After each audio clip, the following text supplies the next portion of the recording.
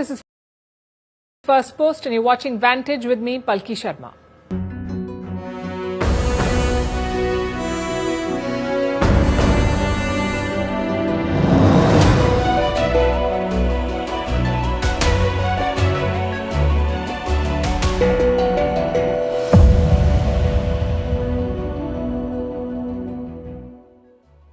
Hello and welcome to Vantage. We are coming to you from the Ideas Pod studio in New Delhi, right on the sidelines of the Raisina dialogue. It's been a busy day here today. Hundreds of politicians, business leaders, thought leaders from all over the world have gathered here. They will be discussing some of the biggest issues of our times, from artificial intelligence to tariffs and the war in Ukraine.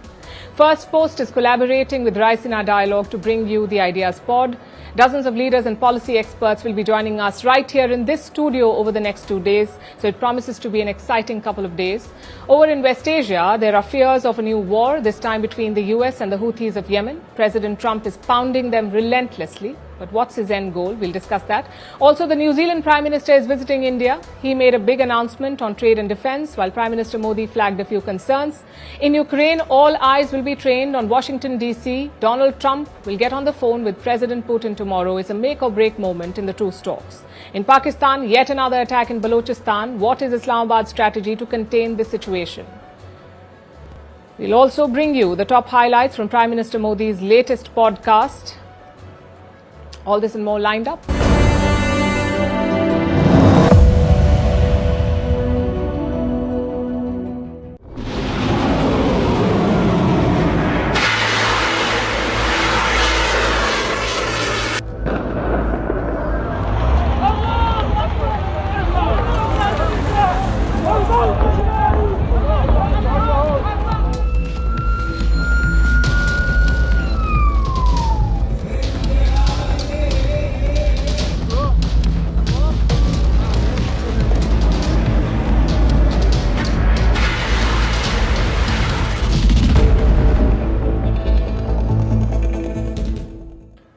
You put out one fire, another one breaks out. That's the situation in West Asia.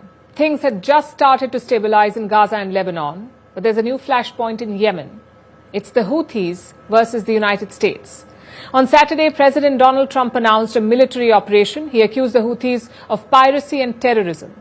The Houthis, as you would know, are an armed group in Yemen. They are funded and backed by Iran. They control Yemen's capital, Sana'a, and the northwest. Now, Trump had a direct message for them. If your attacks do not stop, hell will rain down upon you.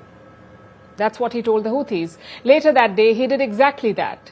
The US launched airstrikes on Houthi targets.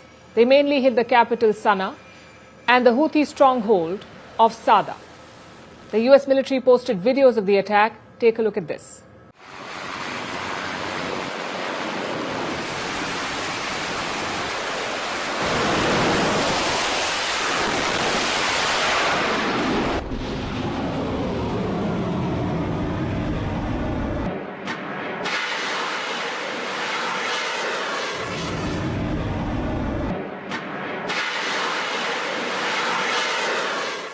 Trump and his officials were monitoring the strikes. The White House later published some pictures. They show Trump in his typical golfing attire, white T-shirt and a red MAGA hat.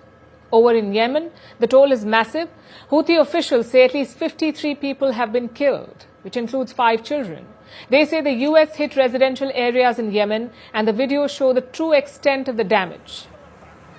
You can see mangled beams, blocks of broken concrete, and buildings reduced to rubble. Take a look at this now.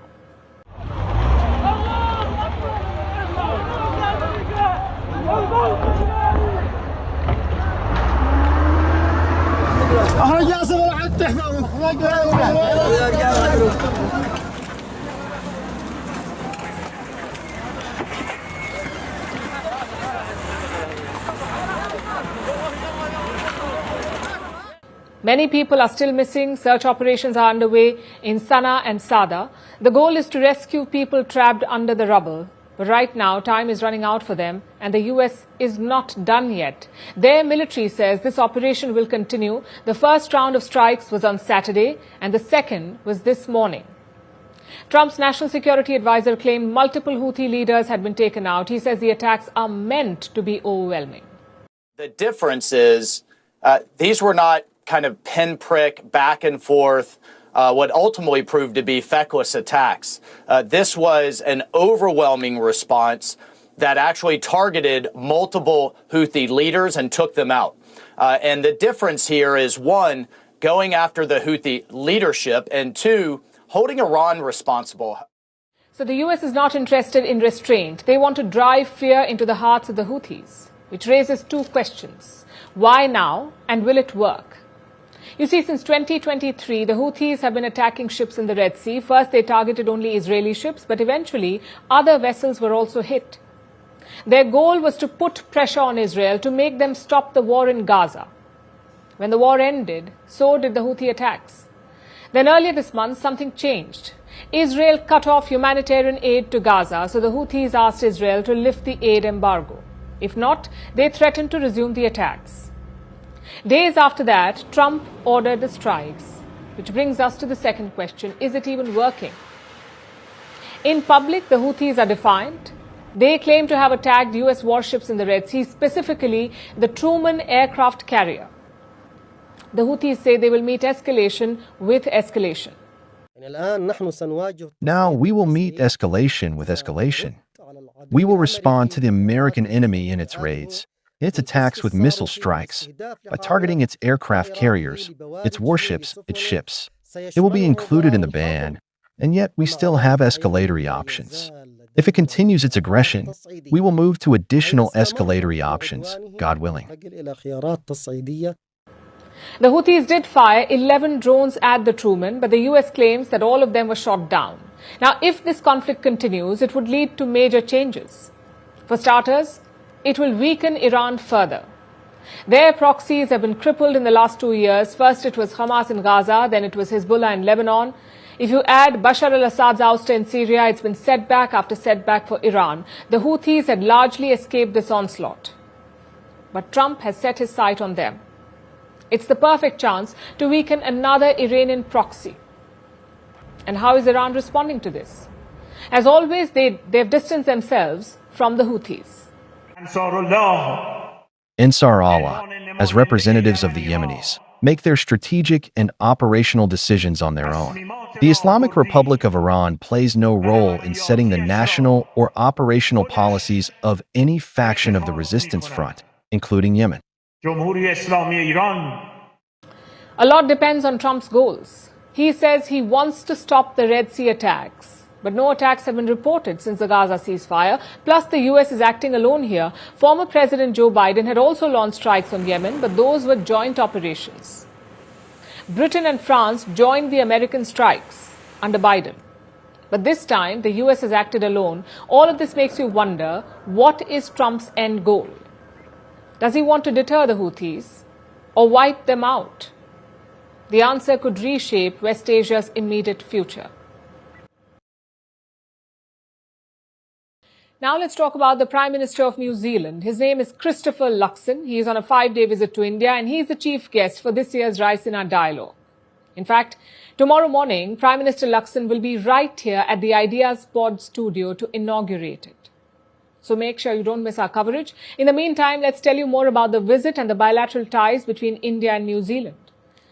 Prime Minister Luxon arrived in New Delhi last night, and he has come with a large delegation, perhaps the largest a Kiwi Prime Minister has ever travelled with. And in India, Prime Minister Modi rolled out the red carpet for him. मैं प्रधानमंत्री लक्ष्मण और उनके प्रतिनिधिमंडल का भारत में हार्दिक स्वागत करता हूं। प्रधानमंत्री लक्ष्मण भारत से लंबे समय से जुड़े हुए हैं। कुछ दिन पहले ऑकलैंड में होली के रंगों में रंगकर उन्होंने जिस तरह उत्सव का माहौल बनाया, वह हम सब ने देखा। उन जैसे युवा, ऊर्जावान और प्रतिभाशाली लीडर का इस वर्ष रायसीना डायलॉग का मुख्य अतिथि होना हमारे लिए खुशी की बात है।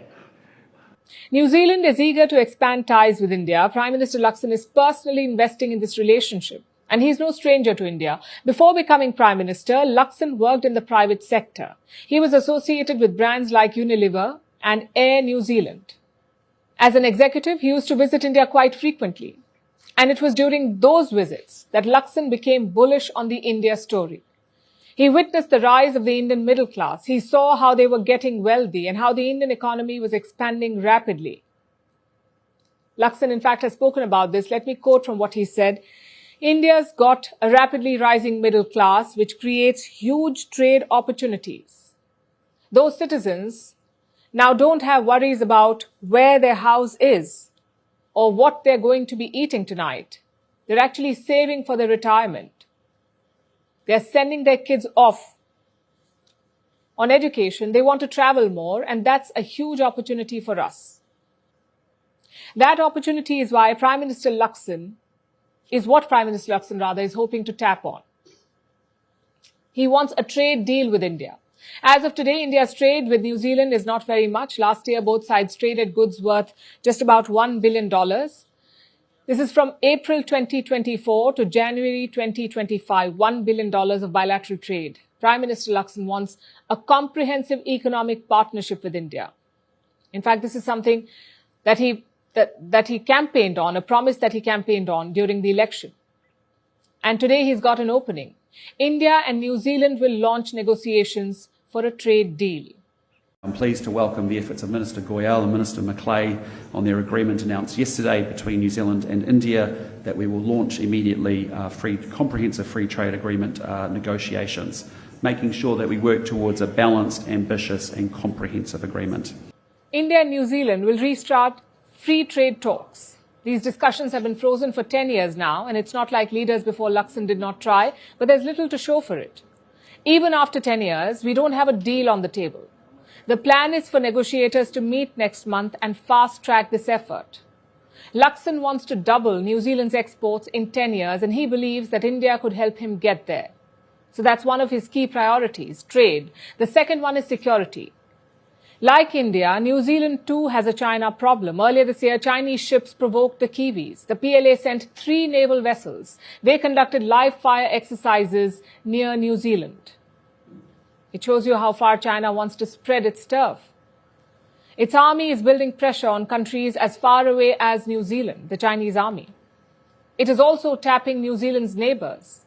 In fact, in February, China and Cook Islands signed a pact, a comprehensive strategic partnership. Now, Cook Islands are a group of 15 small islands. They are located between New Zealand and Hawaii. This area is considered as New Zealand's backyard. So the Cook Islands deal with China was a jolt for the Kiwis. China wants to control the entire Indo-Pacific, and this is a matter of concern because Beijing is creating security threats for both India and New Zealand, which is why Prime Minister Luxon wants India's help. He wants greater defense cooperation. He wants more military drills with India, and New Delhi would be keen to reciprocate, but there is one hiccup, and that is Khalistani separatism. Last year, there was a Khalistan referendum in Auckland. New Zealand allowed this event to go ahead. It was organized by Sikhs for Justice, which is a terrorist organization that has been banned in India. But New Zealand allowed them to hold a referendum on breaking up India. So you can imagine how sensitive this is for New Delhi. Khalistanis are separatists, and groups like Sikhs for Justice have been involved in terror activities. They call for breaking up the Punjab state from India. India has taken a strong stand on this issue, and we all know what happened with Canada. So New Zealand's response to India's concerns on this matter will be key. So far, it has made the right noises. In a statement last year, New Zealand said it respects India's territorial integrity. And now with their Prime Minister visiting and talking about deepening the partnership, we hope these wrinkles will be ironed out.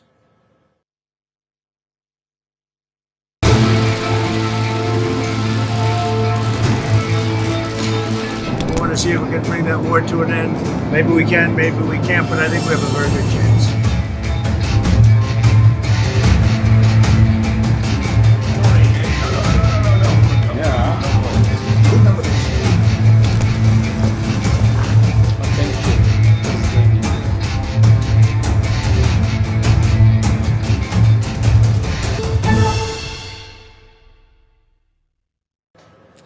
Last summer, Ukraine was riding high. They had launched strikes inside Russia. Their forces were gaining ground in the Kursk region in Russia. And in the US, they had a steadfast ally in Joe Biden. But a year later, the tide has turned. Washington's support is wavering. Russia is hitting back hard. And Kursk has slipped beyond Ukraine's grasp. A phone call tomorrow could seal its fate. On Tuesday, US President Donald Trump will talk to Russian President Vladimir Putin. And on the agenda is the ceasefire. A lot of work's been done over the weekend. We want to see if we can bring that war to an end. Maybe we can, maybe we can't, but I think we have a very good chance. Well, I think we'll, be talking about land. It's a lot of land. It's a lot different than it was before the wars, And we'll be talking about land. We'll be talking about power plants. Because that's up, that's a big question. But I think we have a lot of it already discussed very much by both sides. You'll ask him. Ukraine and Russia. You'll ask him. We're already talking about that, dividing up certain assets. Trump says there's a lot to talk about. Putin says he wants ironclad guarantees. In fact, the Russians have spelled it out. Demand number 1, Ukraine will not join NATO.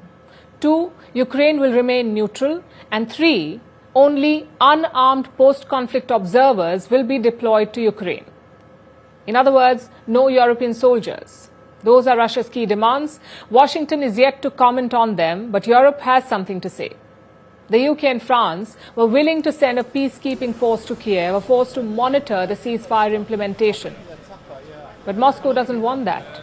And now France says it does not need Russia's permission. President Macron of France was asked about this, and he said Ukraine is a sovereign nation, so it's not up to Russia to decide. And what about Ukraine? Is it ready to accept Russia's peace terms? Well, it's not clear at the moment, but frankly, they don't have much of a choice. There's a good chance the US will accommodate some of Moscow's concerns. And if that happens, if the US leans towards Moscow, Kiev will have to accept the terms. So far, they have agreed to one concession. And this is according to a new report. It says Kiev is okay with the West dropping Russian sanctions as long as it ensures Ukraine's security, whatever that means. The fact is that Kiev is in no position to dictate terms, neither at the talking table nor on the battlefield. In fact, on the ground, things are further unraveling for Ukraine. In 2024, Kiev controlled nearly 1,200 square kilometers of Kursk. 1,200 square kilometers of Russian territory in Kursk, but now they're losing control of it. It began in January when North Korean troops entered the war. They fought alongside the Russian forces, and their assault was relentless. Ukraine's grip on Kursk began to slip. By mid-February, Russian forces were on the move. Drones filled the skies, hammering Ukrainian positions. Then in March came a breakthrough for Russia. Moscow launched a surprise attack, the full impact of which is still unclear, but soon after the attack, Ukrainian troops began to retreat. On Saturday, US President Trump said thousands of Ukrainian soldiers were encircled in Kursk. Russia even had a message for them. From President Putin, he said, if they surrender, he would spare their lives. I would like to emphasize that if they lay down their arms and surrender, they will be guaranteed life and decent treatment in accordance with the norms of international law and the laws of the Russian Federation. Ukraine has dismissed these claims. It insists that no troops are encircled, that Ukrainian forces still hold ground in Kursk, and that they've redeployed to quote-unquote favorable positions. But how much do they really control? 70% of their previously held territory is gone, so Ukraine is clearly on the defensive, and President Zelensky knows that. He's named a new Chief of General Staff in an effort to improve combat effectiveness. We decided that Andriy Hantov will be the new Chief of the General Staff. He is a battle-hardened man, and his key tasks will be maximizing combat experience of our brigades in operational planning, both defensive and offensive, as well as accelerating the development of the core system. Yes, the Kursk advantage is all but lost. Meanwhile, Russia is ramping up its attacks. On Sunday, Moscow launched 90 Iranian Shahid drones, 90 drones. They targeted 9 Ukrainian regions. On Monday, Russia attacked the Ukrainian capital. Blasts were heard across Kiev. All of this could stop with a peace deal. But the question is such a deal even coming? Peace, like war, will come at a price. And for Ukraine, that price may be higher than it ever imagined. The Trump-Putin call tomorrow could be the turning point. Will this be a moment for diplomacy or just another pause before the next escalation? In the next 24 hours, we may have our answer.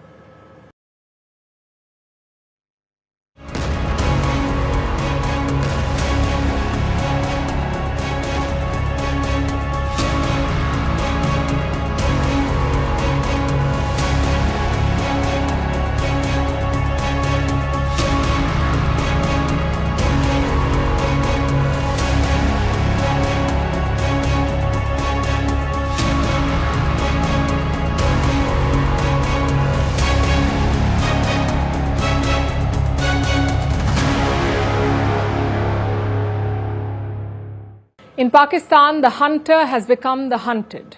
For decades, Islamabad sponsored terrorism in the region, but now they're at the receiving end. The only downside? Innocent Pakistanis are paying the price for it. And the generals? Still lounging in comfort. Last week, an entire train was hijacked in Balochistan. The attack was planned by the BLA, the Baloch Liberation Army, which is a separatist group in the region.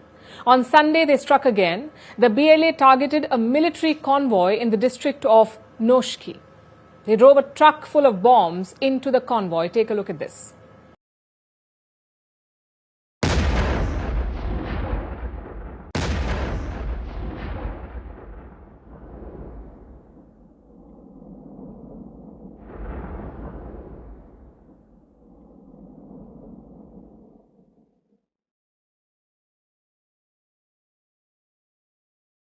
The BLA claims 90 Pakistani soldiers were killed, but the official death toll is 5, plus 30 soldiers injured.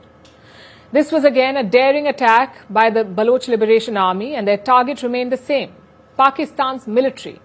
Both these attacks show a level of complexity. The BLA chose risky targets, they made videos of the attacks, and they made sure to target the military. Even the hijacked train was carrying dozens of military personnel. So how is the army responding? Well, right now they seem to be in a state of shock.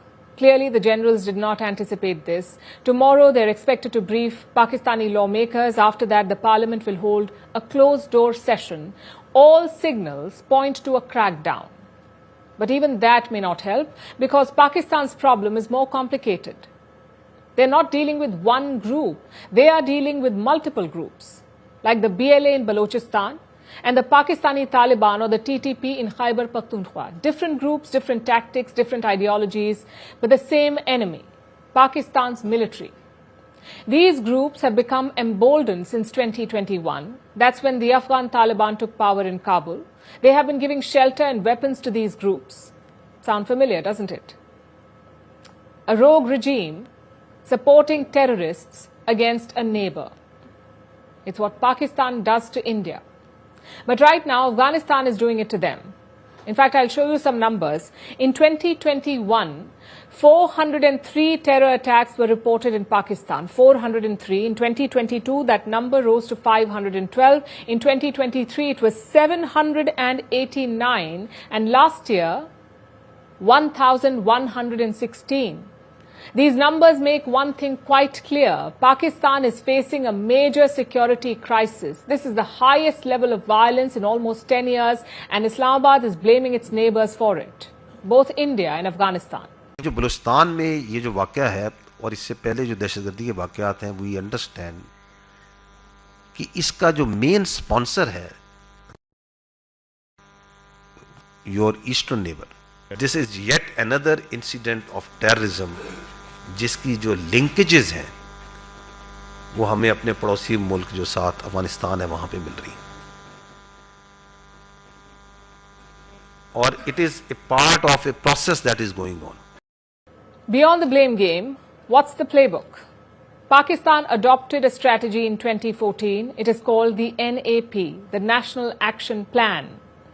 Think of it as Pakistan's anti-terror playbook. It combines crackdowns with non-military measures like reforms and development programs.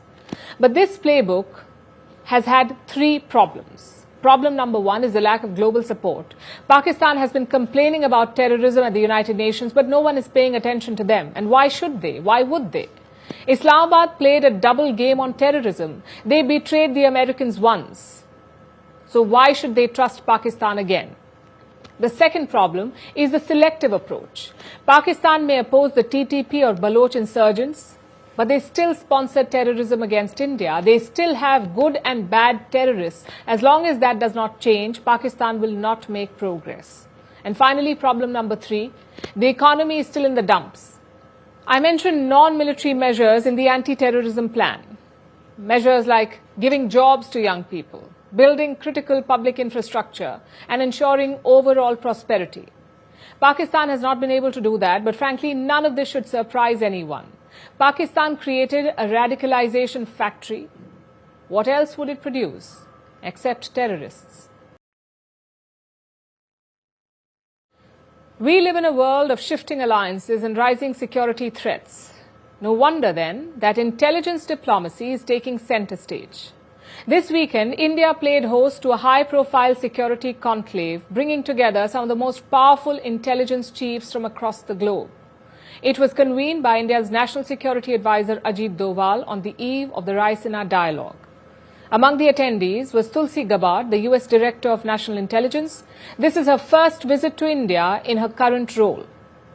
Behind closed doors, top officials discussed a range of topics like counter-terrorism, geopolitical tensions, and security challenges in the Indo-Pacific. What does this mean? This meeting, what does it mean for global security? And why does it matter now more than ever? On Sunday, India's National Security Advisor, Ajit Doval, convened a high-profile security conclave in New Delhi, bringing together top intelligence officials from across the world. Among them was Tulsi Gabbard, the US Director of National Intelligence. This was her first visit to the country in this new role.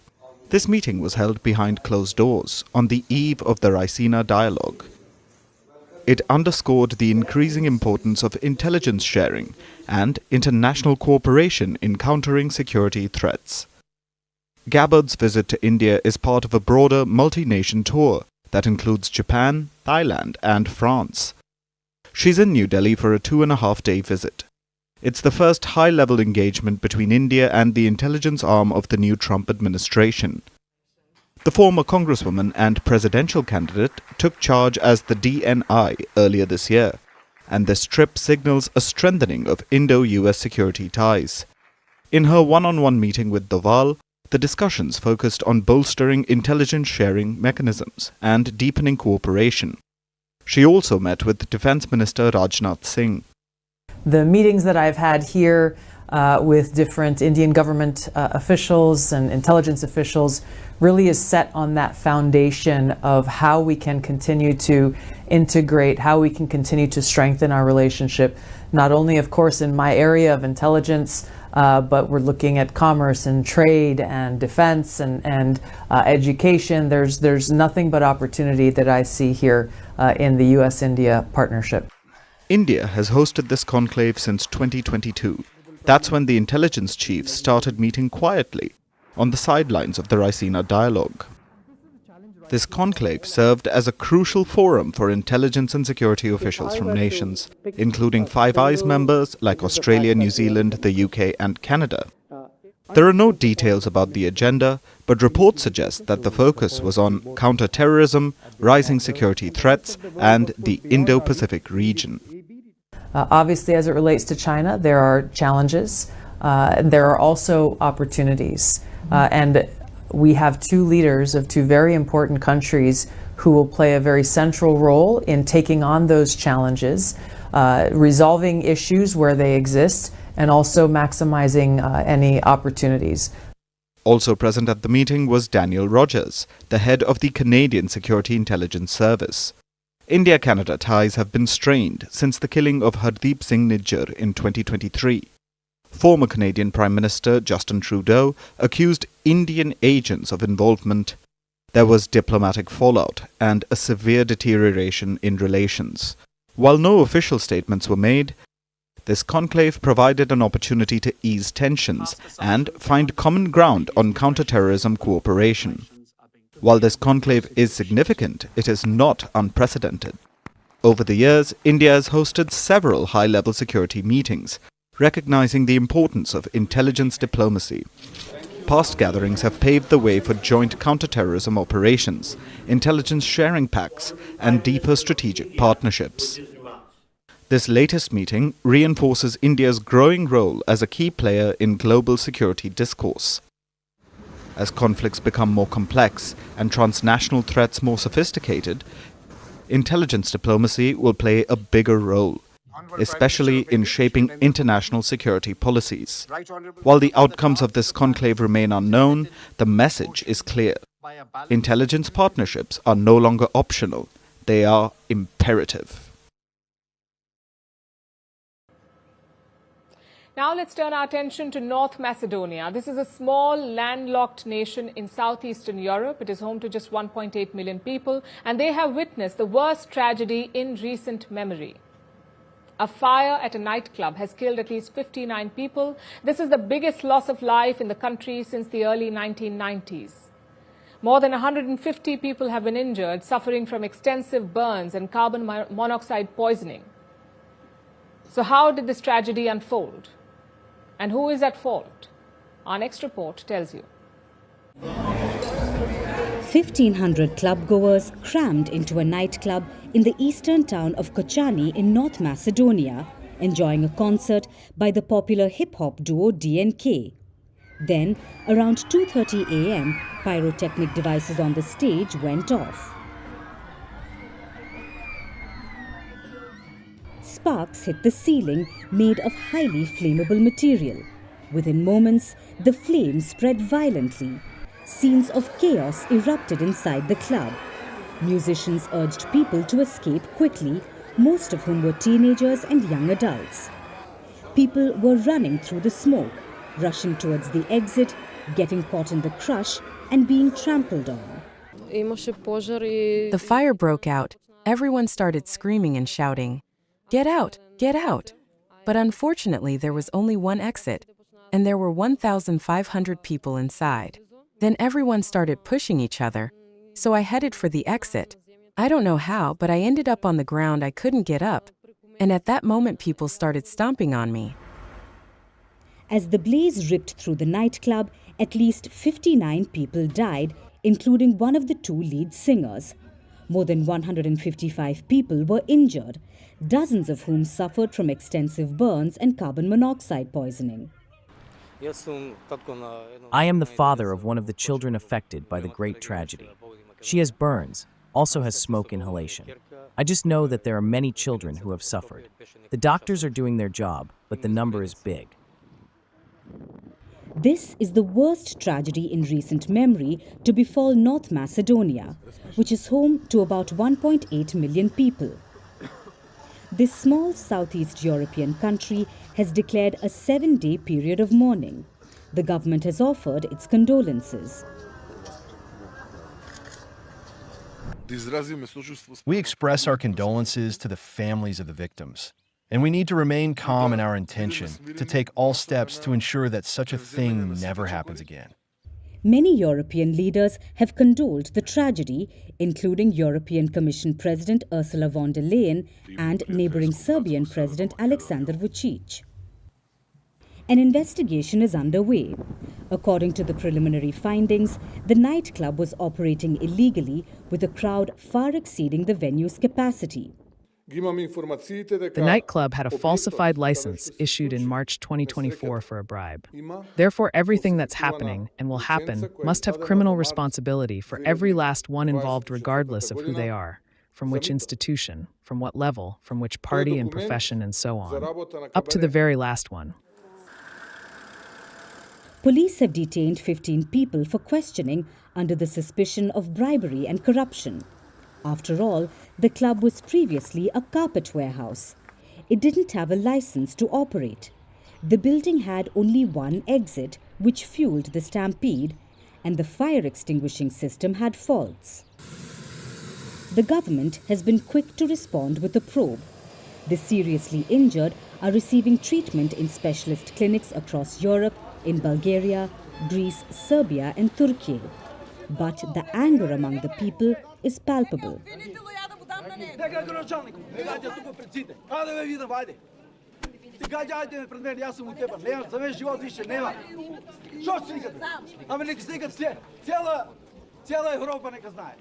The tragedy that occurred in the small, dark and illegal former warehouse has shocked and angered the Balkan nation. And it will take the government a lot more than a few words of condolences to escape the consequences of this deadly inferno.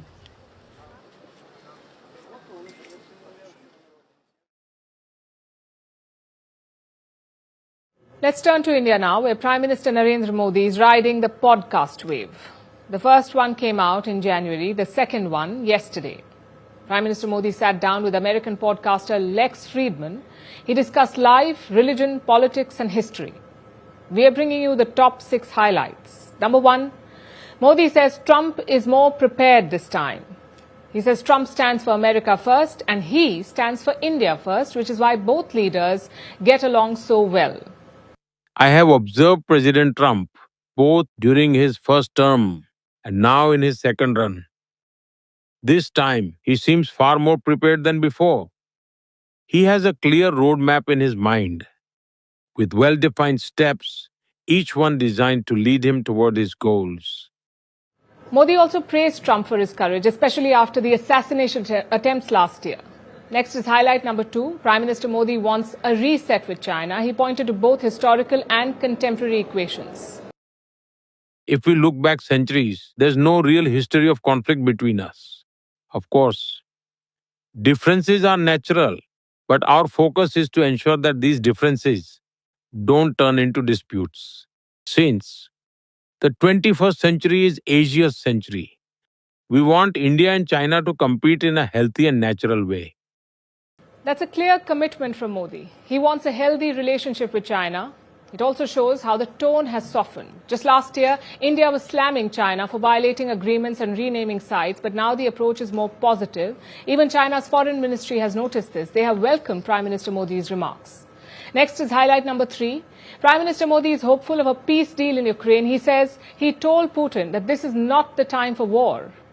And he told Zelensky the resolution will only come at the talking table. Modi is basically telling Ukraine to wake up and smell the coffee. Regardless of how many people stand with you in the world, there will never be a resolution on the battlefield. Ukraine may hold countless discussions with their allies, but it will bear no fruit. A pretty clear message to Zelensky here. Don't think your allies will help you out. Sit down with President Putin and talk things out. The Prime Minister also referred to Trump's change in position. He says it creates an opportunity for meaningful and productive talks. Highlight number 4, criticism of global institutions.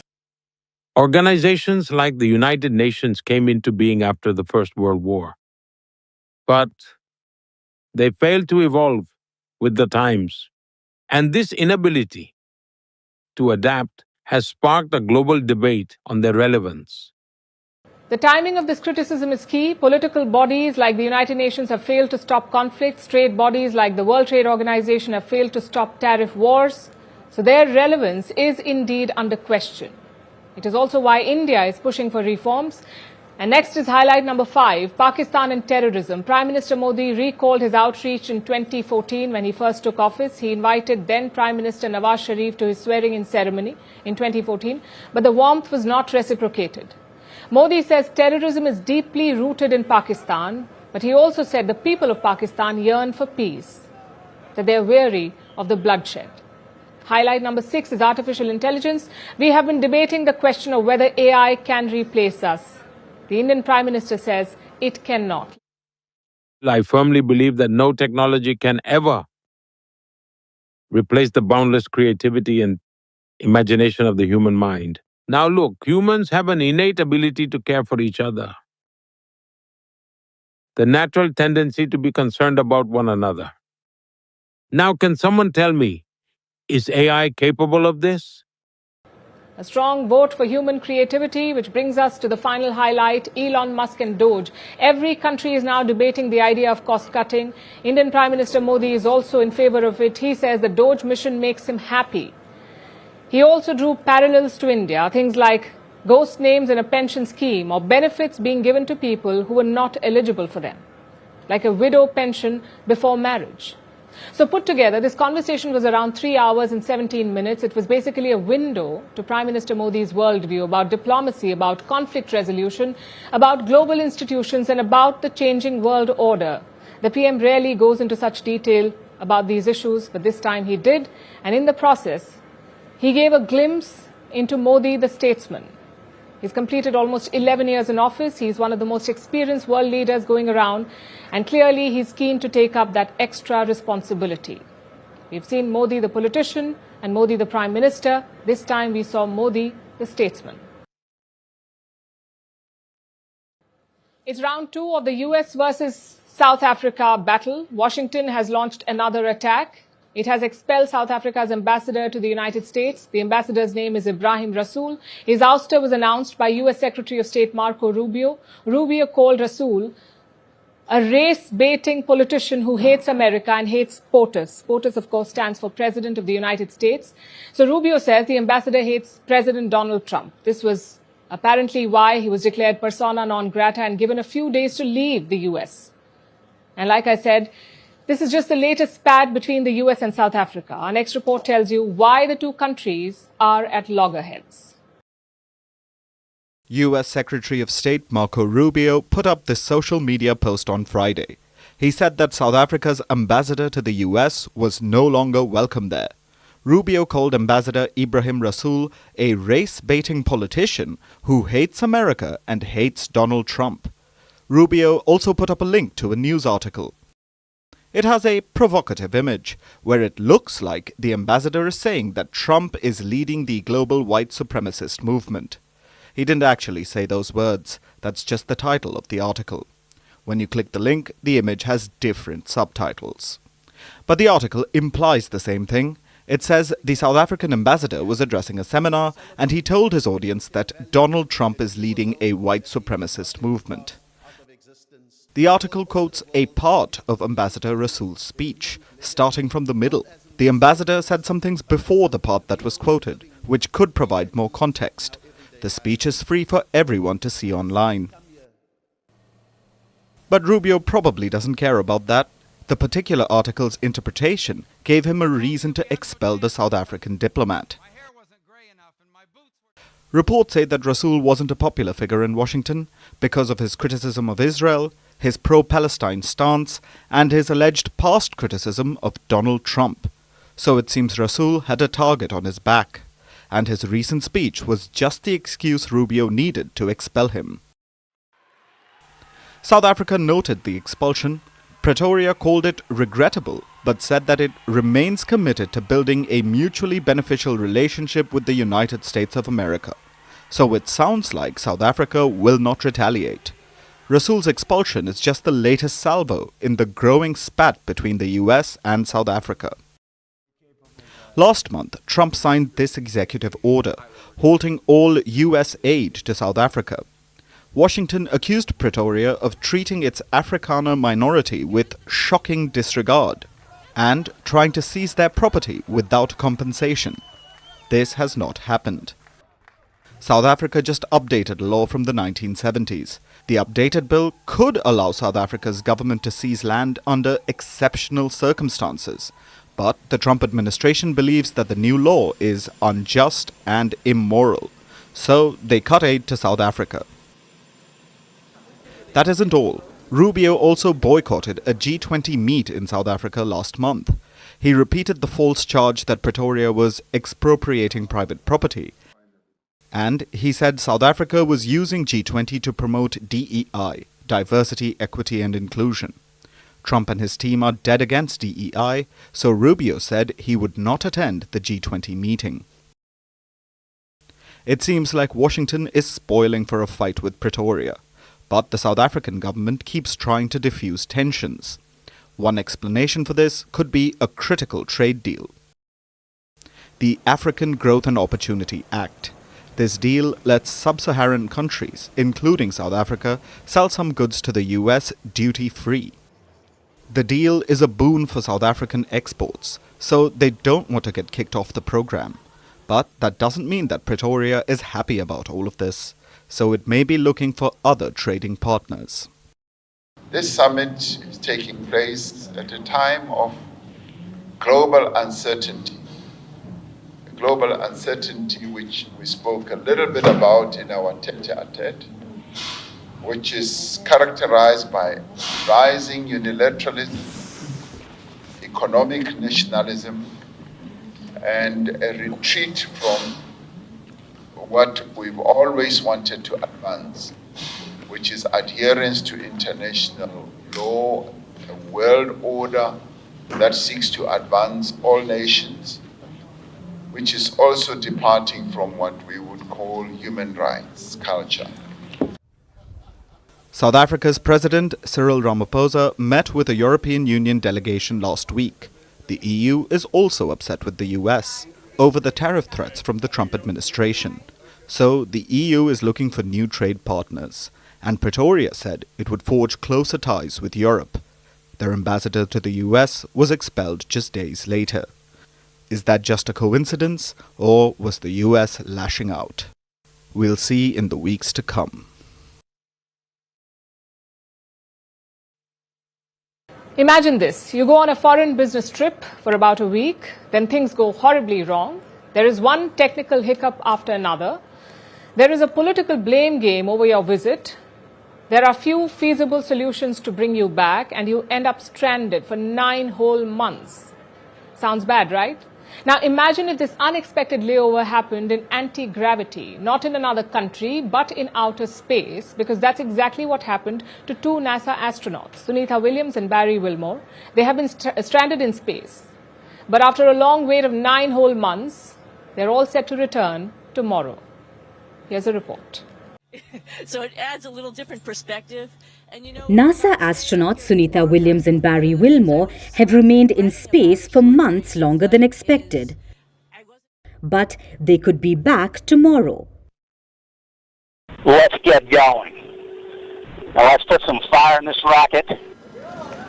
The saga began in June 2024. The pair arrived at the International Space Station to test a spacecraft called Starliner. It was built by the aerospace firm Boeing. Williams and Wilmore were due to be on the ISS for only 8 days. But there were technical issues in the experimental spacecraft. The astronauts could not come back on it. So NASA decided to bring them on Boeing's rival SpaceX's Dragon capsule. Both President Donald Trump and SpaceX CEO Elon Musk have blamed Joe Biden's politics for the hiccups. Due to delays in sending the new capsule to the space station, Williams and Wilmore have been stranded in space for more than 9 months now. And this unexpected anti-gravity layover has garnered global attention and sympathy. All right, going in through the... But things are about to change. Last week, NASA said that a replacement crew of astronauts will be launched to the ISS. Typically, 2 groups of astronauts, the new arrivals and the ones going home, overlap on the station.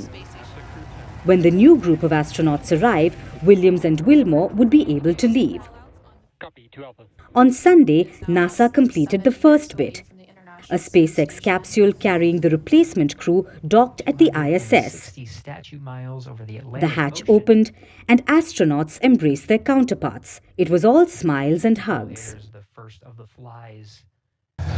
SpaceX, Crew 10, welcome aboard the ISS. And Houston, thank you for tuning in this early morning. It was a wonderful day. Great to see our friends arrive. So thank you so much. There will be a 2-day handover, meaning on Tuesday, the old crew will begin their journey back to Earth. There could be a small delay depending on the weather conditions, but the astronauts can only hope that their return is successful. Is back on Earth. That landing coming at... While both Wilmore and Williams have repeatedly said that they are happy to be on board, this overstretched trip is likely to have come with a personal cost. And we're not just talking about the separation from one's home and family. Spending long periods of time without gravity can wreak havoc on the human body. It can cause bone density loss, reduce blood volume, change the way blood flows, leading to clots, weaker eyesight, and problems that come with exposure to radiation in space. Radiation has a number of effects on cells, but basically you're worried about it, depending on the kind of dose, breaking down the way the cells work and potentially introducing breaks and changes into the proteins and the DNA that's within the cell. So when the astronauts do come back, they will undergo a long period of recovery. At least 45 days of intensive reconditioning. We have a plan for, we call it a reconditioning plan. And I described a little bit about how when crew go into space, their body adapts to being in space. Well, they kind of have to do the same thing, but in reverse. They have to readapt to being back on the ground. In a lot of ways, Sunita Williams and Barry Wilmore will have to retrain themselves to get back into their bodies, their so-called baseline from before they left. But before that happens, they will need to get back to Earth. And the world hopes that tomorrow is when that happens.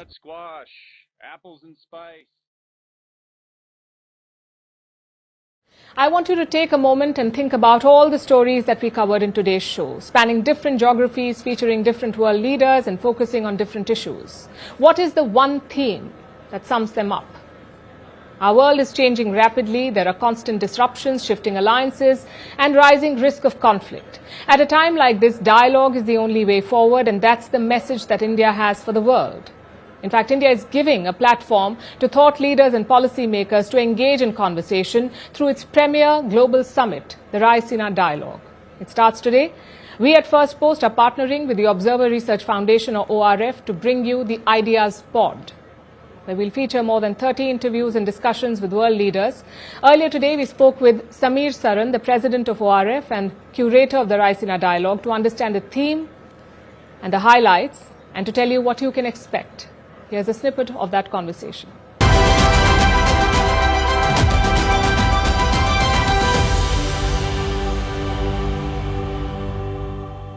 Here at the Ideas Pod, we are hosting more than 30 sessions. We are excited about all of them, but which one conversation excites you personally the most, or are you looking forward to? Palki and the Ukraine minister is a good conversation. The conversation with the IAEA chief, nuclear proliferation is now just waiting to rear its ugly head all over. I think that's a second good conversation. I like the few conversations on Taiwan and China, which are really important. But I also like the conversation on the transatlantic relationship. Most difficult relationship today is US and Europe. That is the most difficult bilateral relationship. It is going through complete churn. They are friends. They disagree dramatically. They don't have channels to make peace when you disagree, right? They were always in agreement. But when you started this some 10 years back, what is it that made you think that we need a platform to bring in leaders from all over the world? And I see year after year people with different ideological leanings, people with different geographical backgrounds, different projects that they've taken up as thought leaders, as policymakers. What made you think that we should be hosting something like this? For a country that contributes 1/6 of humanity at that time, we were still looking at platforms outside the country. Pretty much like you, Palki, you want to build, you have built an international news platform out of India. When 1/6 of humanity which 1/6 of humanity can identify with, relate to, in many ways also be informed through. The same thing was also true of the strategic dialogues and the think tank conclaves, which were basically Western designed, where the agenda was written by them. They held the pen, they decided who spoke, they decided when to give the mic to someone, and they decided the theme that they would agitate. Now, we were literally performers in a circus when we went to Western platforms. We would not be talking about India's role in the world, India's role in technology, India's progress in XYZ. We would be talking about the deepest, darkest elements of any region that, by the way, abounds everywhere. Yeah. But we were performers in their gladiatorial, arenas, and it had to change. You could say it's a manifestation of what Dr. Jaishankar says, that we're dropping the hesitations of history. We've found our place and we've claimed it. हमें ये डर था, we were scared that we don't want to be caught saying something which is slightly different on our own platforms. But we were happy to say the same thing sitting outside. Why? Yeah. We should have the debates here. In fact, we should also create some of our own circuses here. We should have people come and fight out their regional and domestic squabbles here. I see how you curated some of the panels. Yeah, it's time for us to see to have the ringside view of certain other conversations. I have seen the big charts that you furiously write on.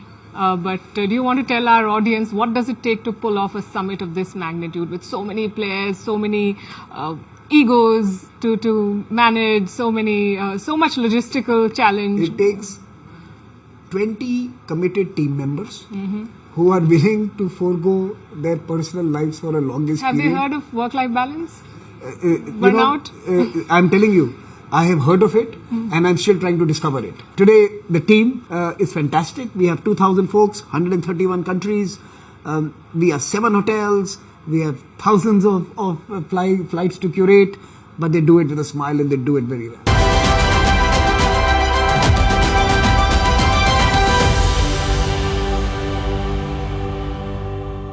And now it's time for Vantage Shots, images that tell the story. The Vatican releases the first photograph of the Pope in more than a month. France calls off a football match after fans threw smoke bombs on the pitch. And a pet-friendly tram offers a unique experience in China. Also taking you back in history, on this day in 1992, white South Africans voted decisively to end apartheid, which is a system, or was a system, of institutionalized racial segregation. 68.7% supported reforms to dismantle minority rule, which marked a historic turning point, paving the way for a democratic South Africa. We're leaving you on that note. Thank you for watching. We'll see you tomorrow.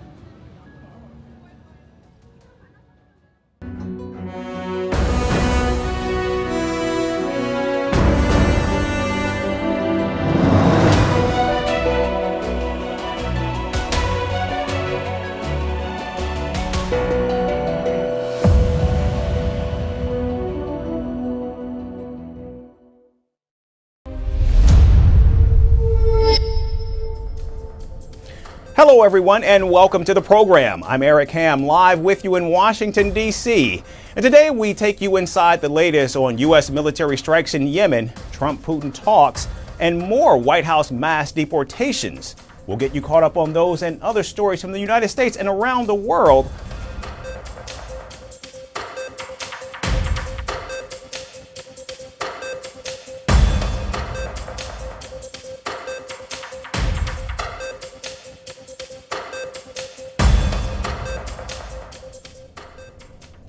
Today we begin in the Middle East. Over the weekend, U.S. forces launched a powerful military offensive against the Houthis of Yemen. American warships and jets targeted key Houthi military sites, including radar installations, air defense positions, and drone launch points. National Security Advisor Mike Waltz even made it clear that Washington is willing to go beyond and target others with more links to Iran. The difference is these were not kind of pinprick, back and forth, what ultimately proved to be feckless attacks. This was an overwhelming response that actually targeted multiple Houthi leaders and took them out. And the difference here is, one, going after the Houthi leadership, and two, holding Iran responsible. It is Iran that has repeatedly funded, resourced, trained, and helped the Houthis target not only U.S. warships, but global commerce, and has helped the Houthis shut down two of the world's most strategic sea lanes. The operation comes after the Trump administration redesignated the Houthis as a foreign terrorist organization. In a social media post, the commander-in-chief warned that any Houthi attack on American vessels will not be tolerated. President Trump also issued a direct warning to Iran, demanding that it immediately cease its support for the militants. Since the attack over the weekend, at least 31 people have been killed. In Yemen's Sada City, locals gathered at the site of the attack, where bulldozers and volunteers worked to clear debris in search of survivors.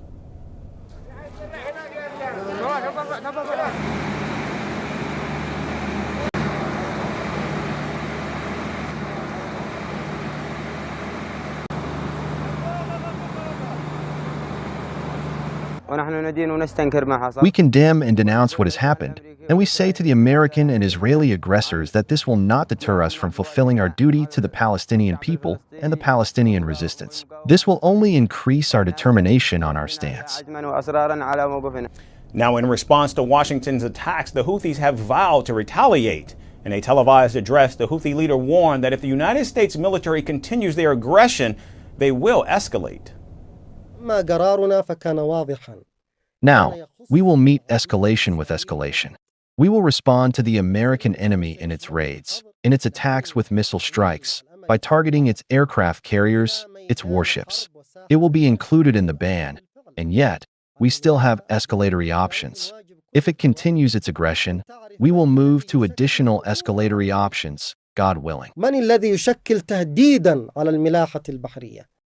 The Iran-backed militant group even claimed to have targeted the U.S. aircraft carrier USS Harry S. Truman and its supporting ships with drones and ballistic missiles.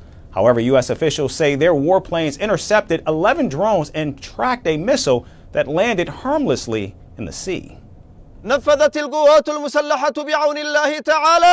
The armed forces, with the help of God Almighty, carried out a qualitative military operation targeting the American aircraft carrier USS Harry Truman and its accompanying warships in the northern Red Sea, using 18 ballistic and cruise missiles and drones in a joint operation carried out by the Missile Force, Drone Air Force, and the Naval Forces.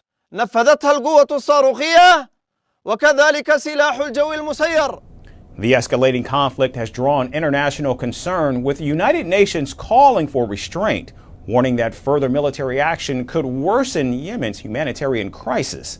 Meanwhile, Iran's top military commander warned that Tehran would respond if threatened. The armed forces, with the help of God Almighty, carried out a qualitative military operation targeting the American aircraft carrier USS Harry Truman and its accompanying warships in the northern Red Sea, using 18 ballistic and cruise missiles and drones in a joint operation carried out by the Missile Force, Drone Air Force, and the Naval Forces.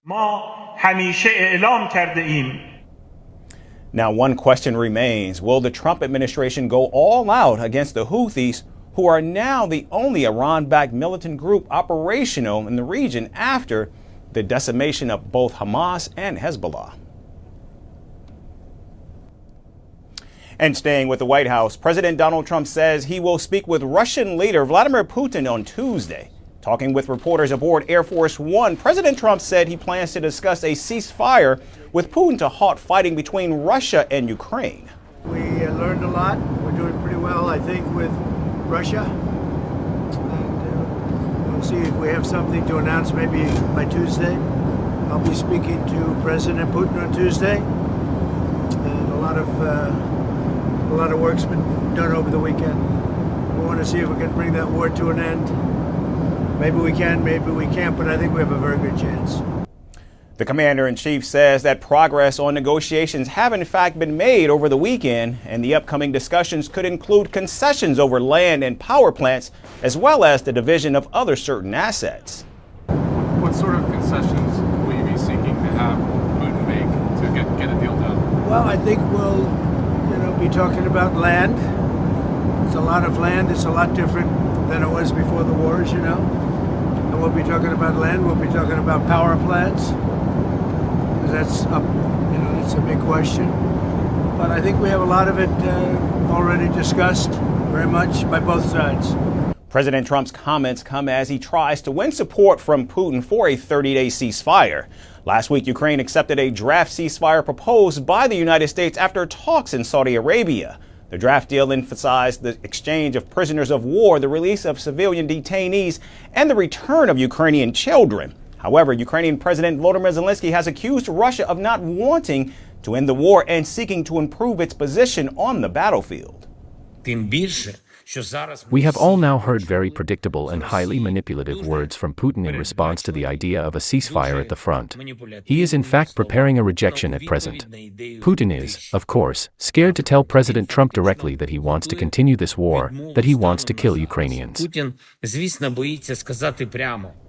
Now, contrary to President Zelensky's remarks, Putin has openly supported the ceasefire, though he has outlined several conditions for achieving peace. These conditions include Ukraine dropping its desire of joining NATO, Russia controlling the entirety of Ukrainian regions that it claims of its own, and Kyiv limiting the size of its troops. Notably, both sides traded relentless airstrikes over the weekend, and Ukrainian troops were forced to withdraw from most of Russia's Kursk region. Meanwhile, Russia currently controls about a fifth of Ukrainian territory, and Kyiv had hoped to use its control over the Russian territory as leverage in ceasefire negotiations. However, Ukraine now appears to be helpless amid truce talks that seem to favor Russian ambitions. And continuing in the United States, the Trump administration has deported over 200 alleged members of a Venezuelan gang to a prison in El Salvador. The move comes despite a court order prohibiting such action. And in a highly controversial statement, the White House justified ignoring the order, saying federal courts have no jurisdiction over how a president conducts his foreign affairs. White House Press Secretary Carolyn Leavitt added that by the time the court issued the order, the deportees had already left the United States. Meanwhile, President Trump has defended invoking the Alien Enemies Act of 1798, which allowed the rapid deportation of alleged members of the Tren de Aragua gang, a Venezuelan organization designated as a foreign terrorist organization by Washington. Did the administration, actually speaking of orders, violate Judge Boasberg's order in sending back the Venezuelan gang members and not bringing them back? I don't know. You have to speak to the lawyers about that. Are you planning to do more deportations? I can tell you this, these were bad people. That was a bad group of, as I say, hombres. That was a bad group. When you look at them and you look at the crimes that they've committed, you take a look. You don't get any tougher, you don't get worse than that. You understand that. So. But you'd have to ask the lawyers, yeah. Now, the centuries-old law has only been used 3 times in the past, and its application is limited to periods of declared war. President Trump believes invoking the Alien Enemies Act is justified, however, as the U.S. is more or less at war with foreign criminal gangs. So this isn't, in that sense, this is war. in many respects, it's more dangerous than war because, you know, in war they have uniforms. You know who you're shooting at. You know who you're going at. Meanwhile, El Salvador's President Nayib Bukele mocked the U.S. federal judge, saying he issued the order too late. Reports say the Trump administration will pay El Salvador $6 million to imprison about 300 Venezuelan gang members for a year. The American Civil Liberties Union, which challenged Trump's use of the law, has asked the government to ensure no migrants are removed in violation of the court order. So I think there's two parts to what's going on. The first is, even if any of the individuals are members of the gang, the law cannot be used for straight immigration purposes because the TDA is not a foreign government or nation. But beyond that, even if it were legal to invoke the Alien Enemies Act, these individuals must be given an opportunity to show that they are not members of the gang. And what we understand is that many of the people, including our named plaintiffs, are not members of the gang. So for that reason alone, this is illegal. The sudden turn of events mark an escalation in President Trump's promise to carry out the largest deportation in American history, even if it means going against the courts. And a monster storm tore through the central and southern United States, leaving a trail of destruction, power outages, and heartbreak in its wake. Tornadoes ripped apart homes, wildfires consumed entire communities, and blinding dust storms turned highways into death traps, all in a matter of hours. With at least 36 lives lost and millions affected, the storm's sheer force was nothing short of catastrophic. Here's more from the deadly scene.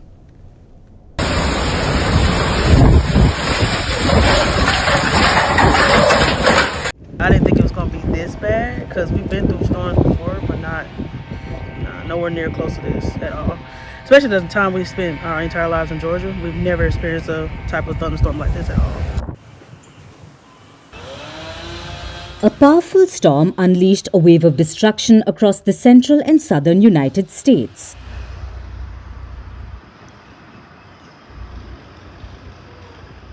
The storm claimed at least 36 lives and left a trail of destruction spanning multiple states.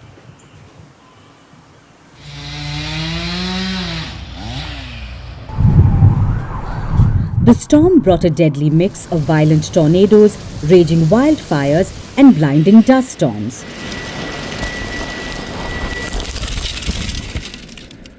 Missouri, Mississippi, Arkansas, Alabama, and Georgia bore the brunt of the tornadoes, leaving entire neighborhoods in ruins. Oklahoma was set ablaze with over 130 wildfires burning through almost 698 square kilometers. Kansas and Texas faced hazardous driving conditions as intense dust storms led to multi-vehicle pileups and fatalities. The whole town's been basically impacted because we have several businesses here in Bakersfield that have lost their businesses, that they're damaged, the roofs are off, damage to windows, and that's not counting the residences here. As you can see behind me, there's a lot of people today that are looking for a place to land after something like this. Among the hardest hit states, Missouri suffered at least 12 fatalities. In Mississippi, Governor Tate Reeves confirmed 6 deaths, with at least 3 people still missing. In Kansas, 8 people lost their lives in a 50-vehicle crash caused by thick dust clouds. In Arkansas, a state of emergency was declared after 3 people died. 3 people also died in Texas as dust storms created dangerous driving conditions. As the storm barreled east, Georgia Governor Brian Kemp also declared a state of emergency, while Alabama reported multiple casualties and power outages. The most alarming wildfire outbreak occurred in Oklahoma, where over 130 blazes scorched vast areas, destroying nearly 300 homes. Nearly 250,000 customers were left without electricity across multiple states as strong winds downed power lines. Missouri reported 60,000 outages, while North Carolina suffered from 44,000 outages. 29,000 outages were reported in Georgia, with 18,800 in Alabama. Tens of thousands more were affected in Ohio, Kentucky, and Tennessee. Meteorologists say such extreme weather events are not uncommon in March, but the sheer scale and variety of destruction this storm system unleashed is staggering.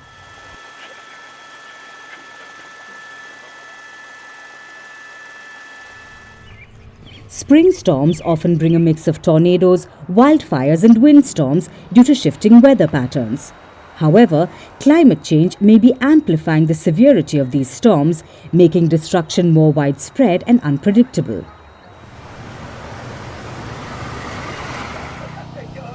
As rescue efforts continue and communities begin to assess the damage, the long road to recovery is just beginning. Families who lost their homes and loved ones face an uncertain future, while emergency responders and local governments work to restore power, clear debris, and provide aid.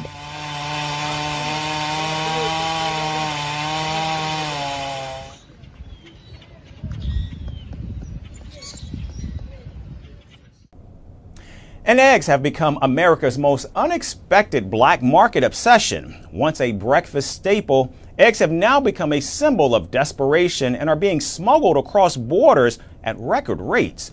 With prices soaring past $10 a dozen in some cities, travelers are hiding eggs in car compartments, stuffing them under blankets, hoping border agents look the other way.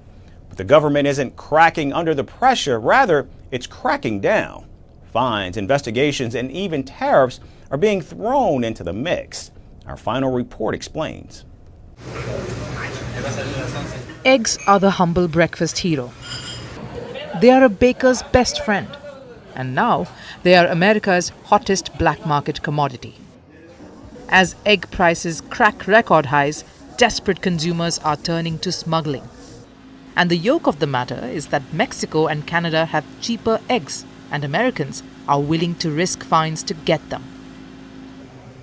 A carton of large eggs in the US now costs an average of $5.90, which is almost double than last year's $3. Meanwhile, in Mexico, a dozen eggs can be found for as little as $2. And this price gap has hatched a booming underground trade. Eggs are really important. We go through a lot of eggs. They're usually $46 a case, and right now they're $146 a case. So we're spending about $4,000 on eggs alone every month. But we use a lot of eggs. I mean, that's why people come here for breakfast a lot. So, U.S. Customs and Border Protection is scrambling to keep up. In El Paso, Texas, over 90 people were caught attempting to bring in raw eggs between January and February. Most travelers carrying eggs claim that they didn't know it was illegal. And while some surrendered them willingly, others have been more creative, tucking eggs under blankets, stuffing them into car compartments, but if caught, they are slapped with a $300 fine. The eggs are like gold right now. It is so expensive. And just the cost of maintaining the facilities and everything else, it's just, there's not a lot of money in it at all. To produce a lot of eggs. Now what's behind the madness? The biggest culprit is avian flu. The US is facing its worst outbreak in a decade. Millions of birds have been culled, leaving store shelves bare and prices soaring. And shoppers are hoarding the leftover eggs, driving up demand even more. Well, I actually went yesterday to the store and was literally shocked to see the dozen of eggs at $9.26, and Costco had them about $24, $25 for a flat, and I mean, it's literally shocking. The Trump administration is not backing down. The Department of Justice has launched an investigation suspecting that big egg producers may be price gouging. Meanwhile, the Department of Agriculture has also poured $1 billion into solving the crisis, with $500 million focused on farm biosecurity. However, they warn that the illegal imports might pose a health risk. And as if things weren't already scrambled, the Trump administration even imposed a 25% tariff on egg imports from Mexico and Canada. In 2023, Canada exported $44 million worth of eggs to the US. while Mexico exported $1.54 million worth of eggs. In the US, egg smuggling is no longer just a quirky crime. It's a sign of growing desperation. With fines in place, tariffs looming, and Easter around the corner, one thing's for sure: this egg war is far from over. And if prices keep rising, who knows what Americans will start smuggling next. That's First Post America for this Monday. I'm Eric Ham, signing off from our studios here in Washington, D.C. Thanks again, everyone, for tuning in.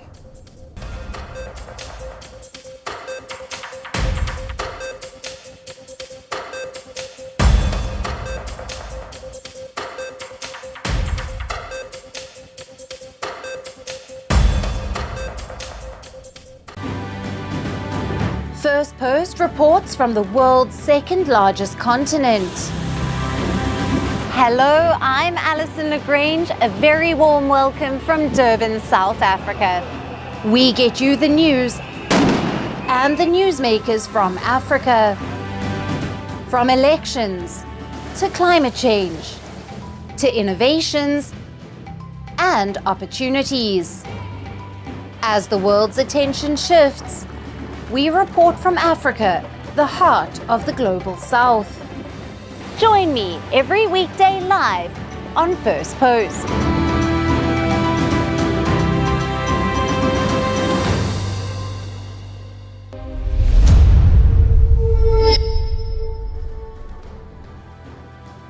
Hello and welcome to First Post Africa, where we get you the top stories from the continent and from across the world. I'm Alison Lagrange, coming to you live from Durban, South Africa.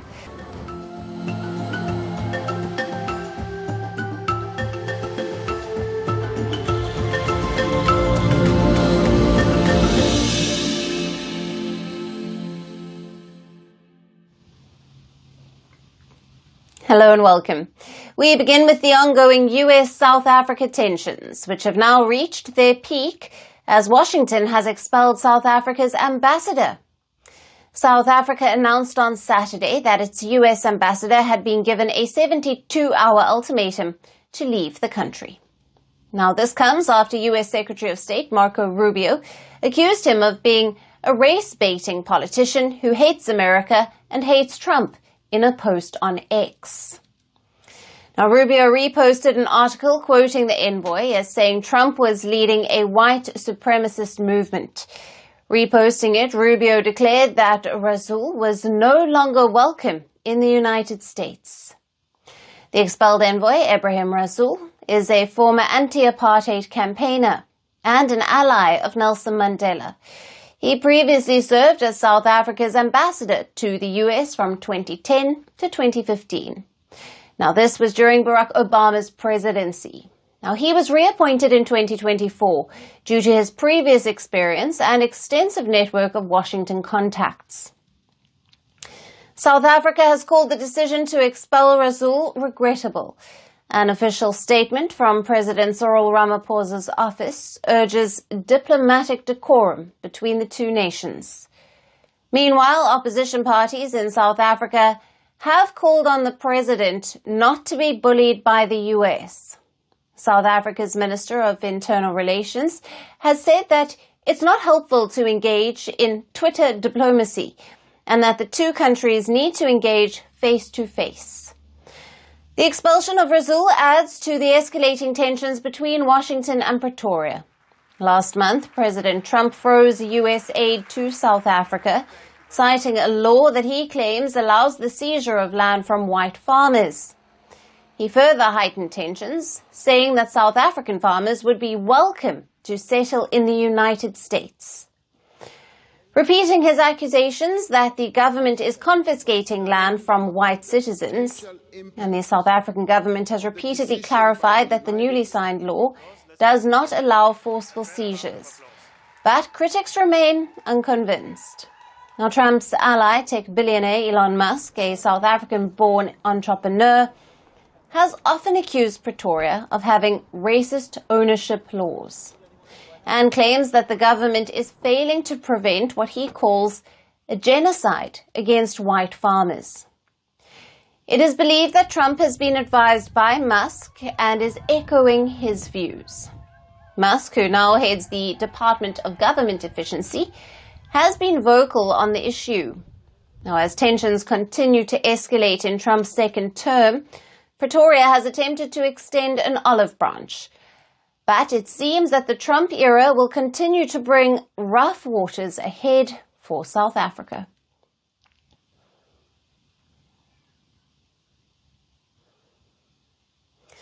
As US-South Africa tensions hit rock bottom, another African nation is locking horns with Washington. While the US calls South Africa's land reforms anti-white, it is now accusing Nigeria of persecuting Christians. Now, these claims were made in the US Congress, where Republican Congressman Chris Smith called for Nigeria to be listed as a country of particular concern, or CPC, in terms of religious freedom. Smith cited a recent report by the Christian charity Open Doors, which claims that 89% of Christians persecuted worldwide are in one country, Nigeria. Abuja could face sanctions if the US State Department agrees with the designation. Nigeria was placed on the CPC list during Donald Trump's first term as US President in 2020, but his successor Joe Biden removed the designation the following year.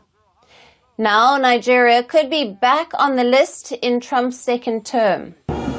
Nigeria's government, led by President Bola Tinubu, has strongly denied the claims from the US Congress. It has expressed deep concern over what it calls misinformation and misleading reports. Nigeria insists that the widespread insecurity and attacks are not driven by religious bias or targeted against any particular faith. Abuja has clarified that the attacks occur predominantly in the Muslim northern region of Nigeria and do not specifically target any religious group. Nigeria is almost evenly divided between a Muslim-majority north and a largely Christian south. Its northeast has been in the grip of jihadist violence for more than 15 years, carried out by the Islamist group Boko Haram, which has claimed more than 40,000 lives and displaced 2 million people. At the same time, large parts of the northwest, north and central regions have been hit by criminal gangs known as bandits. Now, these bandits attack villages, killing and kidnapping the residents. Then there are also frequent clashes between the Fulani herders and the farmers over land and resources. Officials say that while most farmers are Christian and most herders are Muslim, so it is not just one community that is being attacked. While for Joe Biden, Nigeria did not meet the legal threshold to be designated as a country of particular concern in the US annual religious freedom list, will Trump take Abuja's concerns into account? Or, much like South Africa, will his administration usher in a new era of tensions for Nigeria? Now, as the Trump administration's feud with African nations intensifies, another policy is making headlines. The White House is considering a major expansion of travel restrictions, one that could affect millions across multiple continents, and Africa could be the hardest hit. Now, the proposed policy aims to tighten security and immigration controls, but it's already raising concerns about fairness and global relations. Which countries are on the list, and what could this mean for US-Africa ties? Our next report has all the details. A new travel ban by the United States could soon take effect, one that would impact millions worldwide. The Trump administration is considering sweeping travel restrictions. And among the hardest hit regions is Africa, with 22 nations on the list. Reports indicate the US is weighing a major crackdown on travel from at least 41 countries, citing illegal immigration concerns and national security risks. If implemented, this policy could block or restrict visas for entire nations, making it much harder for people to visit, work or study in the United States. The proposed travel ban divides countries into 3 categories, each with different levels of restrictions. The first division is the red category. This means no visas and no entry into the United States at all. Libya, Somalia and Sudan are on this list. Next comes the orange category. These countries face restrictions on tourist, student and some immigrant visas, but with a few exceptions. Eritrea, South Sudan and Sierra Leone are likely to be affected. The third one is the yellow category. These countries have 60 days to meet US security requirements or face stricter visa bans. Countries at risk include Angola, Burkina Faso, Cape Verde, Cameroon, Chad, Democratic Republic of the Congo, Equatorial Guinea, the Gambia, Liberia, Benin, Republic of Congo, Malawi, Mali, Mauritania, Sao Tome and Principe, and Zimbabwe. The move rekindles memories of Trump's first-term travel ban, initially targeting 7 Muslim-majority nations before facing legal challenges and ultimately being upheld by the US Supreme Court in 2018. On his first day back in office, Trump signed an executive order requiring intensified security vetting for foreign travelers. The order directs cabinet members to submit by March 21st a list of countries facing partial or full travel suspensions. Many of the countries targeted share common traits. They are majority Muslim or non-white and often struggle with economic instability or weak governance. Some aren't even US allies. Meanwhile, the timing is also raising eyebrows. Just weeks ago, another controversial visa policy made headlines. The Trump administration excluded all 54 African nations from the 2025 US visa waiver program, while granting visa-free entry to 40 mostly allied countries. The White House has yet to officially approve the list, and it could still change. But as China and Russia expand their footprint in Africa, this move risks pushing the continent further away, raising questions about America's long-term influence on the world stage.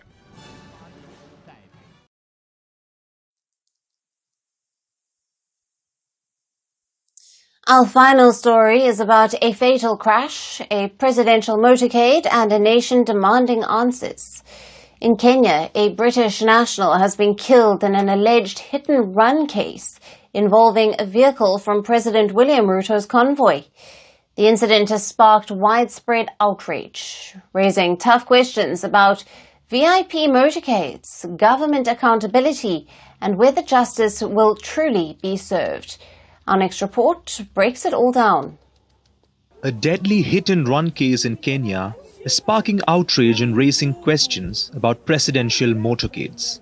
A British national has been killed by a vehicle from President William Ruto's convoy on one of the capital Nairobi's busiest roads. The victim, 79-year-old Edgar Riches, a UK charity worker who had been visiting his family in Kenya. He was hit by a support vehicle at the rear of Ruto's convoy as it travelled to a public event in the capital. Reports suggest Riches was crossing the road when the speeding vehicle struck him without stopping. Witnesses say the convoy was moving dangerously fast through an already congested road. Shocking videos from the scene capture the chaos and distress, bystanders screaming as the lifeless body lay on the road. Other images show Riches covered in a Masai shuka, a traditional checked shawl. A post-mortem confirmed the 79-year-old suffered multiple severe injuries to his head and chest, leading to fatal trauma. Police said the driver was arrested, but he was later released on bail, fueling concerns over accountability. The tragedy has now ignited a public outcry. While Kenyans are accustomed to roads being cleared for presidential convoys, many now question it on social media. Why was Ruto's motorcade so large? And why was it speeding through a crowded area? Meanwhile, in the UK, tributes are pouring in for Riches, remembered as a kind and generous man who spent years raising funds for schools and communities in Kenya. He had been visiting his sister and nephew in the East African country when his life was tragically cut short. But this isn't the first time a presidential motorcade has been involved in a fatal accident. Over the years, civilians and even members of the president's team have lost their lives. Yet, few cases have led to real accountability. Some believe this case is getting more attention because the victim was a foreigner. The UK High Commission says it is closely monitoring the situation and is assisting the victim's family in bringing his body home. But for President Ruto, this comes at a time of rising political chaos. He is already at the center of several controversies in the country. Last year, he was forced to withdraw a controversial tax bill after mass protests swept the country. Now this latest scandal is adding even more pressure on his leadership. Will this case be another forgotten tragedy, or will it finally force a change in how Kenya's leaders move through public spaces? Only time will tell. And that's it on the show for today.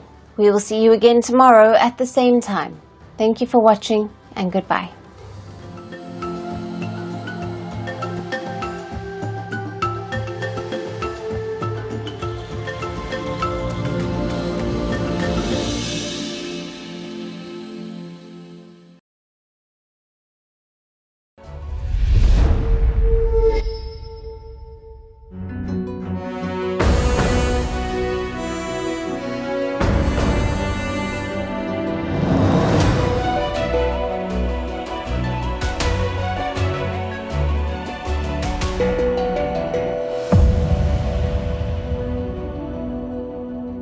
Hello and welcome to Vantage. We are coming to you from the Ideas Pod studio in New Delhi, right on the sidelines of the Raisina Dialogue. Firstpost is collaborating with Raisina Dialogue to bring you the Ideas Pod. Dozens of leaders and policy experts have been joining us here in the studio all day today, and we've been bringing you wall-to-wall coverage all day.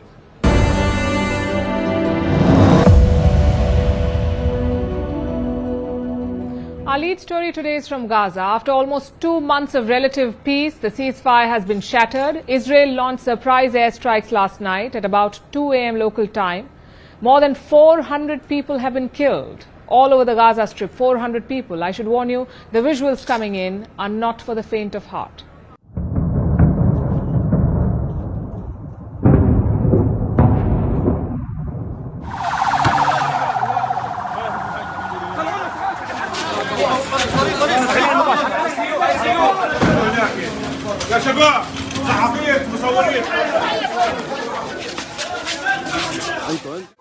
Almost the entire family was martyred, all of them in pieces, and our house collapsed on us. Our house is directly next to theirs. There are also injuries at the Satari house. They are still pulling people out from under the rubble. We were sleeping just before Sahur, and the house almost fell on us.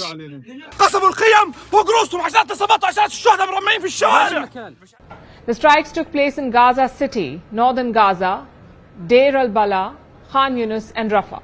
Reports say tanks fired shells into Rafah as well. The Israeli military says it was targeting Hamas officials. At least 5 senior members of Hamas have been killed. This includes the head of Hamas's government in Gaza, and Israel says this is just the beginning.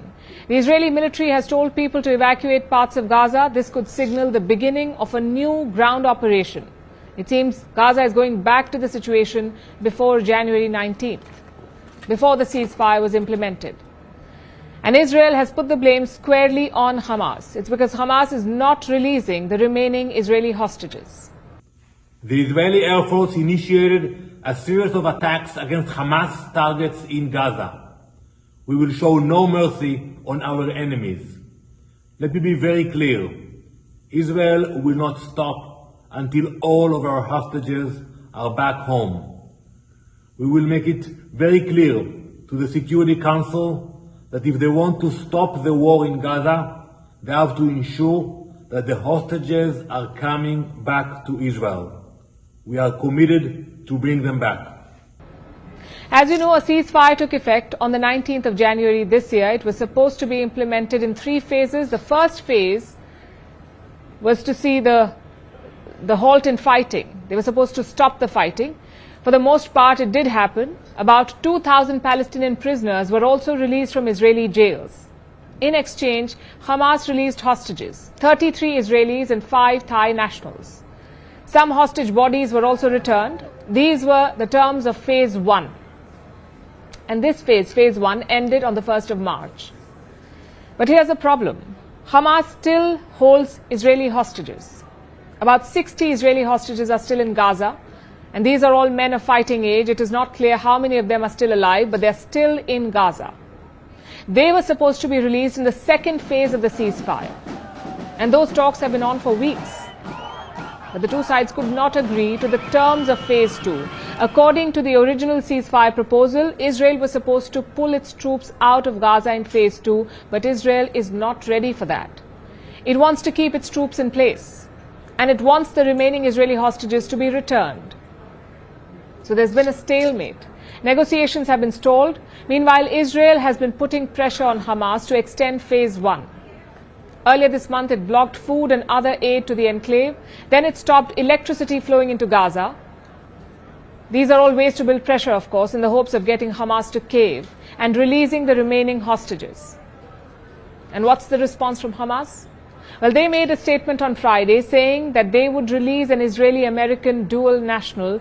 In return, they want an extension of the ceasefire. And the US condemned this public statement. Washington said Hamas was just playing games, that publicly Hamas was claiming flexibility, but in private it was making impractical demands. Then the US issued a warning. It told Hamas that time was ticking. Israel approached the US ahead of today's strikes. The White House was consulted, and it seems US President Donald Trump gave Israel the go-ahead for today. So Washington is on board. Israel is attacking Hamas again, and the ceasefire looks like history. We'll be tracking this story as it develops.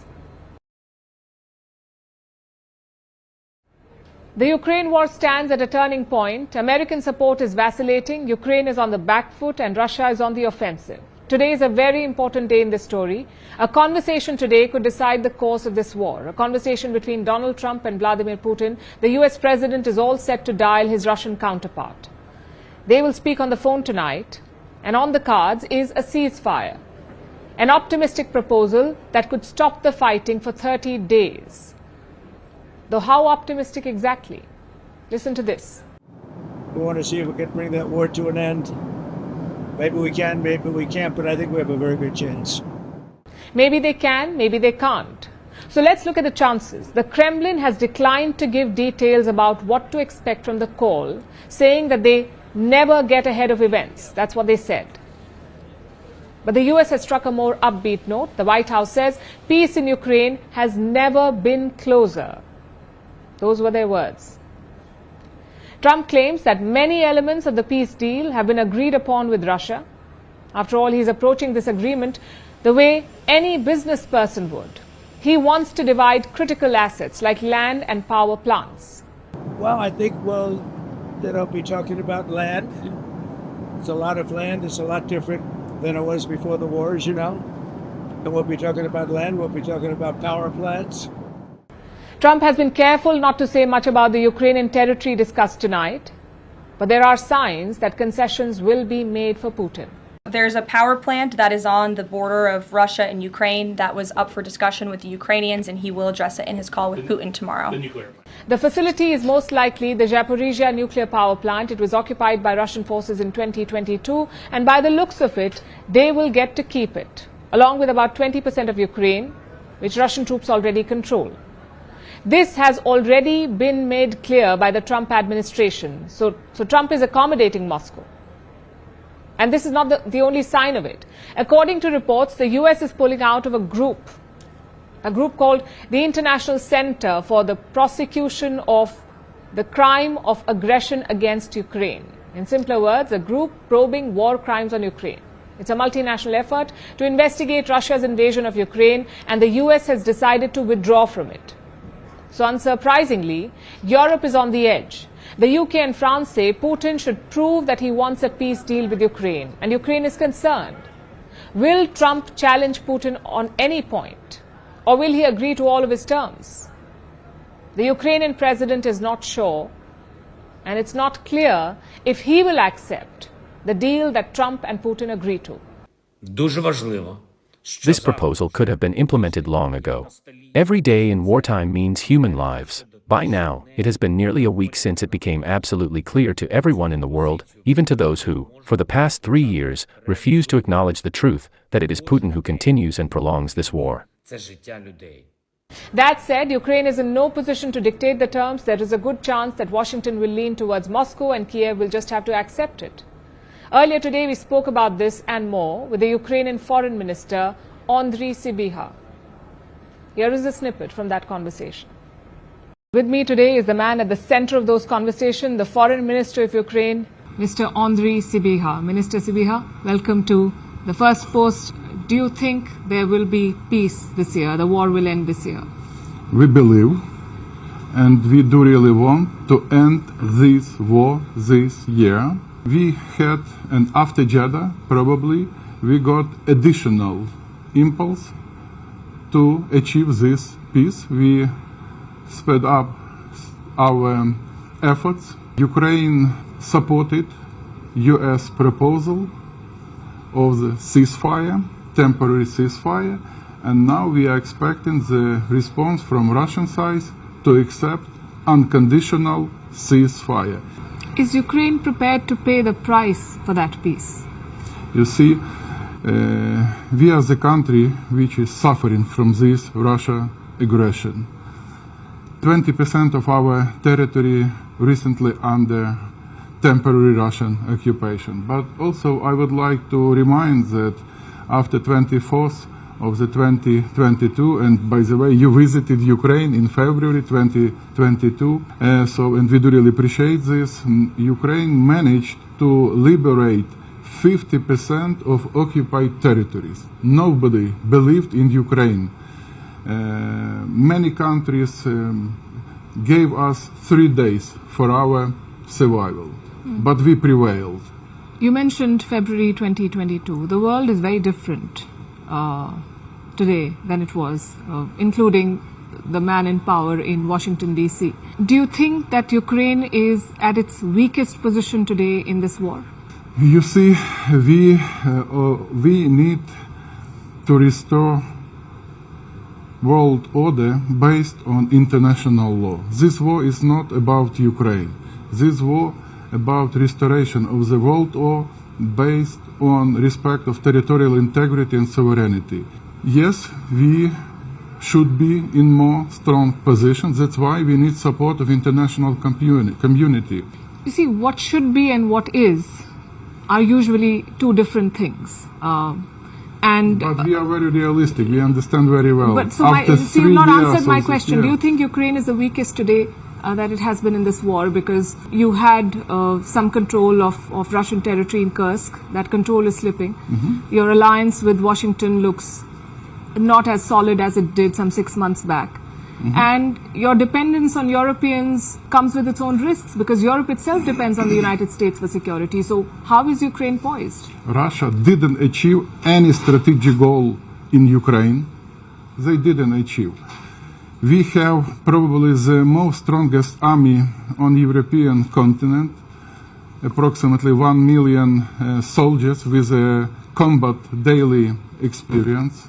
Then how have you lost 20% of your territory?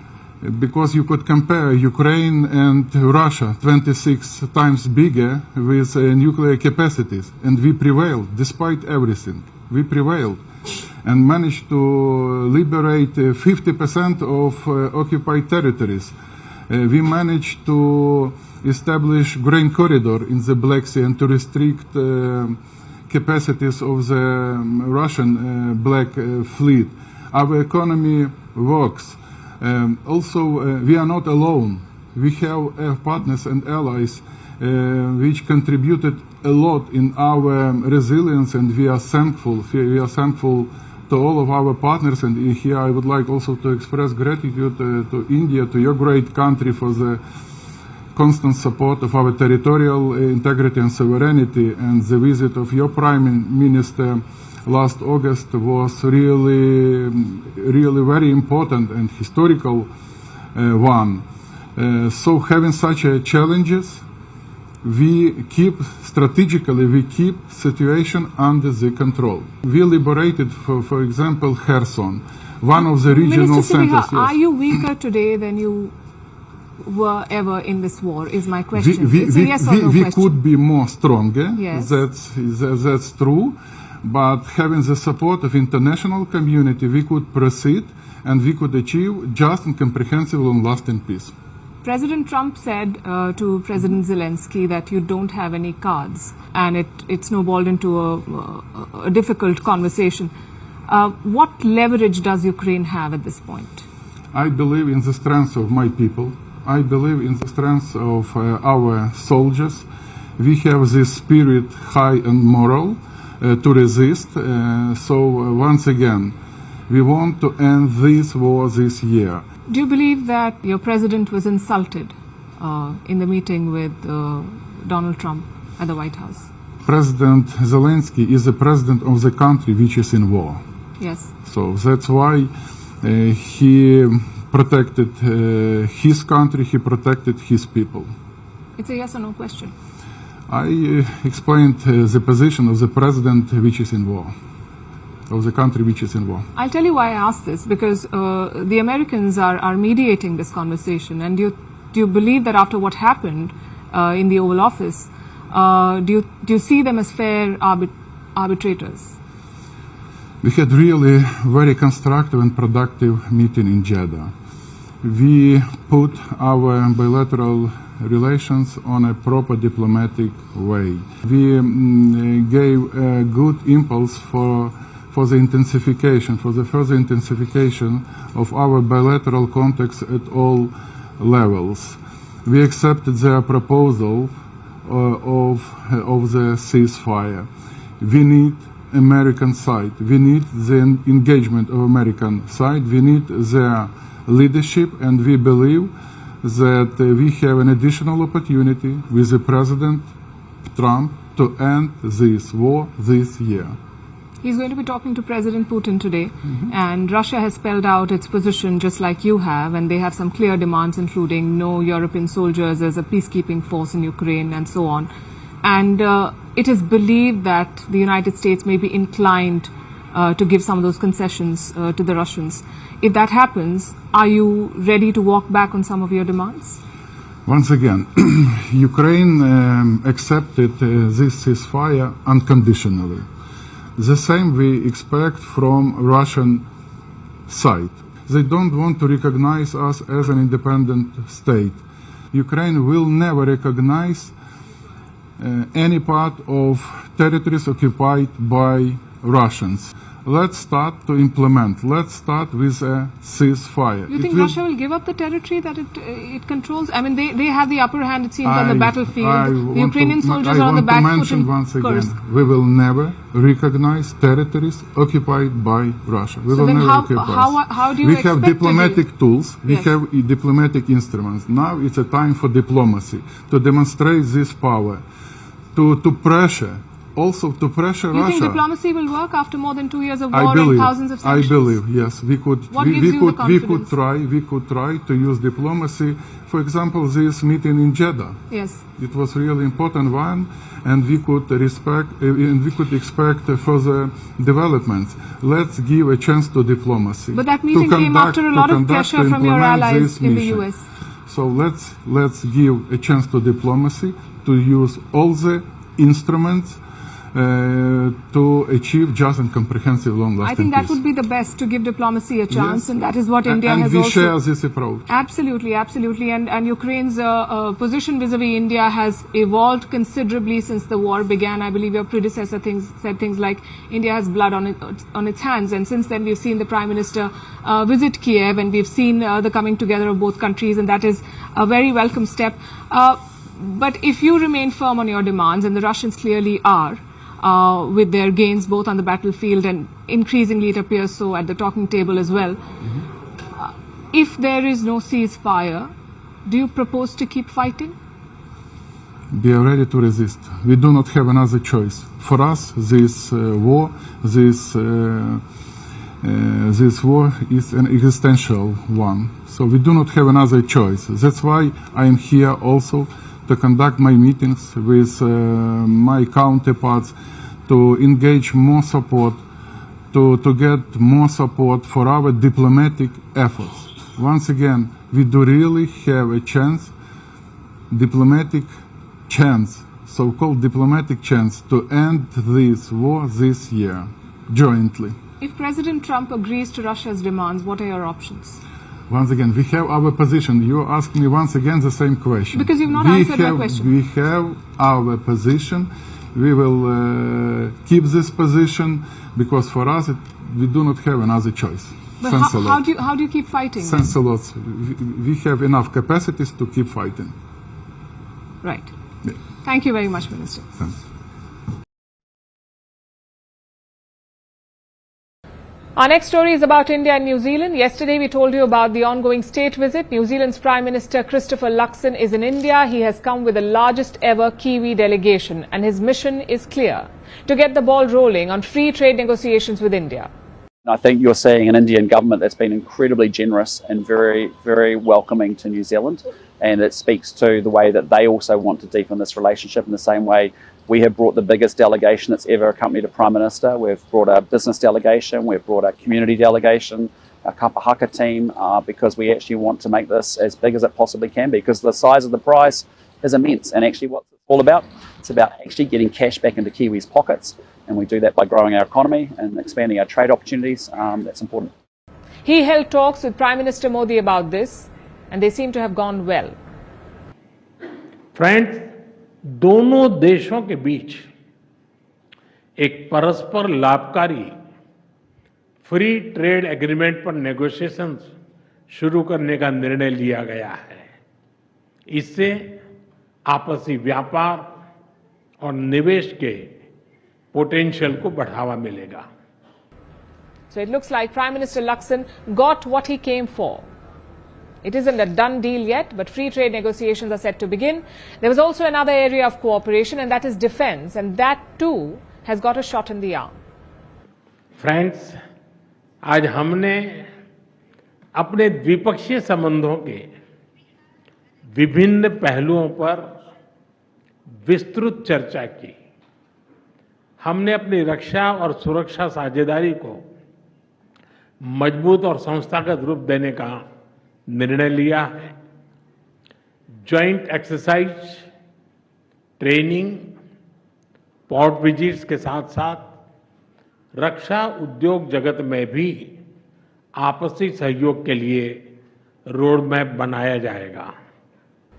The defense and security collaborations are long overdue. Both nations have a common adversary in China, so it makes sense that they come together and collaborate on defense. As for security, we know that terrorism is a global menace, so security and intelligence cooperation are paramount.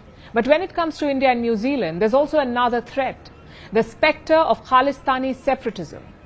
And we mentioned this yesterday as well, how Khalistani elements in New Zealand could complicate these conversations with India.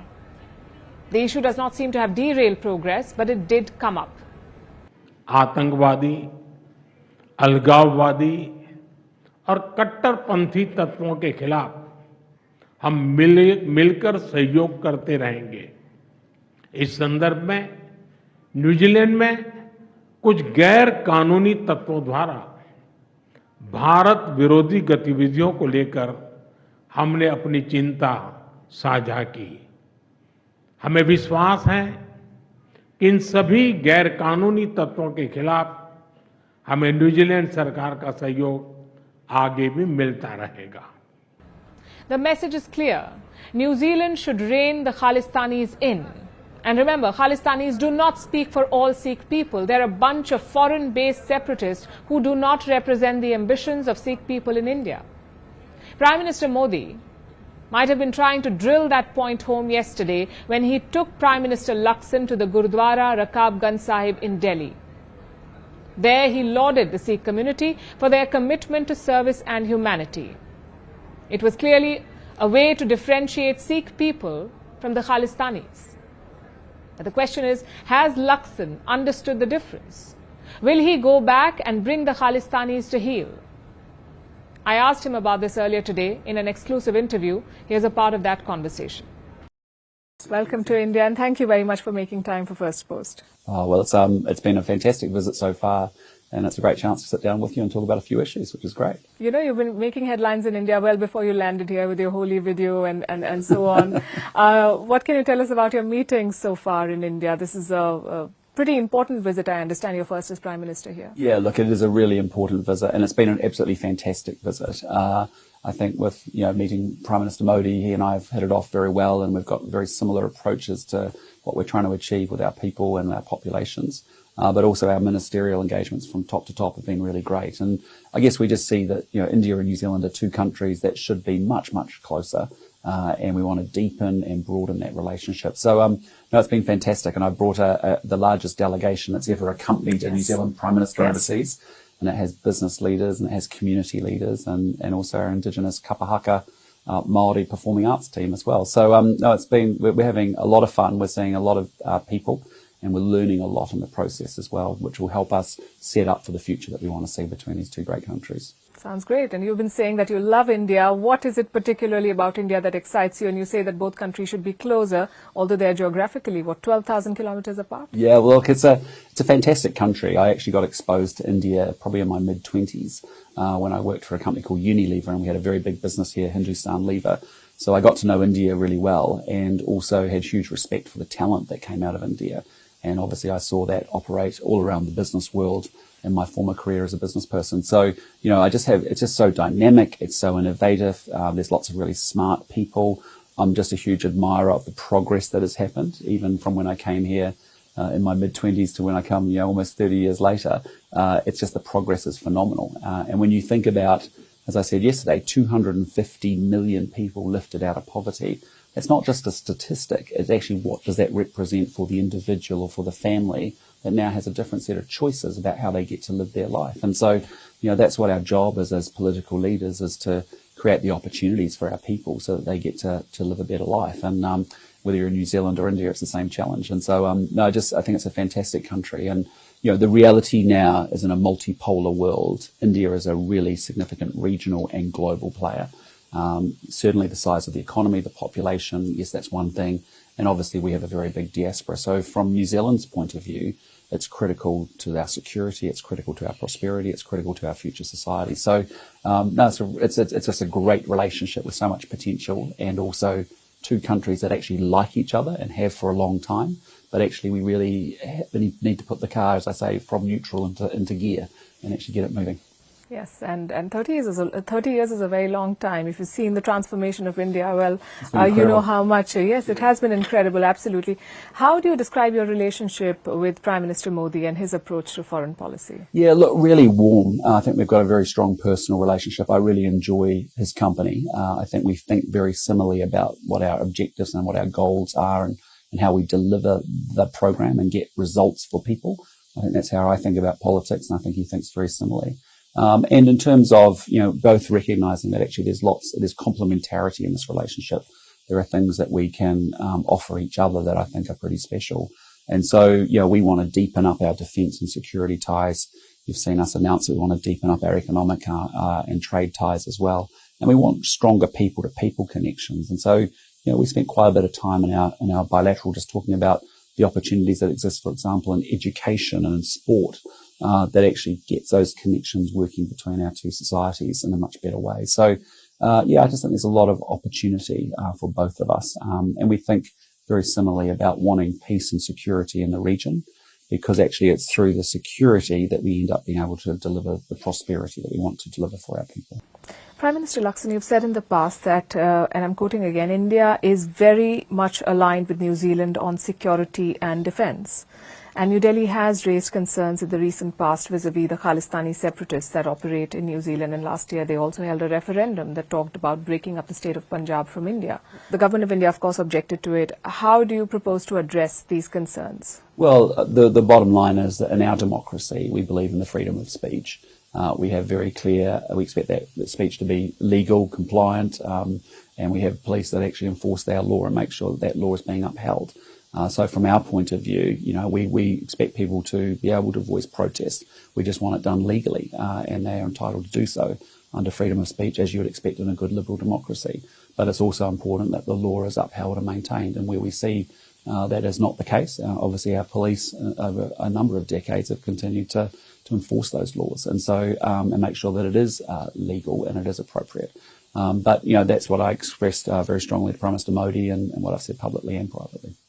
If the Al-Qaeda or the ISIS were to hold a referendum, if organizations like the Al-Qaeda or ISIS were to hold a referendum in New Zealand, about something related to one of your Western partners. Would you say the same? Well, again, the key thing for us is that we have very well-defined laws in our democracy around the freedom of speech, and we expect people to be compliant with those laws, that they have a complete right to protest, but they have to do so in a way that is legal.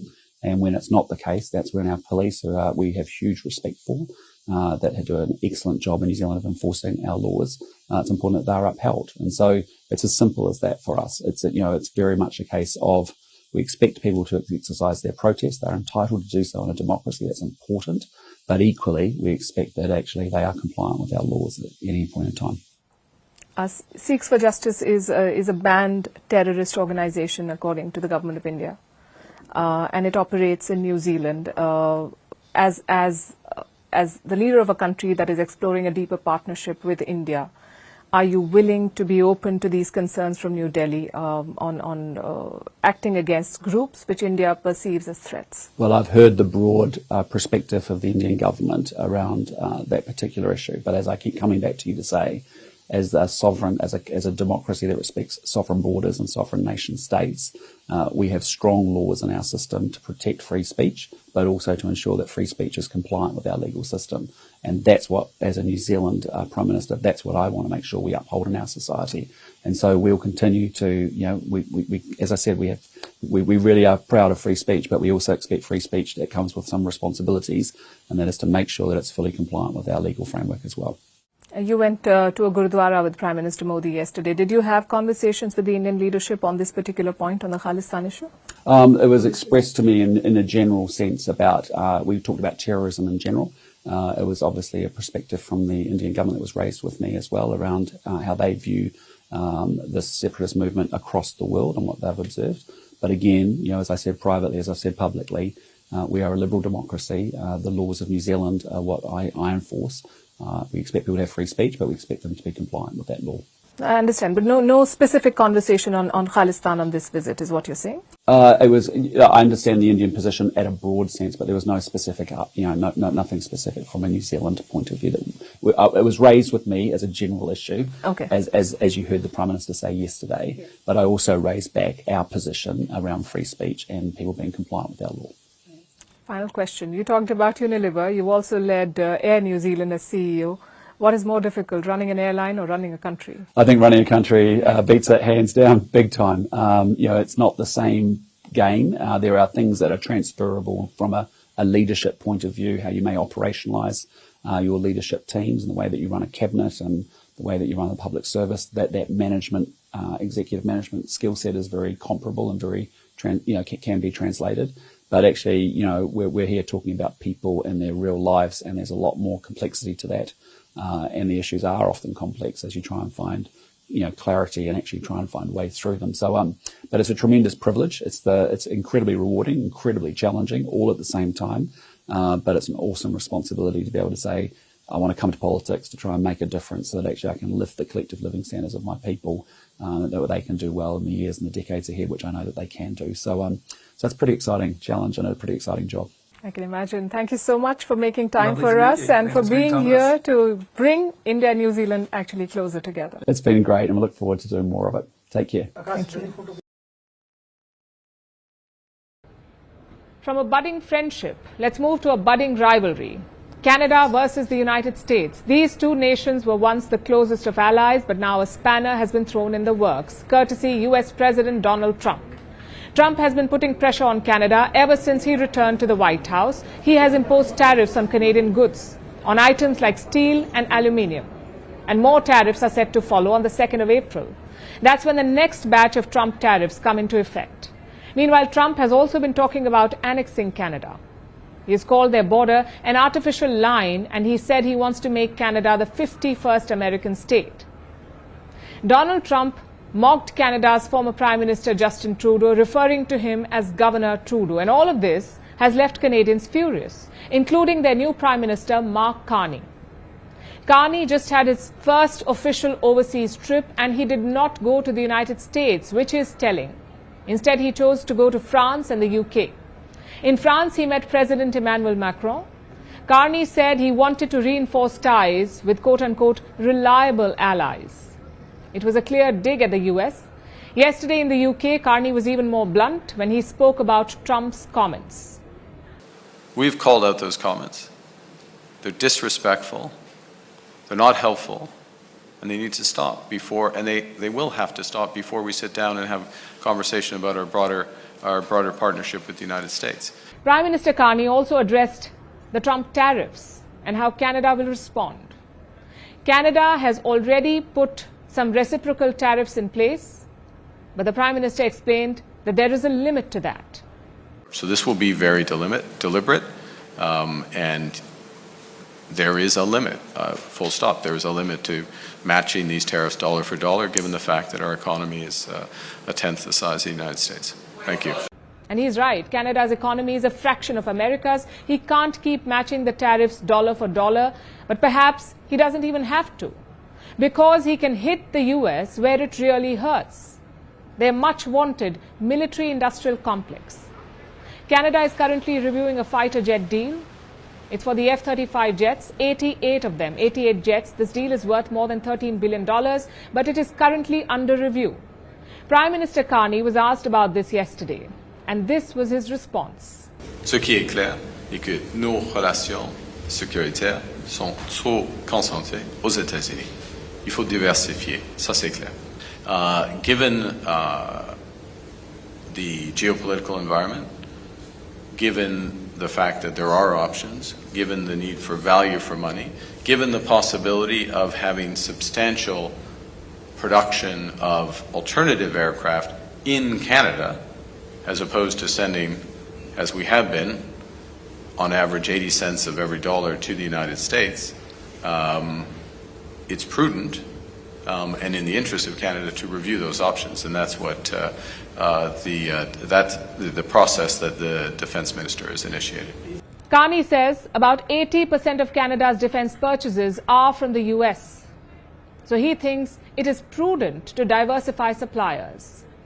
This would have been unthinkable in the past, but the tensions under Trump seem to have pushed Canada to the edge.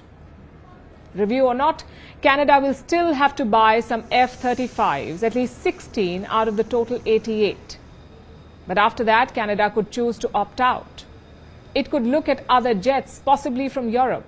And this is bound to make Trump furious. But he may actually face some pressure this time from America's military-industrial complex, because $13 billion is a lot of money.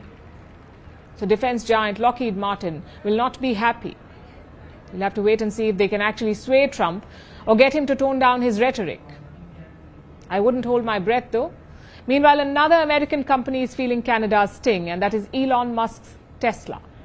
We are giving incentives for people to migrate into electric cars, except we will stop giving incentives, financial incentives, to buy Tesla. Really? We have certainly said that if you want to buy Tesla, go ahead, but don't count on taxpayer money to subsidize it.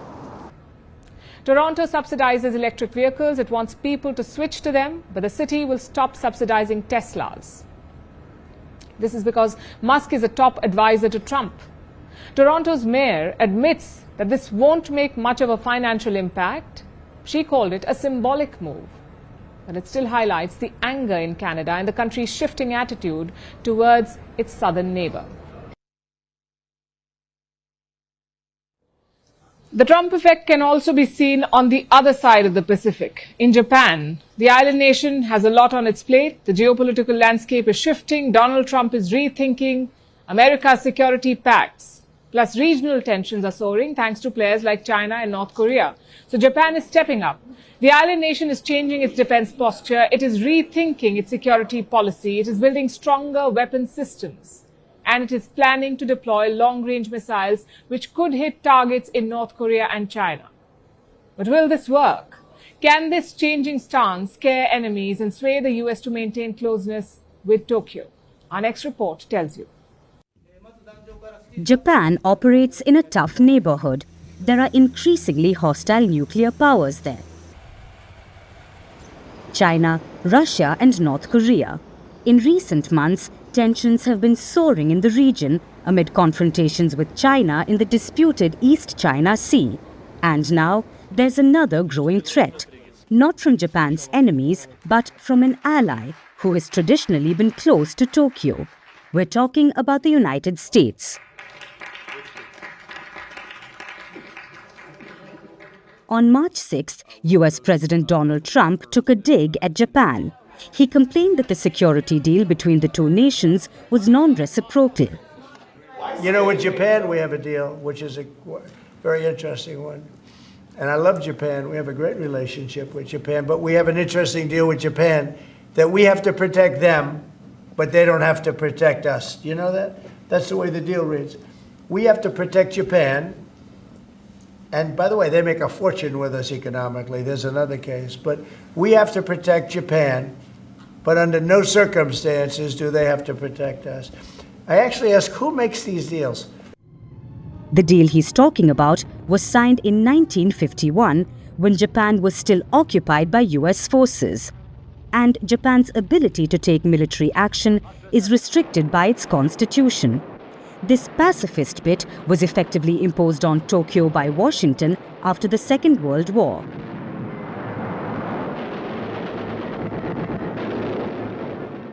But now, the US is nudging Japan to increase its military capacity. So, in light of the shifting geopolitical landscape and the continuing regional tensions, the island nation is rethinking its security policy. Japan is planning to deploy long-range missiles. The missiles have a range of about 1,000 kilometers, so they would be capable of hitting targets in North Korea and China, mostly in their coastal regions. The deployment is expected to commence around this time next year on the southern Japanese island of Kyushu. This could bolster defenses of the Okinawa island chain, which remains strategically important to Japan due to its proximity to Taiwan. 2 ground self-defense forces or GSDF bases are being considered for the new missiles. This will be a major upgrade for the current weapon system in the region. And this is only one part of the gradual increase of Japan's military capacity. Experts believe that in the coming time, Japan may seek to maximize its nuclear power as well and spark a debate as to whether to acquire nuclear weapons.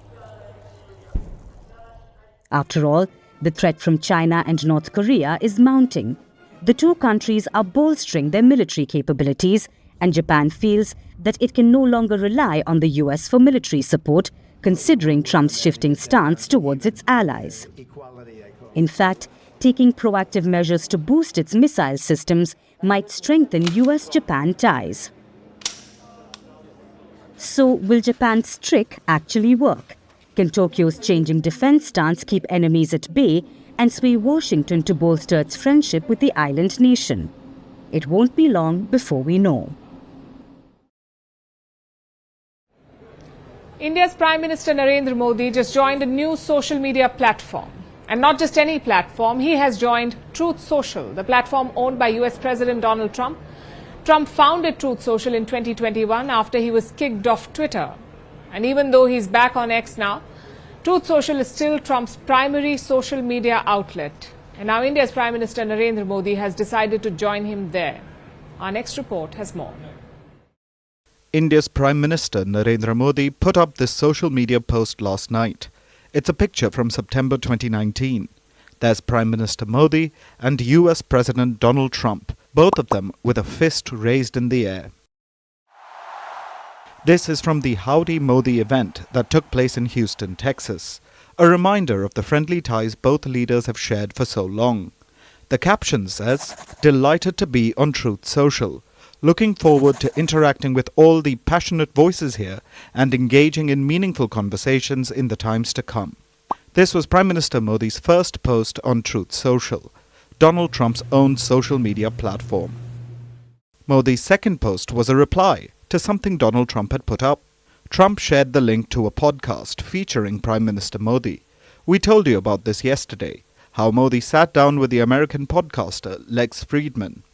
Well, Trump shared that link to spread the word, and Prime Minister Modi thanked him for it.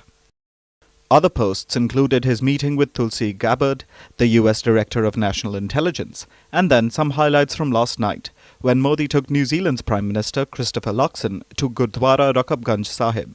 Those last two posts were made on X as well. But the first two, with the Howdy Modi photo and the podcast, those were exclusive to Truth Social. This seems like an outreach, Modi's way to meet Trump where he is. You know that the American president is a prolific social media user. So it's smart to be at the place where you can always reach him. Trump is heavily invested in Truth Social, quite literally. The social media platform is owned by the Trump Media and Technology Group. As the name suggests, it is majority owned by Trump himself. Trump launched Truth Social in October 2021, a few months after he was banned from Twitter and Facebook. He was banned on those platforms in the aftermath of the 2021 US Capitol riots. He wasn't reinstated on Twitter until Elon Musk bought the platform back in 2022.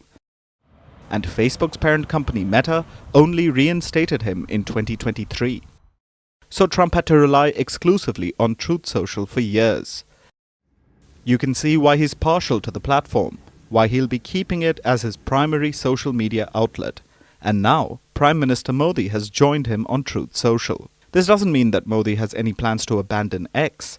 This just looks like a way to further his friendly ties with Trump. Now let's talk about China, specifically the Chinese economy. It is in bad shape. Consumers are not spending enough money. Prices have fallen for 18 months in a row. The property market is in a crisis. Government debt is steep. Unemployment has hit record highs. Plus, Beijing is in a trade war with Washington and it is expanding tariffs. So now President Xi Jinping is going on a spending spree to boost the economy. This means discounts on all kinds of products, subsidies for childcare, and tall claims of increased wages. But will this plan work? Or is it just more of the same? Our next report tells you. New childcare subsidies, increased wages, better paid leave, tourism boost, and a $41 billion plan for discounts on all kinds of products, from dishwashers to smartwatches. This may surprise you, but these generous announcements have been made by the Chinese government. It's going on a spending spree because the Chinese people are not spending enough. After the pandemic, many countries have struggled with inflation, including the United States. But China has experienced the opposite, deflation. This happens when the rate of inflation falls below zero, meaning prices decrease. This may sound like good news, but it means that there is a persistent decline in consumption. People have stopped spending money, so businesses have cut prices. The more this happens, the less money businesses make. So, hiring slows, wages stagnate or decrease, and the economy staggers. For some context, in China, prices have fallen for 18 months in a row. And this is not all. China's economy has witnessed sluggish growth. Its property market has been in crisis. The government debt is steep and unemployment is rampant. It has hit record levels. This week finally brought some good news. Retail sales grew by 4% in the first 2 months of this year. This is a positive sign for consumption. But amid an array of economic woes, it's hardly enough. President Xi Jinping wants the economy to grow at 5% this year. That's the growth target. But that's not the only reason behind its policy push. China is embroiled in a trade war with the United States. Earlier this month, US President Donald Trump doubled tariffs on all Chinese imports to 20%. While China has issued a fresh round of retaliatory tariffs, it's clear that Trump is putting pressure on the world's largest trading nation. And this is exactly why boosting consumption is the top priority for Beijing.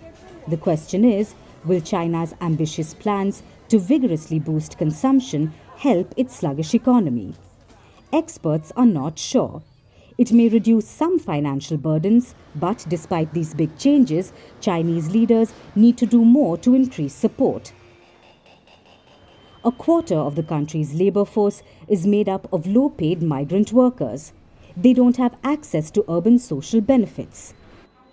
Plus, the near collapse of the property market has made Chinese consumers more risk-averse. And with unemployment reaching its highest levels, people have cut back on spending. So China can only hope that its big promises increase domestic consumption and absorb the blow of US tariffs. But what the Chinese people need is a stronger social safety net, so they have enough money which they aren't afraid to spend.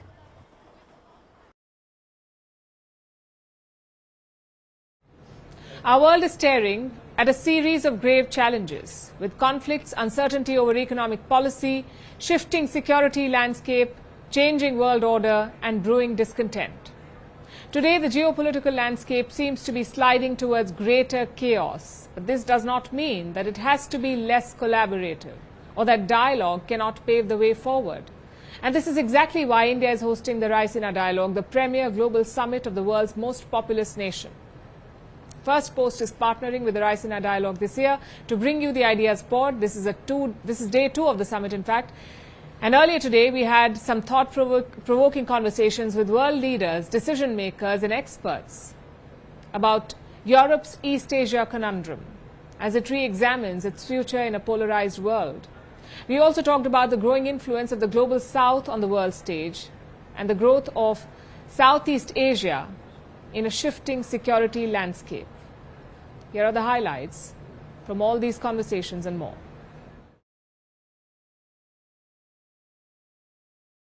Marco Perestrello, NATO is increasingly also looking to engage with India on weapons manufacturing, on joint military drills. What sort of a relationship do you see between New Delhi and NATO going forward? Precisely what I mentioned a while ago. Yeah. When we are developing the need of the growing industry in Europe, that is an opportunity for the Indian private sector to engage with the European private sector that is going to work on that industry capacity.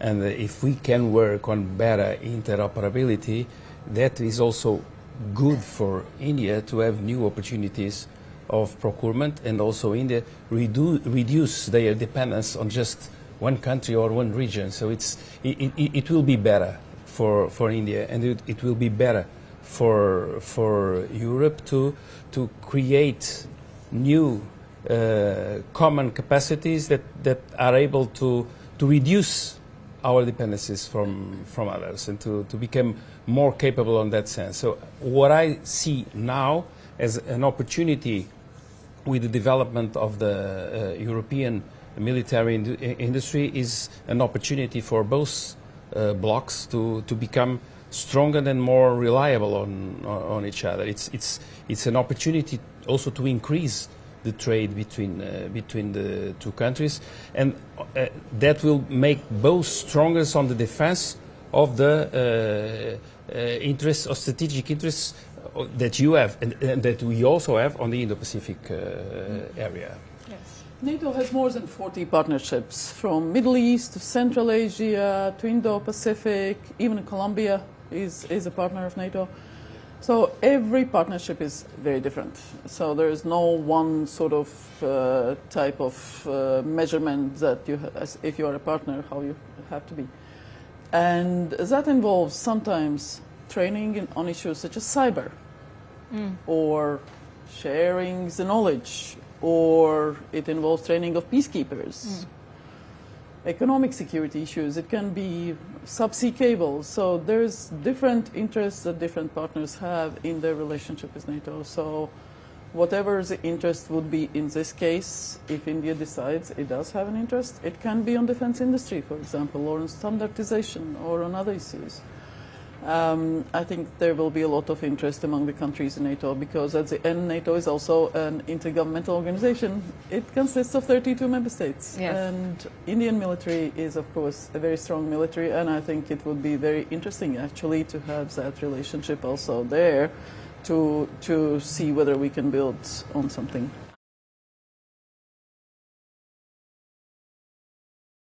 How is Philippines balancing those economic relations with China, and then you obviously are a treaty ally of the United States? How does that work out? Well, as we have said on many occasions, of course, we have extensive relations with China, especially on the economic front, and of course with the United States. also as a treaty ally. And we are dealing with both of them in a way that we try and enhance our interests. Of course, we have tensions in the South China Sea. And those are tensions, I think, which have been there, especially recently, and has led to a number of incidents. But we have always been committed to dealing with these tensions or incidents through management, through diplomatic or peaceful means, and we're still committed to that. And of course, we are doing everything in our ability to ensure that we try and follow this track. But of course, we've made perfectly clear that while we're committed to peaceful or diplomatic solutions, it would not be at the expense of our interests as far as the South China Sea is concerned. If you look at any political organization, and I don't just mean the global south, historically any organization, they tend to thrive when there's a clear leadership. Do you see this sort of a leader emerging in the global south? Because I know that China and India have both staked claim to that leadership position. How does a country like Nepal, for example, look at this leadership tussle within the global south? Well, for Nepal, it's a balancing act, and our very location is between China and India. It's one of the most strategic locations in the world, but also a very geopolitically sensitive place. And the leadership of China and India both on the global stage seem to be, going at their own pace. India is leading in some issues, China is leading on some issues. So for countries like Nepal, it's trying to balance and also to see where the alignment best fits, so that Nepal as a nation can progress. So for this, like I was in this session just now on a Marshall Plan on climate action. Maybe India has the capacity to convene these kind of huge forums and discuss all these issues in a very open way, in a very democratic way. So it would be opportune, moment for India to perhaps take on the mantle. I think it's not really, one nation for every issue. I think there will be leadership on different issues of different emerging big countries from the global south. Maybe, they need reform, that's for sure, and there's agreement on that. But I think he's going to interfere in the way we interact, basically.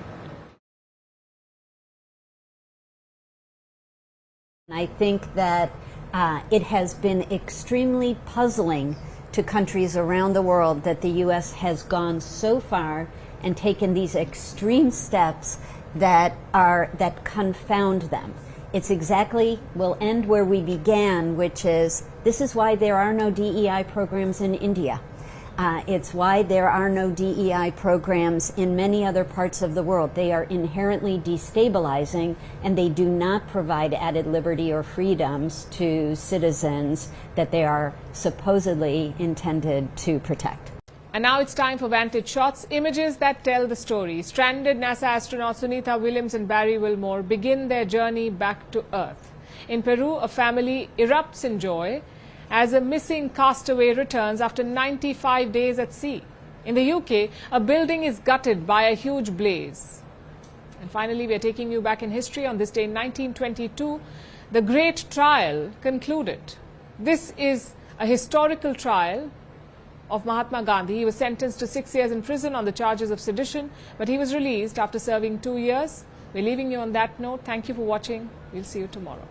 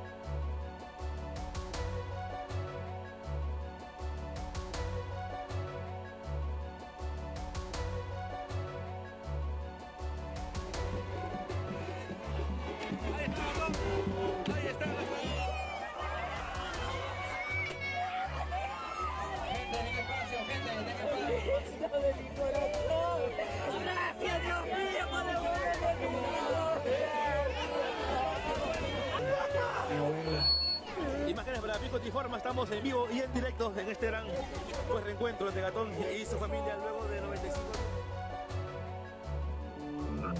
Alarm copies. Angel 11 on site.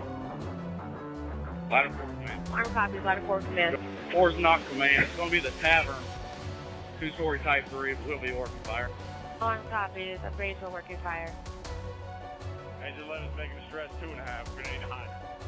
Ladder 4 to command.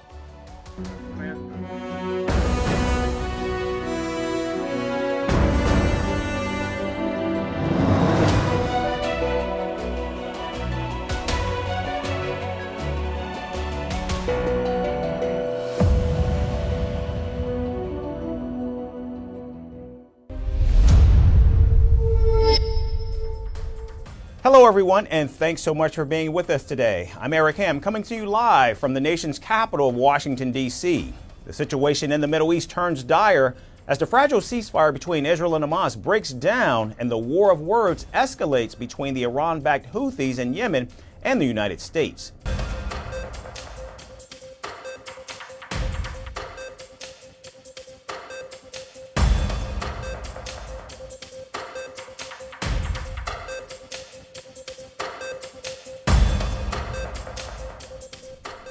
We begin with the latest in the Middle East. Israel launched a massive air assault on Gaza, shattering a fragile ceasefire that took effect just 2 months ago. The overnight airstrikes killed more than 400 people across the Gaza Strip, including children, women, and elderly people. Authorities in Gaza said people were still trapped under the rubble of their homes, bombed by the Israeli forces.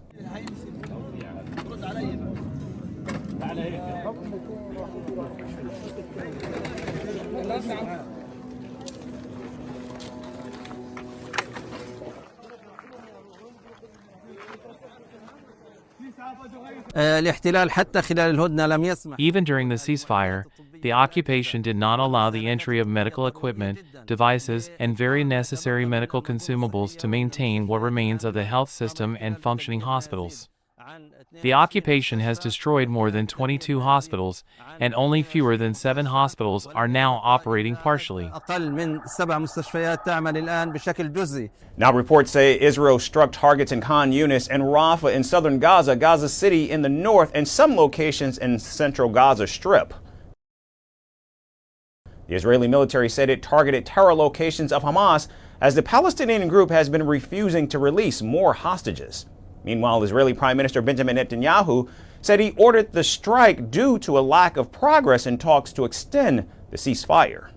The IDF is currently attacking targets of the Hamas terrorist organization throughout the Gaza Strip with the aim of achieving the war goals as determined by the political echelon, including the release of all our hostages, living and dead. Israel's ambassador to the United Nations, Danny Danon, says the country will show no mercy on Hamas until all captives are in fact released. The Israeli Air Force initiated a series of attacks against Hamas targets in Gaza. We will show no mercy on our enemies. Let me be very clear. Israel will not stop until all of our hostages are back home. We will make it very clear to the Security Council that if they want to stop the war in Gaza, they have to ensure that the hostages are coming back to Israel. We are committed to bring them back.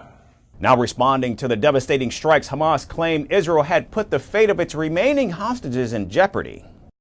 Benjamin Netanyahu's decision to resume war is a decision to sacrifice the occupation's prisoners and impose a death sentence on them. Notably, Israel's surprise attack on Tuesday killed several Hamas officials, including a senior member of its political wing. Moreover, the White House confirmed that Israel did in fact consult with President Donald Trump before launching the wave of strikes on the Gaza Strip. As President Trump has made it clear, Hamas, the Houthis, Iran, all those who seek to terrorize not just Israel, but also the United States of America, will see a price to pay. All hell will break loose. The latest escalation in Gaza comes amid a standoff in truce talks between Israel and Hamas. Israel wants Hamas to release half of the remaining 59 hostages under the first phase of the 3-stage ceasefire deal, which Netanyahu insists should be extended until mid-April. However, Hamas says it would only release the hostages under the second phase that was due to begin earlier this month and would require Israel to negotiate over a permanent end to the war. And staying in the Middle East, the Yemen-based Houthis claim to launch their third attack on American warships in 48 hours despite retaliatory strikes by the United States. The Iran-backed group said it targeted the USS Harry S. Truman aircraft carrier with drones and missiles in the Red Sea. The group says it will continue to target U.S. warships in the region until American and Israeli aggression against Yemen stops. Over the past few hours, the Yemeni armed forces have successfully targeted the U.S. aircraft carrier USS Harry Truman in the northern Red Sea with 2 cruise missiles and 2 drones, and targeted a U.S. destroyer with a cruise missile and 4 drones. The targeting of the aircraft carrier is the third in the past 48 hours. The Yemeni armed forces affirm that they will not cease targeting all hostile targets in the Red Sea and the Arabian Sea until the aggression against our country stops. They are prepared, relying on Allah, to confront any American or Israeli escalation in the coming hours and days. Meanwhile, President Donald Trump warned that he will hold Iran responsible for any future attacks by the Houthis. And in a post on his social media platform Truth Social, the commander-in-chief said, quote, "Every shot fired by the Houthis will be looked upon from this point forward as being a shot fired from the weapons and leadership of Iran, and Iran will be held responsible and suffer the consequences, and those consequences will be dire," end quote. President Donald Trump added that Iran has been arming the Houthis with highly sophisticated military equipment and intelligence, which it uses to attack foreign vessels in the Red Sea. Now, in response, Houthi rebels rallied thousands of protesters across Yemen on Monday.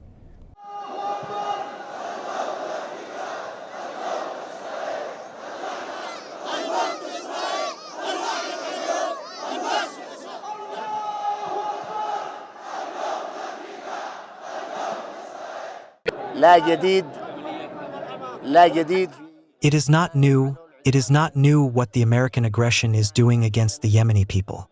We have experienced them, and we experienced their lies, their deception, and their involvement that is just a show, a show. Donald Trump feels that he is threatening the world with his talks and words, but hell, he is the one who will fall into hell, God willing. The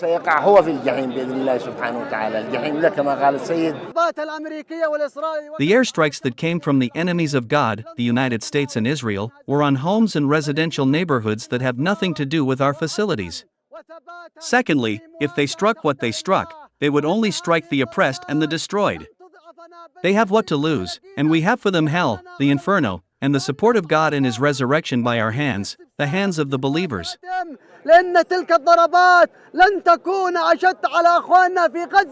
Meanwhile, in a letter to the United Nations, Iran criticized President Trump for making quote-unquote belligerent statements.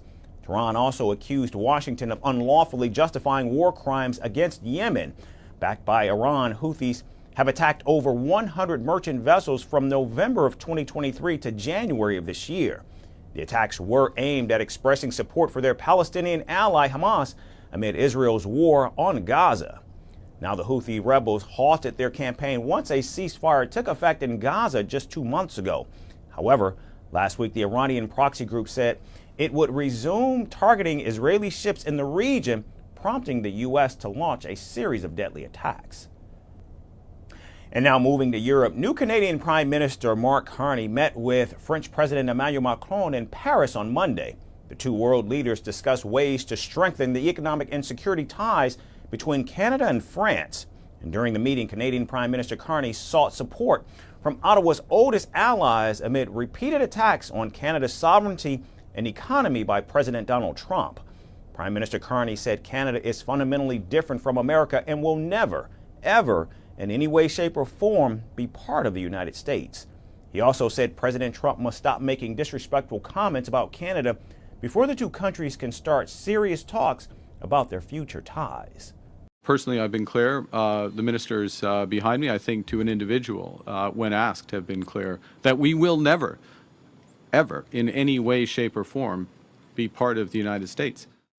President Trump has imposed tariffs on Canadian steel and aluminum and has repeatedly commented on turning Canada into the 51st state of America. French President Emmanuel Macron added that tariffs only bring inflation and damage supply chains. However, he did not address Donald Trump's attacks on Canada specifically. Both allies highlighted the launch of a new bilateral partnership on intelligence and security, however. I think we both believe that fair trade that respects international rules is good for everyone's prosperity and is certainly more effective than tariffs, which create inflation and damage chains of production and the integration of our economy. And during their meeting, Carney and Macron also reaffirmed their unwavering support for Ukraine and its ongoing war with Russia. We both stand for sovereignty and security, demonstrated by our unwavering support for Ukraine under your leadership. This was Carney's first foreign trip since taking office last week, and after his Paris visit, he'll head to London for talks with British Prime Minister Keir Starmer. The Prime Minister's choice of itinerary emphasizes Canada's strong connection with the UK and France, Canada's two former colonial powers. But Mark Carney dismissed the notion that he was seeking support from European powers to affirm Canada as a nation. I think I would take seriously what the Prime Minister of the United Kingdom said today. I don't think one needs to respond to every comment about another country. Look, we can stand up for ourselves. It's Canada strong. We can stand up for ourselves. We've called out those comments. They're disrespectful. They're not helpful. And they need to stop before, and they will have to stop before we sit down and have a conversation about our broader partnership with the United States. And now it remains to be seen how Canada's new direction will impact relations with its southern neighbor. But what leaves no doubt is that Canada's latest Prime Minister seeks to reaffirm its existing ties with key allies. The Netherlands Defense Minister Ruben Brekelmans spoke at the Firstpost Ideas Pod at the Raisina Dialogue 2025 in New Delhi. During the conversation, Brekelmans talked about President Donald Trump's decisions testing America's decades-old ties with NATO. The Dutch politician also expressed certainty that Ukraine will have to make some concessions to end the 3-year-long deadly war with Russia. Here's a look at the conversation. Hello and welcome to Firstpost. We're here on the sidelines of the Raisina Dialogue, and there's one issue that everybody's talking about here, and that's the war in Ukraine and how to solve it. And let's discuss this conflict with my guest right now, the Defense Minister of Netherlands, Mr. Ruben Brekelmans. I hope I got that right. Perfect. Thank you. Let's talk about what happened last week in Russia, where the Russian president said he's open to the idea of a ceasefire, but he's got certain clarifications that he wants from the United States. Do you think he's serious about this, or is he just buying time? We have to wait and see. So far, I haven't seen much willingness from the Russian side and from Putin to compromise. And I think that is important, because if you look at the demands from Putin so far, I think they are unacceptable. They are unacceptable when it comes to Ukraine, and they are acceptable when it comes to the rest of Europe. For example, his requirement or his demand to move around troops in Europe. That's something that we decide on ourselves. It's not something that is for Putin to decide. So let's see if he is serious. I think the ball is in his court. It's important that we put pressure on him, and not only at the negotiation table, but also, for example, by sanctions and by enforcing sanctions. And then let's see how serious he is. Last year, your country hit the NATO target of 2% of its GDP being set aside for defense. But now the US President Donald Trump is sort of shifting the goalpost. He says, let's spend 5% of our GDP on defense. Is that something the Netherlands is committed to doing going forward? We are starting now to have these discussions in the Netherlands. We had a new government starting over half a year ago, in which we set the 2% in our budget, also in the longer term. We also just passed a law in our parliament saying that this 2% should also be in our law, so in legislation. And we are now having a discussion, or starting the discussion, on whether to raise our spending. I think there are many politicians and many people in the Netherlands saying that we should increase our spending on defense. But the more difficult question is, how are we going to finance that? And you can do this by either raising taxes or cutting costs or raising the debt level. And of course, all three options are not optimal. So we need to find a compromise there. And that's taking some time because we are talking about serious amounts here. If you move from 2 to 3%, for example, for the Netherlands, that would mean additional budget of 10 to 12 billion every year. And for the Netherlands, that's quite big. So we need to have this political discussion. But I'm hopeful that we will find a solution over the next couple of weeks and months. President Trump has also been saying that if NATO countries don't spend enough, he's simply not going to defend them, which is not technically what the NATO Charter says. But as a result of that, we've seen a rearmament bid in Europe, with every country setting aside billions of dollars or euros on their defense. Do you think the long-term plan is for Europe to defend itself without any reliance on the United States?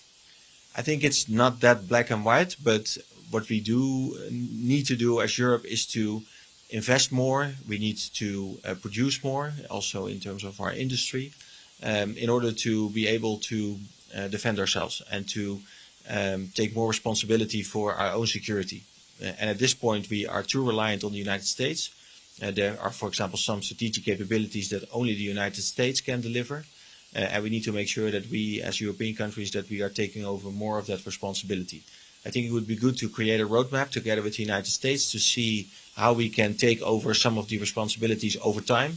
So we can do this in close coordination. And I think it's good that Donald Trump and that President Trump and that the US administration is pushing European countries to do more, because we should take more responsibility ourselves. And one emerging debate in Europe is also about sharing nuclear weapons. The French have offered to share their nuclear arsenal, and there is talk of the Brits also possibly pitching in. The Germans and the Poland say they're open to hosting these French and British nukes. Is that something the Netherlands is also open to? I think it's good that this discussion is now starting in Europe. It's good that, for example, President Macron has raised this issue, because over the last 30 years, I don't think we had an open conversation about this. My generation, I grew up after the Cold War, so this is not part of our vocabulary anymore.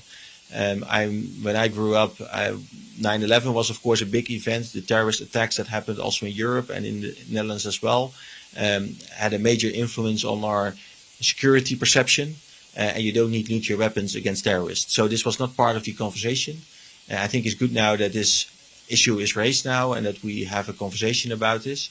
I think that in the end we will, the United States needs to be involved. We cannot create a nuclear umbrella ourselves unless we invest heavily in nuclear weapons. And of course we are still in favor of non-proliferation. So I don't see this happening that the UK and France and others are taking over the responsibility completely. But we can see if there is more that others can do. Take, for example, the Netherlands. We have F-35 fighter jets. They are nuclear capable, so our F-35s can carry nuclear weapons. We were the first in Europe which has been able to do that. And those can also be ways to share the burden. But we always need to have the United States on board to maintain our nuclear umbrella. Just a final question on Ukraine. With the way the peace talks are going right now, do you see a scenario in which this war can be ended without Ukraine making any concessions, whether it's about neutrality or the land that's been occupied by Russia? Do you think that's a realistic scenario right now? If you look at the battlefield, unfortunately, that is, I don't think that's realistic. I think to some degree concessions need to be made because at this point we see that Russia has a stronger position on the battlefield. So what we need to do is to make sure that Ukraine is getting into a stronger position by supporting them militarily and also helping them with robust security guarantees. And we should try to weaken Russia by putting sanctions, more sanctions, enforcing those sanctions, and by other ways of pressuring them. And then I hope that there can be an outcome of a diplomatic process which is a good deal, a strong deal, which provides robust security to Europe and does not lay the ground for any future aggression. Because if Russian aggression is rewarded now, we know one thing for sure, that Putin will not stop and that his ambitions will go further in Ukraine, but also in other parts of Europe. And we need to prevent that. So what we need is peace through strength, robust security guarantees, and not rewarding Russian aggression. Thank you so much, Minister, for speaking to Firstpost. And we end today with Elon Musk. This time the buzz is all about the return of his infamous Hitler haircut. Musk recently posted a picture of his fresh trim on his social media platform X, which went viral with more than 100 million views.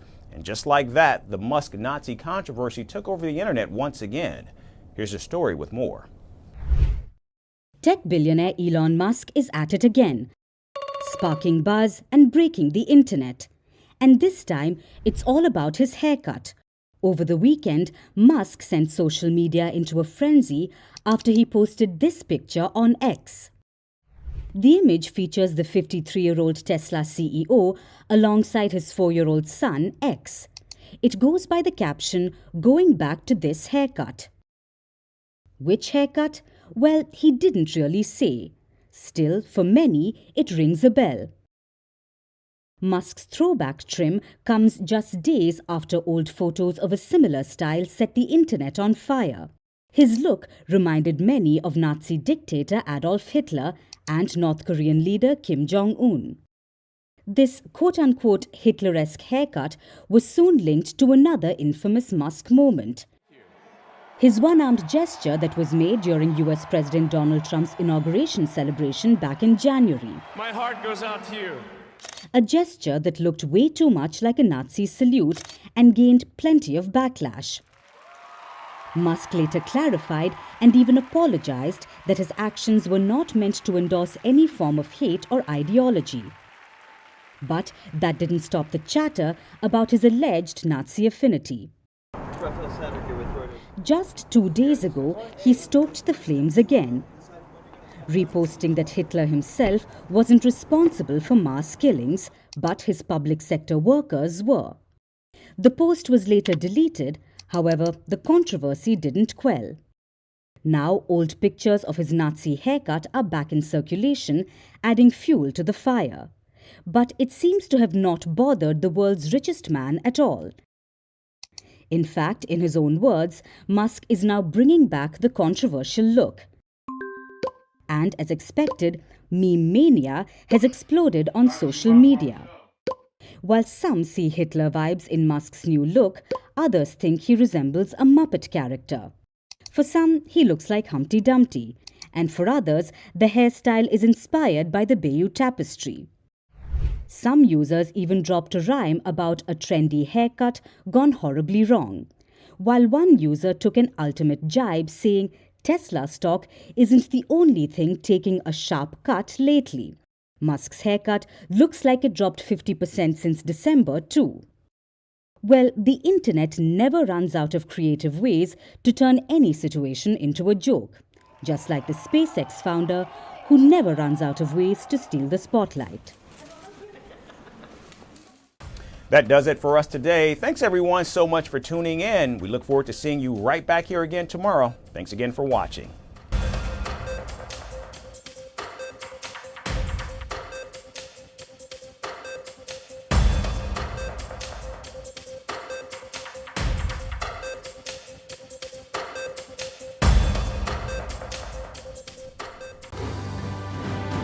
Firstpost reports from the world's second largest continent. Hello, I'm Alison Lagrange. A very warm welcome from Durban, South Africa. We get you the news and the newsmakers from Africa. From elections to climate change to innovations and opportunities. As the world's attention shifts, we report from Africa, the heart of the global South. Join me every weekday live on First Post.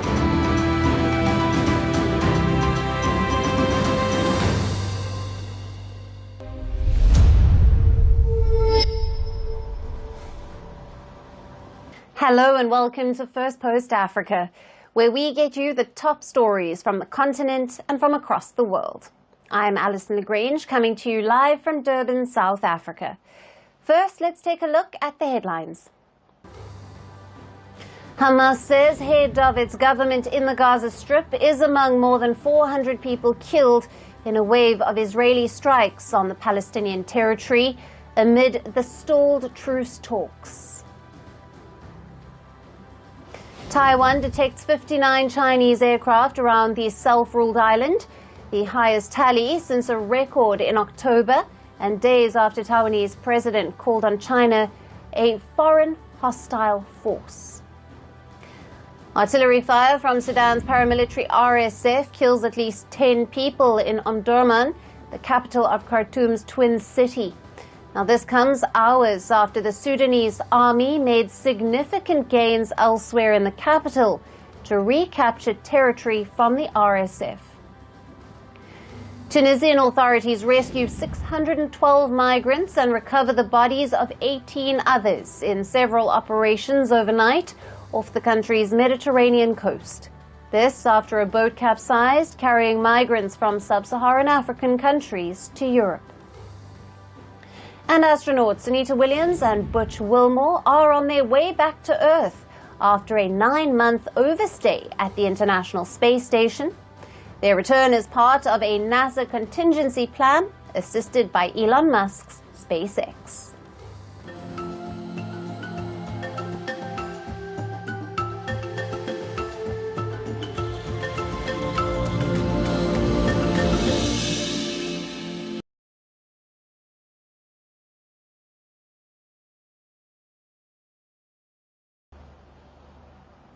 Hello and welcome. We start with the latest updates from the DRC and Rwanda, the neighboring African nations locked in a years-long conflict. The much-anticipated direct talks between the DRC and the Rwanda-backed M23 group, which has waged insurgency in the DRC's east, have once again hit a roadblock. The M23 group has pulled out of the peace talks, scheduled to take place today in Angola's capital of Luanda. The M23's snub comes just after the European Union announced sanctions on several of its top commanders. The rebel group claims that these sanctions undermine direct dialogue and prevent any meaningful progress. Since January, the M23 has captured the provincial capitals of Goma and Bukavu in the DRC's resource-rich east.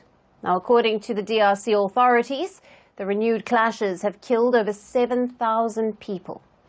And its withdrawal from these talks, the rebel group accused Kinshasa of waging a bellicose campaign against it.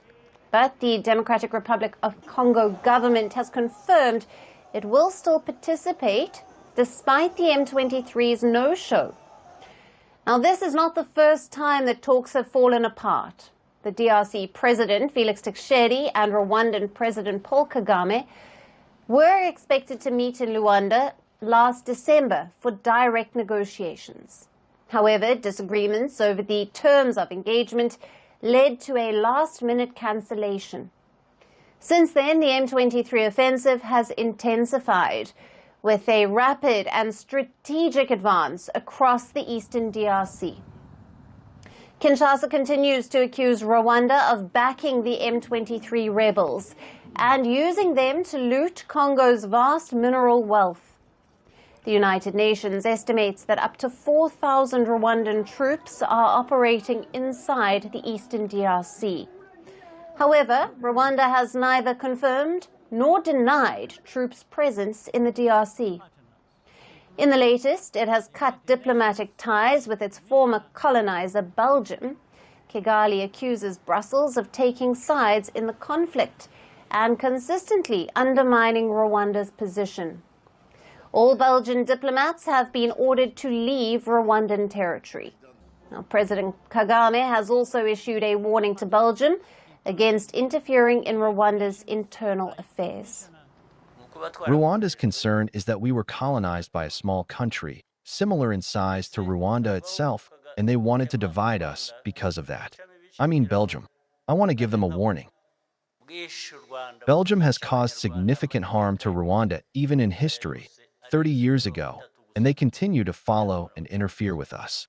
We warned them before, and we are prepared to warn them again.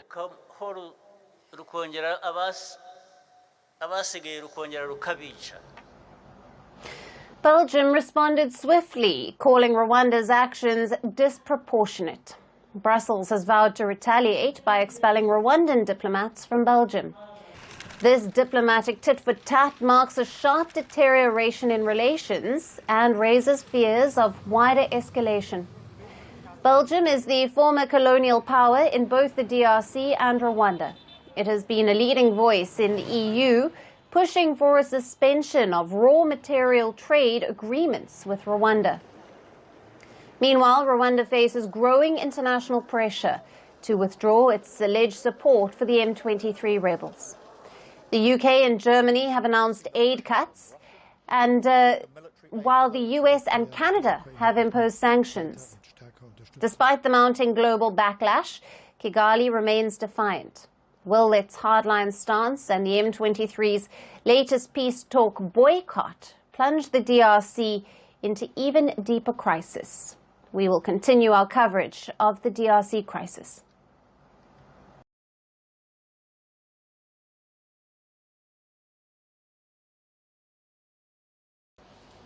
And as Africa continues to grapple with prolonged wars without a clear solution, Ghana emphasizes that peace must come from within. Ghana's Foreign Minister Samuel Okudzeto Ablakwa spoke at the Firstpost Ideas Pod at the Raisina Dialogue 2025. In a conversation with Sarah Mutswetsa, the CEO of Human Sciences Research Council in South Africa. The Ghanaian minister stressed that the scramble for resources has been a major driver of conflicts across the continent, and that external actors must stay away from Africa's matters. Listen in to the whole conversation. G20 in the continent, yes, in South Africa, but really in the continent. What do you think we should be able to leverage from maybe let's start with Ghana, South Africa, as part of AU. What should we be able to leverage from G20?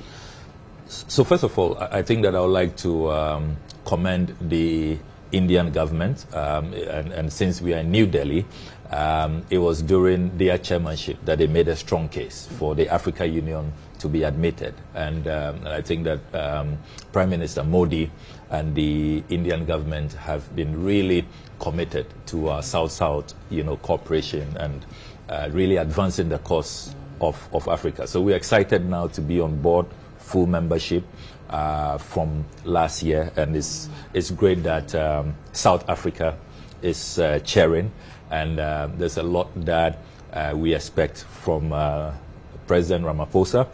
Having said that, I think that the greatest obstacle as we speak now is the conflict in Ukraine.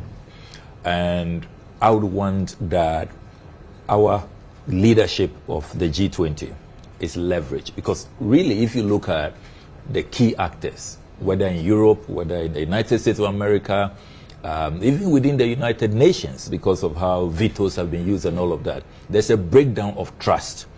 And so you can't achieve the goals of G20, the founding fathers of G20, because really this was meant to,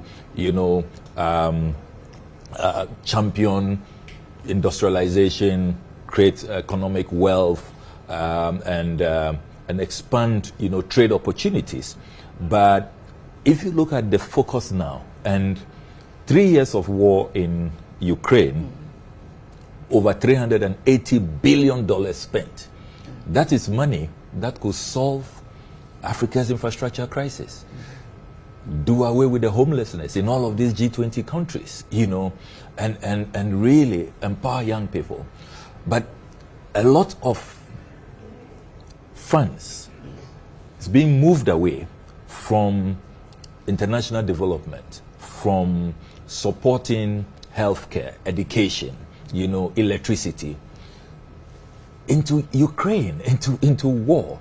So I would love that, the African Union, South Africa leadership is looked up to as a trusted mediator. Look, there is work to be done, and we should not be spending all our resources on needless wars, avoidable wars. Wars that must not be allowed to continue. Minister, maybe let me bring you home. Right, let me bring you home. The continent is also plagued with its own wars. The Sahel. We've just had a major conflict in Rwanda and DRC, and unfortunately, South Africa was caught in the middle. Before we get to other conflicts, as you rightfully say, there's conflict in the continent, and don't you think that the AU and particularly Ghana and South Africa has a role to play in ensuring that there is peace in the continent, that we silence the guns, as we say, and that we channel our resources, mineral resources, towards our own economic development? So what should be AU and our own stance in terms of our own be they political policies or even economic, without going outside the continent? So wanting us to talk about us. Yeah, I mean, I agree with you that charity must begin at home, and when you are anti-war, you are anti-war, and everywhere there is war, we have to speak out against these wars. And really, if you look at the wars plaguing the continent, again, you see some of these same actors divide and rule, taking advantage of a divided continent.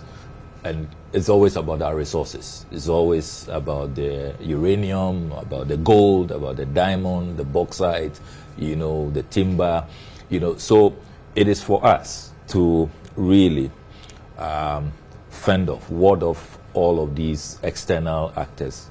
And we ourselves, positioning ourselves in a way that we don't become vulnerable to all of these, unseen hands, who we have a fair idea who they are, right from slavery to colonialism and all of that. Africa has been at the receiving end of all of these, neo-colonial actors who, will do anything to divide our ranks, to have access to our resources. So I agree with you that it's important for us to confront head-on the conflicts that are plaguing the continent.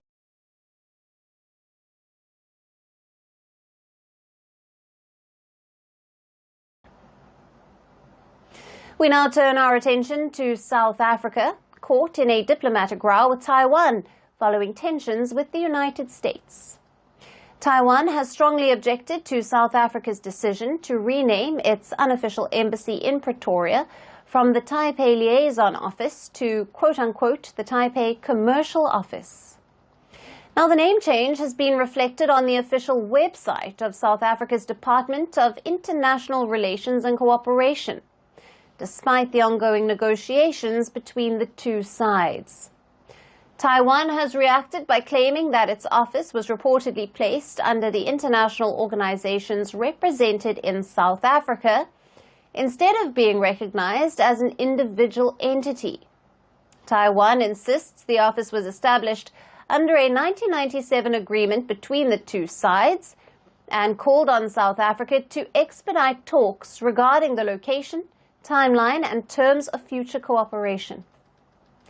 The move comes weeks after the Ramaphosa government gave Taiwan until March to relocate its de facto embassy out of Pretoria.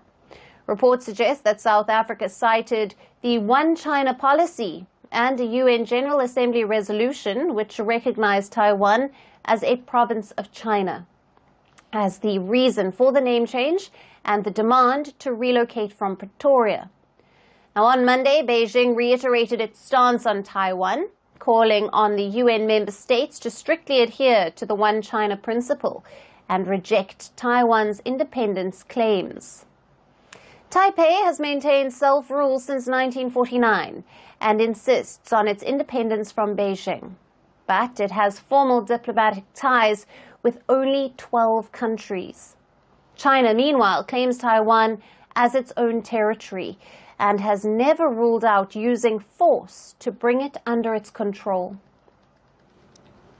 First of all, Taiwan is a part of China. There is no president. And what you mentioned is not a diplomatic issue. What I can tell you is that no matter what the DPP authorities say, it cannot change the fact that Taiwan is a part of China, nor can it change the inevitable event of reunification with the motherland.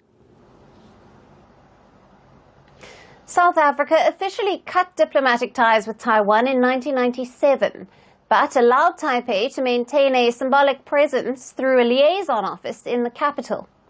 Today, Pretoria maintains formal relations only with Beijing, its largest global trading partner. Last year, South Africa asked Taiwan to relocate its liaison office, reportedly suggesting it be re-established as a trade office in Johannesburg instead. Now, critics argue the move is an attempt to strengthen ties with China amid South Africa's diplomatic rift with Washington. Just last month, Beijing reassured South Africa that China remains, quote-unquote, a trustworthy and reliable partner, as the tensions between Pretoria and the US continue to simmer. But beyond South Africa, several African nations, including Burkina Faso, Chad, Gambia, Liberia, Malawi, Senegal, and Sao Tome and Principe, have also severed diplomatic ties with Taiwan over the years. While tensions with Taiwan continue, South Africa's move signals a shift, strengthening ties with China while navigating growing strains with Washington.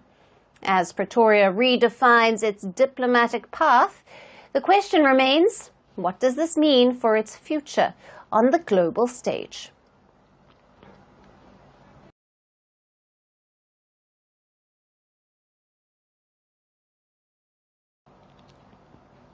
And staying in the region, our last story is about Zambia. It is grappling with a major environmental disaster. A toxic spill from a Chinese-owned copper mine has contaminated the Kafu River, a crucial lifeline for millions. The impact? Dead fish, destroyed farmlands, and entire communities cut off from clean water. The government is racing to contain the damage. But for those who depend on the river, the crisis is already devastating. How did this happen, and who will be held responsible? Our next report gets you all the details. A river died overnight. That's how one Zambian described the catastrophic spill that has poisoned the Kafu River, the lifeline of millions. It wasn't just a disaster, it was a failure. A failure to protect and a failure to prevent. And at the center of it all is a Chinese-owned mining giant. On February 18th, a tailings dam holding acidic waste from the Sino-Metals Leach Zambia mine collapsed. 50 million litres of toxic mining waste spilled into the stream. The result, a poisoned river, a devastated ecosystem, and a crisis for millions who rely on the Kafu River for survival. This river was once full of life, but today it's a graveyard. Dead fish line the shores and farmland dried up from the toxic spill. Prior to the 18th of February, this was a vibrant and alive river. We had cormorants, we had kingfishers, there was small masengas, the fishing was good. Now everything is dead. It's just like a totally dead river. It's unbelievable. Overnight, this river died. The Chinese-owned mine poisoned more than just the water. It poisoned livelihoods. For farmers like Juliet Balaya, the disaster is deeply personal. Her fish pond, once teeming with life, is now a wasteland. When I went to the fish pond, I found that the lime had flowed through the pond and all the fish had been swept away. I just stood in agony wondering what I would do about the money I spent on the project. I stood there watching because there was nothing I could do. But she is not alone. Thousands of Zambian families have lost everything. The toxic spill forced the shutdown of Kitwe's water supply, cutting off 7,000 people from clean drinking water. And this is not just about Kitwe. The Kafu River feeds the homes of 5 million Zambians. What happens when the poison spreads? Zambia scrambled to contain the damage, deploying the Air Force to dump tons of lime into the river in a desperate attempt to neutralize the acid. Zambian President Hakainde Hichilema called for more help from experts. But this is a wound that cannot simply be covered up. The chairman of Sino Metals Leach Zambia apologized, but the anger remains and the problem runs deeper than a single mine. Another scandal has surfaced. Another Chinese-owned mine in Zambia's copper belt tried to hide yet another acid spill. And in a horrifying revelation, a worker at that mine fell into acid and died. What did the mine do? It continued operations until 2 Chinese mine managers were arrested. So this isn't just an accident, it's a pattern. China has poured billions into Zambia's mining industry, extracting its copper, which is a key component in smartphones and other technology. But while China profits, Zambia suffers. Chinese companies have been accused of disregarding safety regulations, labor laws, and environmental protections. And Zambia is trapped, burdened by over $4 billion in Chinese debt that has forced it to beg for restructuring after defaulting in 2020. However, the people of Zambia have had enough. Environmentalists and citizens are all speaking up. Their question: when will Zambia come first? The world depends on Zambia's copper. China depends on Zambia's copper. But what about Zambia's people? The Kafue River may never be the same again. But the real question is, will Zambia break free from this toxic cycle of exploitation? And that's it on the show for today. We will see you again tomorrow at the same time. Thank you for watching and goodbye.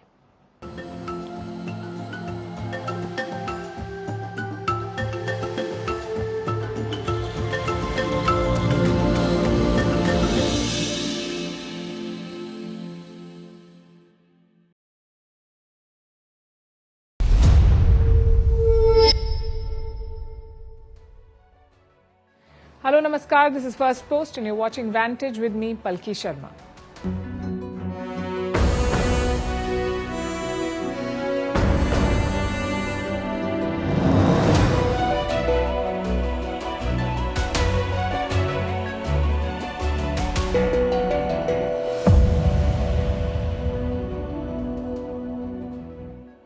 Today on Vantage, we begin with the war in Ukraine. A critical call took place yesterday between US President Donald Trump and his Russian counterpart Vladimir Putin.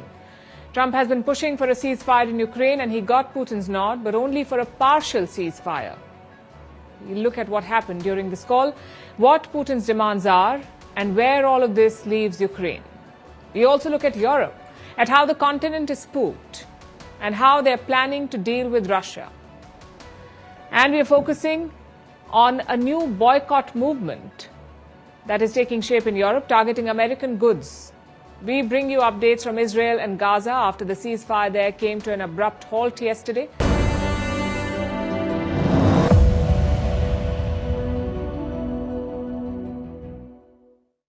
Donald Trump and Vladimir Putin have spoken, and the verdict is in. Russia is not ending the war in Ukraine yet. Trump did not get the deal that he was hoping for, but he has an opening. Trump is perhaps the closest any leader has come to ending this war. He has managed to extract some concessions. There will be a limited ceasefire in Ukraine. Here are the details. The Trump-Putin phone call lasted over 2 hours. They spoke for more than 2 hours, and the bottom line is this: Russia will not attack Ukraine's energy infrastructure. That is what they've agreed to. This halt is for 30 days. Russian forces will not attack Ukraine's energy infrastructure for a month. So facilities like power stations will remain safe. But Ukraine's civilians are still vulnerable. So are Ukrainian cities and ports. The fighting will continue there. But Russia has also made some gestures of goodwill. In this phone call, Putin committed to a few things, like releasing some Ukrainian prisoners of war. And this release is going to happen in 2 rounds. First, some 23 Ukrainian soldiers will be released. They were seriously wounded during the fighting and they were being treated in Russian hospitals. Now they will be freed. In the second round, there will be a prisoner exchange. 175 prisoners will be released from each side. That's 175 from Ukraine and another 175 from Russia. Now, even though this is a limited ceasefire, this is no doubt a breakthrough. For the first time, In a 3-year war, hostilities will cease. The White House has issued a statement. It has termed this truce a step towards peace. Even though the US did not get the agreement it was hoping for, a week ago, US and Ukrainian officials met in Saudi Arabia. We told you about this, and they agreed to a comprehensive ceasefire, one that would have completely stopped the fighting and started negotiations for a truce. But Russian President Putin was not open to that. Russia has made extensive demands from both the US and Europe to end this war, and we'll tell you about those demands in just a bit. But first, let's tell you about Donald Trump. What did the US president say about the phone call? Trump has issued a statement on Truth Social, his own social media platform. He said the phone call was, quote unquote, very good and productive. Trump is confident that this would lead to a complete ceasefire. But in an interview later, Trump conceded that Russia has the advantage. Well, you have a situation where you have a lot of guns pointing at each other foolishly, because it would have never happened if I were president. That was not a war that was supposed to happen, and it did happen. So that's where we are. And right now, you have a lot of guns pointing at each other, and a ceasefire without going a little bit further would have been tough. Russia has the advantage, as you know. They have encircled about 2,500 soldiers. They are nicely encircled, and that's not good. On the other side, the Kremlin released an extensive summary of the call. The leaders covered far more ground. Trump and Putin discussed the conflict in West Asia, the tensions in the Red Sea, economic and energy cooperation, and some sports too. Putin suggested that ice hockey teams from both countries should play matches. And apparently Trump welcomed the idea. So you could say the ice has been broken. 6 months ago, a phone call like this would have been hard to imagine. Then President Joe Biden had boycotted Putin. Biden termed him a pariah. But the past few weeks have shown how flawed that approach was. Putin and Russia are far from being isolated, and now they're back in the global spotlight, with the US under Trump discussing ways to end conflicts in Ukraine and West Asia. So where does this leave Ukraine? Yesterday's phone call only reaffirms Kiev's weak position. President Zelensky has issued a statement. He said he was waiting for Trump's call to discuss what he discussed with Putin. We support all steps aimed at the end of the war. We will support them. But in order to support them, we need to understand what exactly we support. When President Trump has time, he is a busy man. When he has time, he can call me anytime. He has my phone number. We are ready to talk through further steps with pleasure. And he managed to get that phone call today. He managed to get Trump on the phone earlier today. Both leaders had a call. Ukraine's future is being decided here, remember, and Zelensky says he'd like to know what he's getting into. It is a fair ask, but it also shows what his position is. It's a question that we put to Ukraine's foreign minister yesterday. His name is Andriy Sybiha. We asked him if Ukraine has any leverage in these talks, and this is what he said. What leverage does Ukraine have at this point? We need support of international community. Diplomacy will work after more than 2 years of war and thousands of sanctions? I believe, yes. You think Russia will give up the territory? It's a yes or no question. If there is no ceasefire, do you propose to keep fighting? We are ready to resist. How do you keep fighting? You ask me once again the same question. Because you've not answered my question. We have enough capacities to keep fighting. Like they say, when you're not in the room, you are on the menu.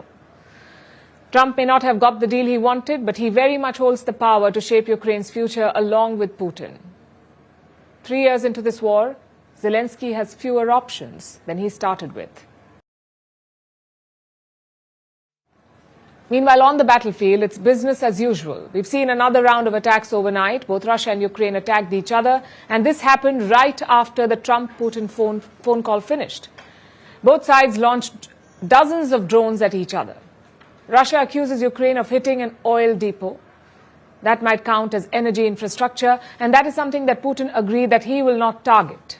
But within hours of that concession, Ukraine has been accused of hitting Russian energy infrastructure. So you can see how tenuous this limited ceasefire is. Nevertheless, a partial truce is in place, so it is a small win for Trump because he has been personally involved in these negotiations. The US says talks on the next step will begin immediately, on Sunday in Saudi Arabia. And Russia has reportedly agreed to this. Moscow will lay down all its demands there.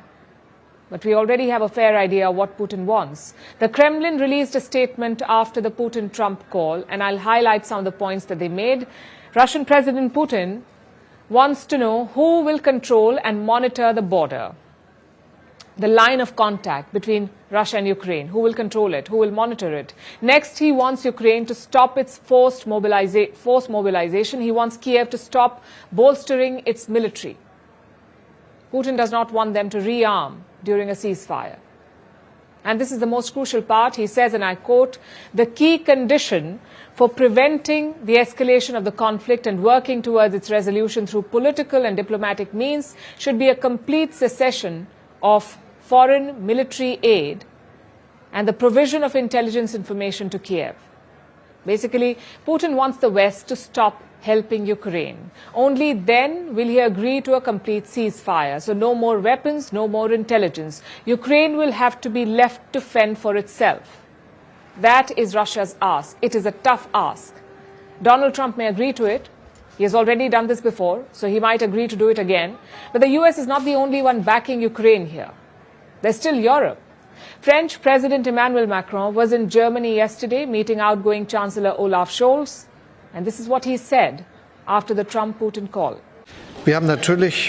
We, of course, followed the telephone conversation between U.S. President Trump and Russian leader Putin. We have also been in contact with President Zelensky and the USA, and were therefore able to speak about it immediately before this press conference. We are in complete agreement that the goal of all efforts must be a just and lasting peace for Ukraine. Going back to Ukraine, we continue to support the Ukrainian army in its war of resistance faced with Russian aggression, and we're right to do that. The first steps are being made, but the objective must remain the same. A measurable and verifiable ceasefire, completely respected, opening detailed and complete peace discussions which will allow a solid and lasting peace and the guarantees that go with it. That's our objective. And of course, that's not conceivable without the Ukrainians sitting around the table. And that's a position we have consistently maintained. Europe wants security guarantees for Ukraine. They want a just peace. And they say it cannot be done without Ukraine at the negotiating table. It sounds like they won't stop sending arms and intelligence to Kiev, not unless Ukraine tells them to stop. And this would violate Putin's quote-unquote key condition. So will Putin soften his stance, or will he be willing to compromise on some of his demands? It appears unlikely at the moment, but we will know for sure after the talks on Sunday. Ending a war is rarely straightforward. Even the prospect of a ceasefire, let alone agreeing to one, comes with complications. And this is the very position that Ukraine finds itself in. It agreed to a 30-day frontline-wide ceasefire without conditions. It seems to have memorized and repeated the words, just and lasting peace. But what did it get instead? A theatrical week-long wait, then a limited ceasefire, and a Kremlin readout which says prisoner swaps, hockey matches, more talks, and a month-long mutual pause on energy infrastructure attacks. That's the gist of it. Like we said, it is complicated. Take the last bit, for instance. Moscow says it won't attack Ukraine's energy infrastructure if Kiev agrees to do the same. But we told you what happened last night. Both sides launched air attacks on each other. Russia accuses Ukraine of hitting an oil depot. So much for a mutual pause on energy infrastructure attacks. While Ukraine says Russia targeted civilian infrastructure overnight, including hospitals. Basically, there is a glimmer of hope with this limited ceasefire, but the situation in general remains bleak. So what does this mean for Ukraine? For starters, Ukrainian President Volodymyr Zelensky felt left out, at least yesterday. Yesterday's call was another sign of Ukraine's weak position. The country is at war, its future is being decided, and let alone getting a seat at the table, Zelensky had little knowledge what was discussed. We support all steps aimed at the end of the war. We will support them. But in order to support them, we need to understand what exactly we support. When President Trump has time, he is a busy man. When he has time, he can call me anytime. He has my phone number. We are ready to talk through further steps with pleasure. Zelensky's frustration must have been apparent because Trump has dialed him tonight to discuss the details of yesterday's call. But this is the hard truth. Hours after the call with Russia, Ukraine did not know what it was getting into. And to everyone but Zelensky, this is not surprising. In recent days, Moscow has ramped up attacks. It has pushed to drive out Ukrainian troops from the Kursk region, which could have been an important bargaining chip for Kiev in potential negotiations. Now Ukraine is clearly deprived of it. And this gives Russia momentum on the battlefield and a stronger hand at the negotiation table. With Trump, of course. Last month, Trump's rhetoric may have been harsh, but he gave Zelensky the gist of the matter. He said, "You don't have the cards right now." And we saw this play out last night as well. Russian President Vladimir Putin reiterated his demands. He wants an end to foreign military and intelligence assistance to Ukraine. He wants Kiev to stop bolstering its military. And by the looks of it, Putin is not budging, which undermines Kiev's demands. It wants the ability to defend itself, and it wants this ability to remain unrestricted. It is not type of the game where Putin is the only one to impose his rules. I think military aid will continue. We have aid from both the United States and our European colleagues. I am certain there will be no betrayal from the partner's side and that the flow of military aid will continue. Well, he is right. This is not a game. This is a conflict. And no matter how entertaining the theatrics, no matter how many narratives politicians spin, outcomes of conflicts are determined on the battlefield, where Kiev remains weak. And yesterday's phone call proves this. It underscores how Ukraine's alternative to a war in its fourth year cannot be the utopia of the just and lasting peace that it wants. Peace in Ukraine will come at a price, and maybe Zelensky should make peace with that. So those were the main players, the US, Russia and Ukraine. But what about the rest? What about the Western nations backing Ukraine? Well, they are still terrified. They are afraid that Russia will target them next, once it is done with Ukraine. So Europe is gearing up to defend itself. A number of events have just taken place across multiple European countries within the last 2 days. Let's go through them one by one, and we are starting with Germany.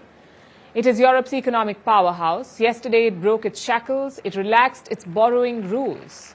This allows Germany to take on more debt, to borrow money to spend more on defense. It wasn't easy, of course. It required a 2/3 majority in the German parliament.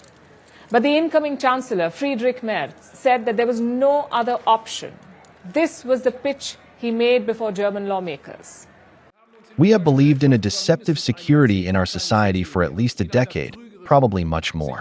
Now we have to rebuild our defense capabilities, partly from scratch, using a technology-driven defense and procurement strategy, with automated systems, with autonomous European satellite surveillance, with armed drones, and with many modern defense systems.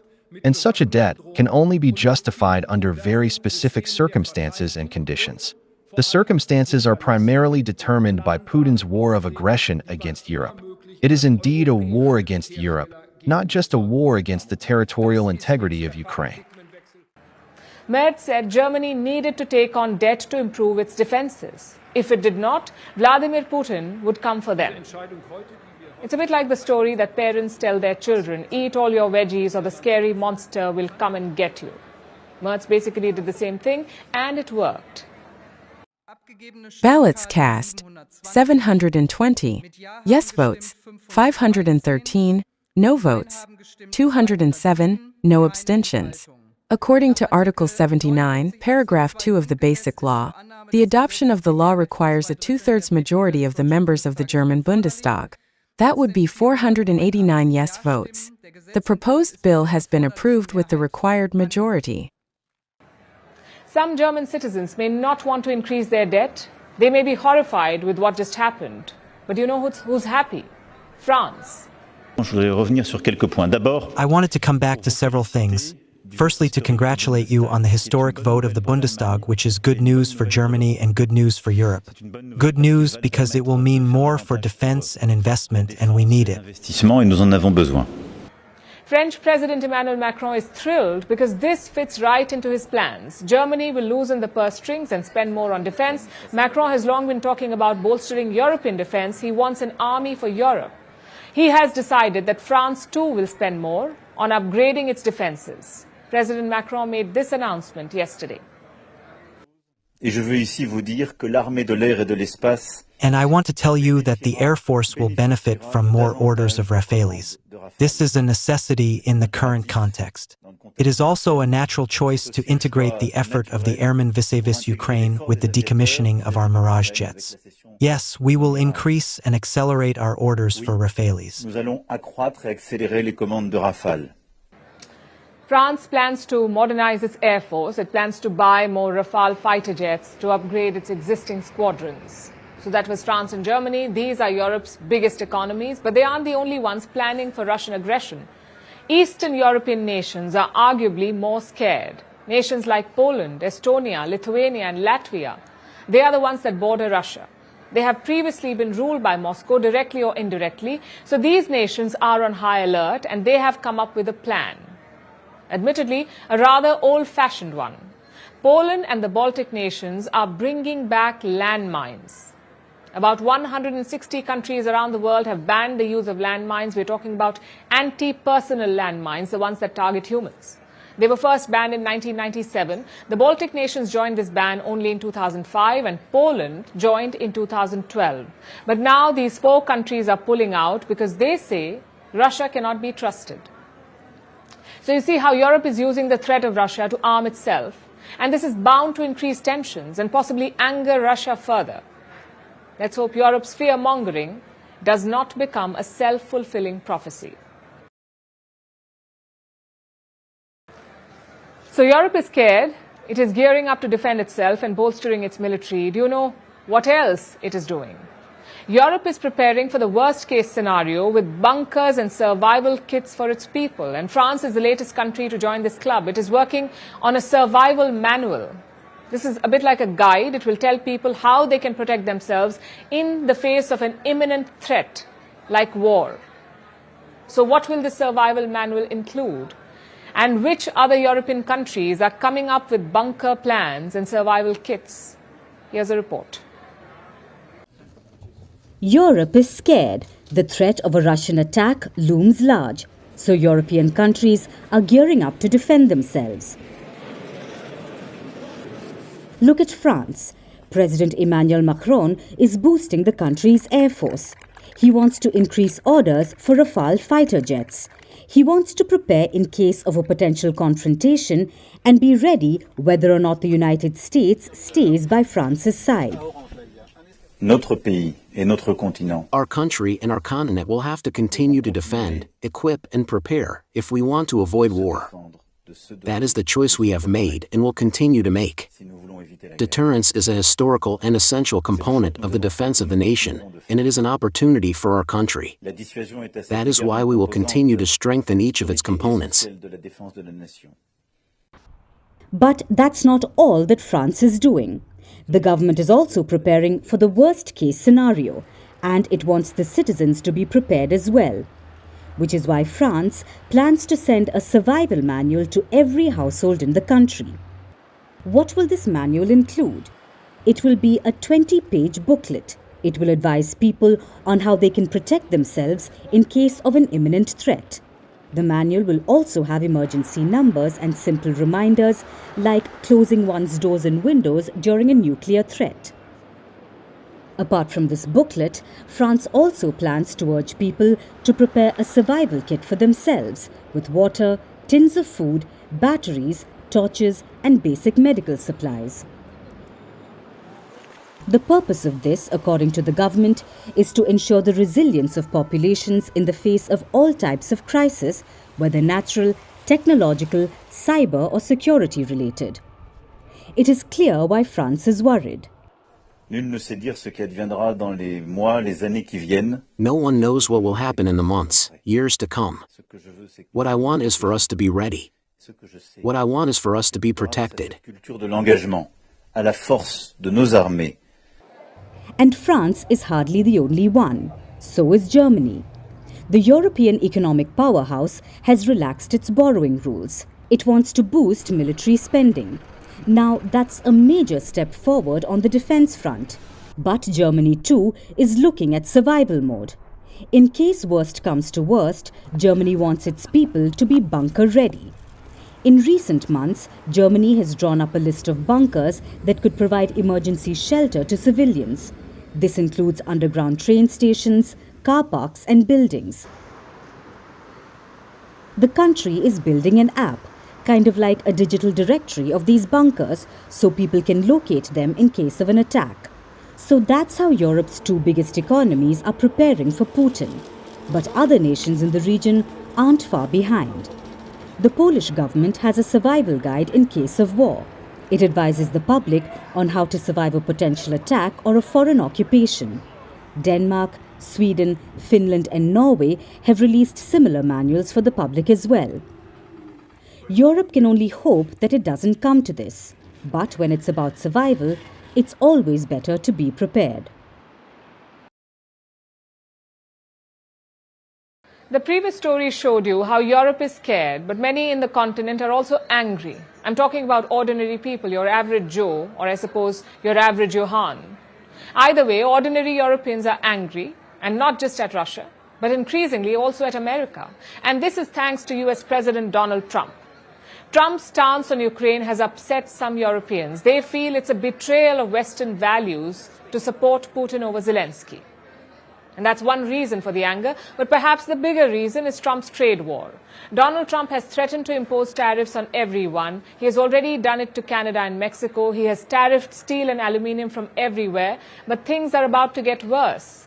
New tariffs are set to arrive on the 2nd of April, and it's likely that no one will be spared.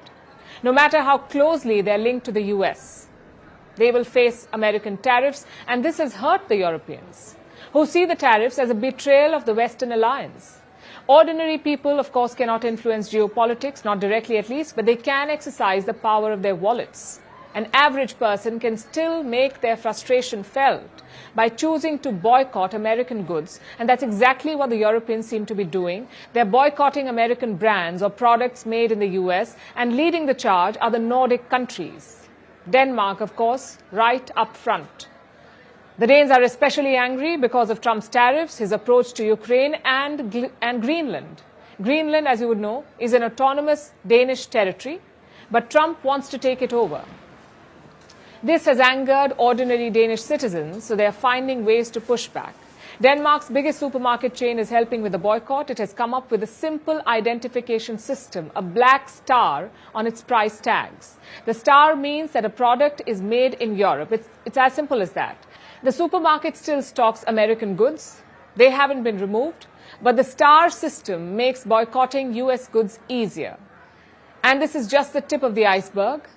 You have new apps coming out allowing people to scan products and determine if they are European.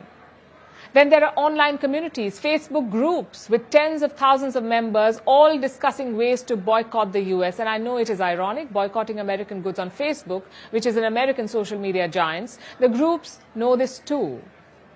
But they say nothing else gives them as much reach. This is how the boycott movement is growing in Europe. It follows a similar movement in Canada.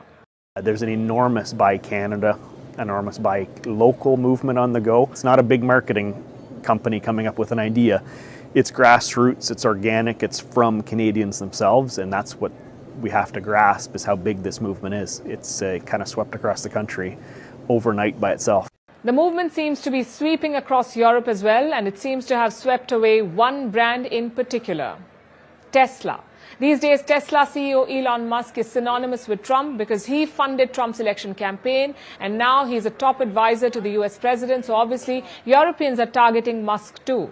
Tesla sales in Europe were down by 45% in January, 45% compared to a year ago. Europeans are switching to local alternatives, even if they're more expensive. And sometimes the anti-Tesla sentiment has turned violent. The cars have even been set on fire. All of this shows European anger. It would have been unthinkable just a few months ago, this level of anger against the United States of America. But this is the reality now, and things may get worse on April 2nd when the new batch of Trump tariffs come into effect. Last year, Ramzan in Gaza started on an optimistic note.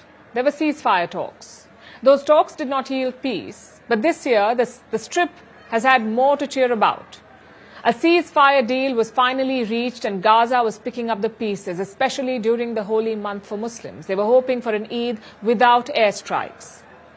But Israel's strikes have shattered all such hopes. On Monday, Gazans woke up to Israeli airstrikes. More than 400 people have reportedly been killed, including 174 children. It is one of the single highest one-day child death tolls in Gaza's history.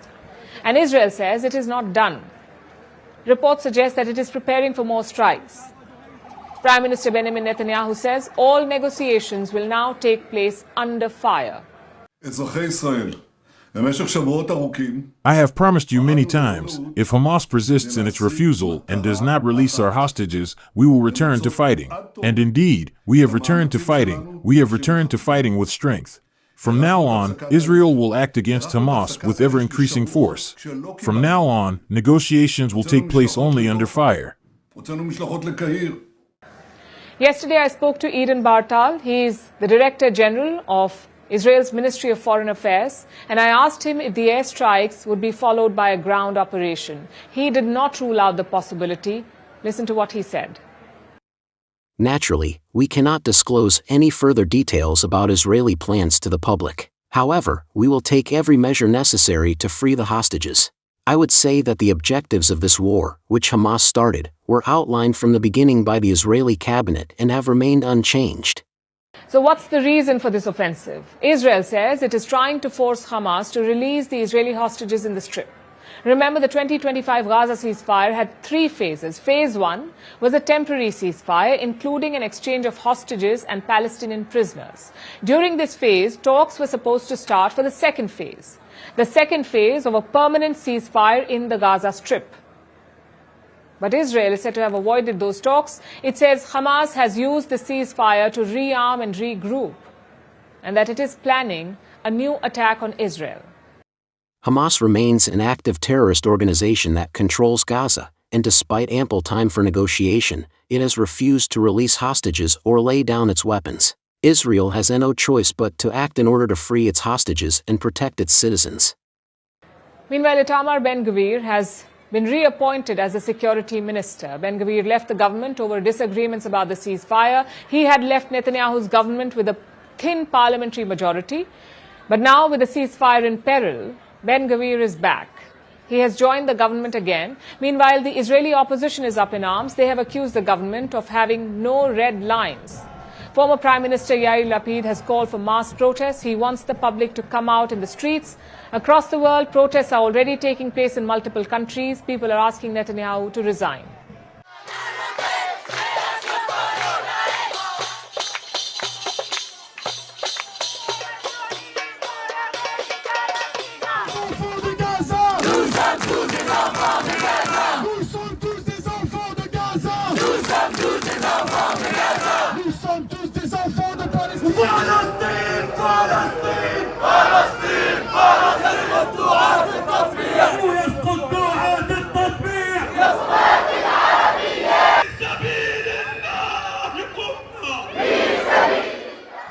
This crisis is no longer confined to Gaza.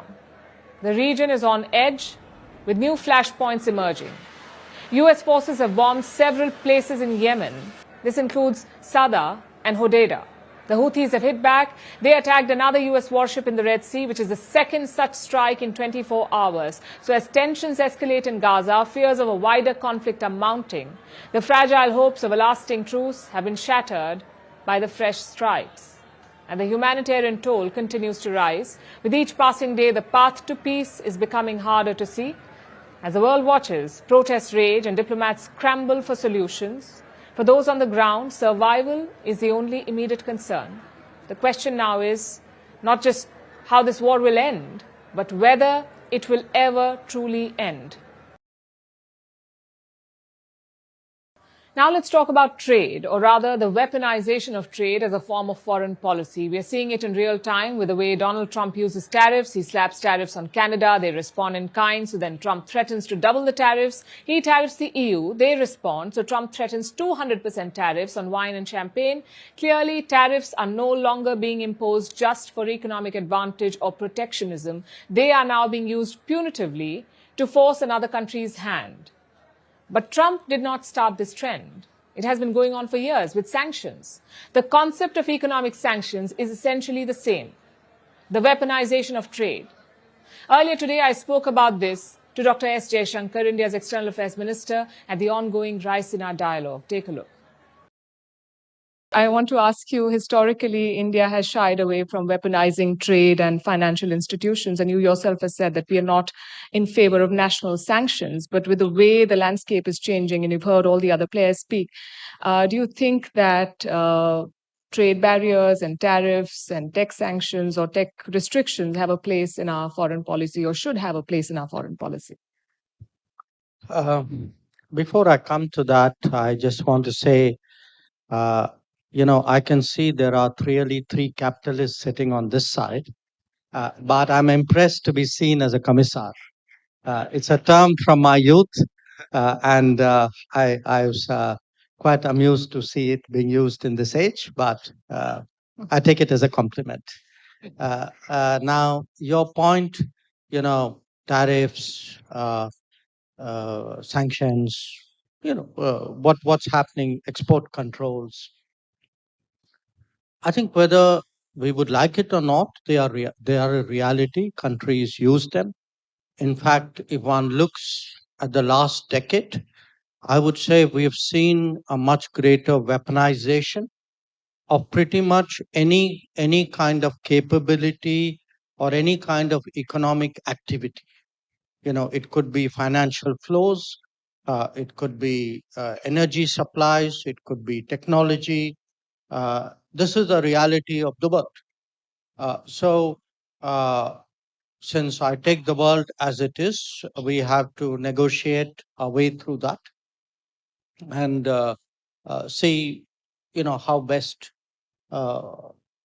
we can do for our own country. Because at the end of the day, for a government, for a commissar of the government, you fight for your business. You fight for your business because you're fighting for your employment. You're fighting for your comprehensive national power, of which business makes a very important contribution. And I think today the lines, dividing different domains have eroded. And I think overall, if you see in international relations, I think it's a less restrained culture today than it was, say, a decade ago. And that's something we all need to factor in. Does it bother you, the blurring lines? I'm not, I wouldn't say it would bother me because I've seen its evolution. I mean, I just accept it as part of the playing conditions. So it's part of the assumptions. It's part of the challenge. And I would deal with it, ideally even leverage it where I can. How do you see the weaponization of things that were intended to be global goods, like SWIFT or social media or telecom? Do you think that undermines trust in these institutions? And does it push India then to explore alternatives, perhaps homegrown ones? Well, there are different ways of dealing with weaponization. One is to stay on the right side of the weapon. So, you don't get hit, others do. But here's the reality. The world today makes business decisions, factoring in national security in a manner in which it did not do so before, especially in the digital era. In the digital era, I think it's not just about cost, it is about comfort, it is about trust. So if you are today looking at this serious at a strategic level, the business conversations, you keep hearing resilience, reliability, trust, transparency. So you want to do business more and more with those with whom you are secure.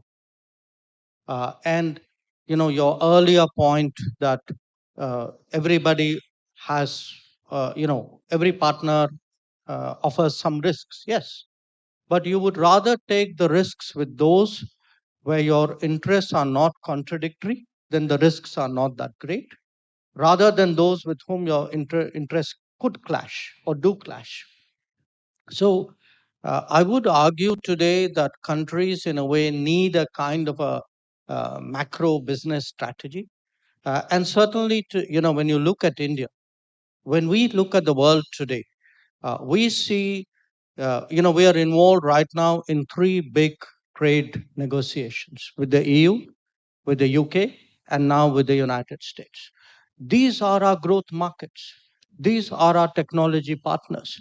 This is where people go for education. This is where people go for tourism. These are, in many ways, our connectivity partners. They are our strategic partners. So when we make choices, it's no longer just efficiency and cost. I think there are economic factors which I think increasingly influence business decisions. Sometimes you can be put in a situation where we say, let me devise something alternative because that is a compulsion of the day. But I would argue that's an aberration rather than than some kind of strategic desire to replace a particular system.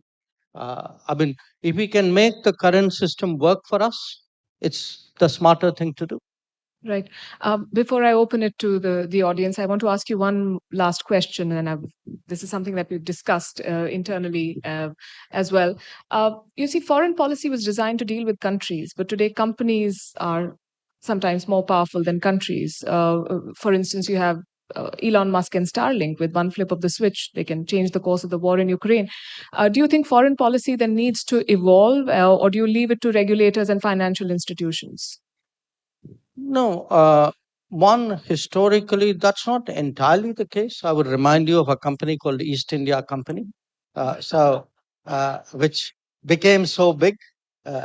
But it's a valid point. The market cap of many companies today would probably entitle some of them, I don't know, maybe even to be part of the G20.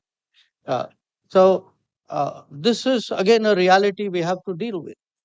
So sometimes, you deal with them in tandem with the government. Sometimes you deal with them directly, but you have to deal with them. This is the necessity in my business. They set off to spend 8 days in space. Their trip lasted 9 months. But finally, they're back. NASA astronauts Sunitha Williams and Barry Wilmore have finally arrived back on Earth. They made a fast re-entry through the Earth's orbit, followed by a gentle splashdown off the coast of Florida. They came out of the hatch, waving and smiling, bringing an end to a mission that has captivated global attention for months now. So what did they do in space for 9 whole months? How was their journey back? What lies ahead of them in terms of recovery? And how is the world reacting to their return? Our next report tells you. The task get going, and you have. Earth circled 4,576 times. Good handle. Distance traveled 195 million kilometers. Days spent in space 286. That's 278 days longer than anticipated. But finally, Sunitha Williams and Barry Wilmore are no longer stuck in space. They have returned to Earth. So right now what we're doing on board Dragon is preparing for that undocking sequence to be commanded. Hitching a different ride home than the one they went up on. Their SpaceX capsule made a fast re-entry through the Earth's atmosphere. Then 4 parachutes opened, and the astronauts splashed down in calm waters off the coast of Florida, as a pod of dolphins circled the craft. Screen, we can see dolphins actually who want to come and play with Dragon. Now, one of the fast boats there in place working. A recovery ship lifted the capsule out of the water, and within an hour, the NASA astronauts were out of their capsule.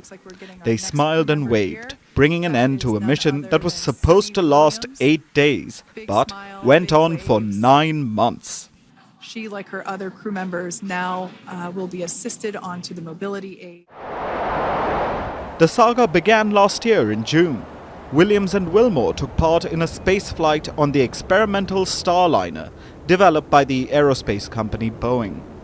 The capsule suffered technical problems. It was deemed too risky to take the astronauts home.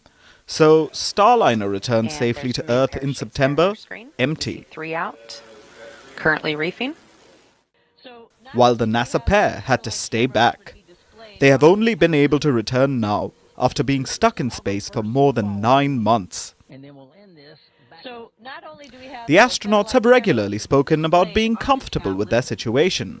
While they were up there, they carried out an array of experiments. They conducted spacewalks. In fact, Williams broke the record for the woman who spent the most hours outside a space station. Number 2, the team also played dress up for Christmas. We have here with us to just prepare, which will be sort of fun. But their journey has gripped global attention, and their return is being embraced. NASA officials have praised their resilience. You know, the thing I think back of this whole time frame is how really resilient Butch and Sonny were the whole time. I mean, they launched on what was going to be a short test flight with the crew flight test vehicle with Boeing.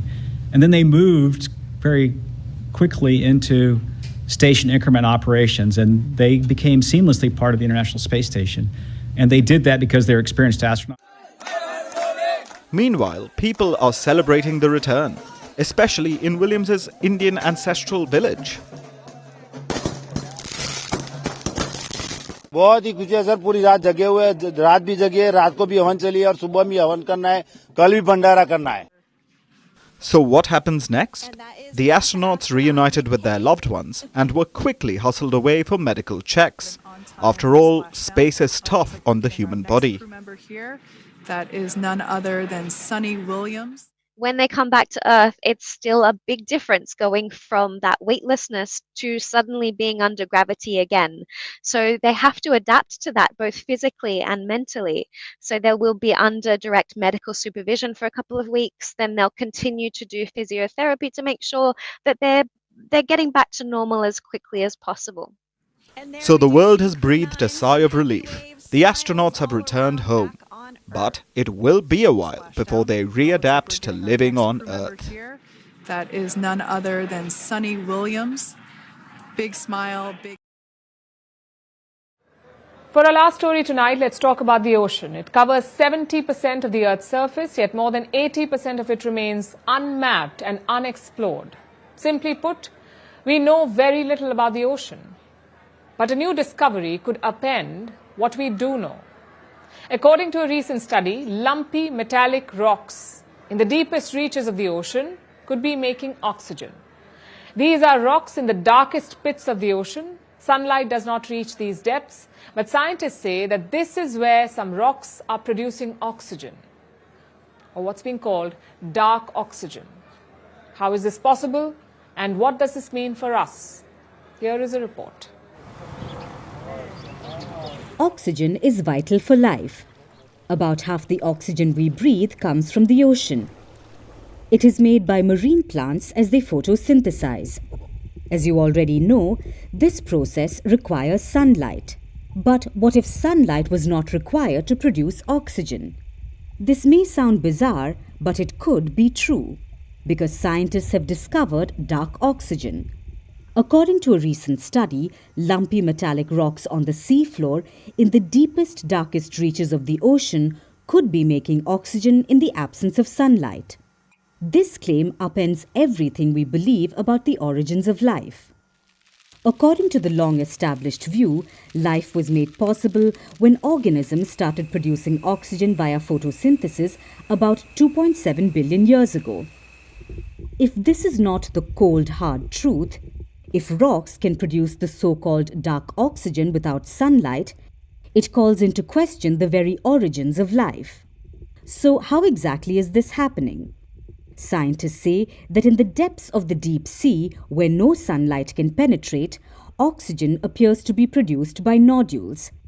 They are talking about naturally occurring potato-sized metallic nodules. These objects produce enough electrical currents to split seawater, basically H2O, into hydrogen and oxygen. You may remember that this process is called electrolysis. This is happening in the lightless abyss of the ocean and producing dark oxygen. And this is good news for mining companies. In recent years, they have appeared borderline obsessed with the deep sea. Several deep-sea mining companies have been eager to extract precious metals from the ocean bed. And these nodules are treasure for them because they can act like batteries. But this comes with many risks. Unacceptable ecological risks that could disrupt underwater life and have repercussions for the planet at large. But this isn't the only problem here. The new discovery has stirred a new debate. Some members of the scientific community have expressed their reservations about the finding. They say that the dark oxygen discovery was partly funded by a Canadian deep-sea mining company, which could bring the finding and its assumptions into question. That said, if dark oxygen exists and if lumpy rocks are producing it under the sea, then this discovery is one for the history books. And now it's time for Vantage Shots, images that tell the story. In Hungary, chaos erupts in the parliament as leaders light smoke flares. In North Macedonia, a town square turns into a sea of light in the memory of the nightclub fire victims. In India, people gather on the streets to celebrate Rang Panchami, which is marked on the 5th day after the festival of Holi. And finally, we are taking you back in history. On this day in 2003, the US invaded Iraq to oust dictator Saddam Hussein. Washington claimed that Iraq had weapons of mass destruction. 461,000 people died in that war. It cost the US $3 trillion, but no weapons of mass destruction were found in Iraq. We're leaving you on that note. Thank you for watching. We'll see you tomorrow.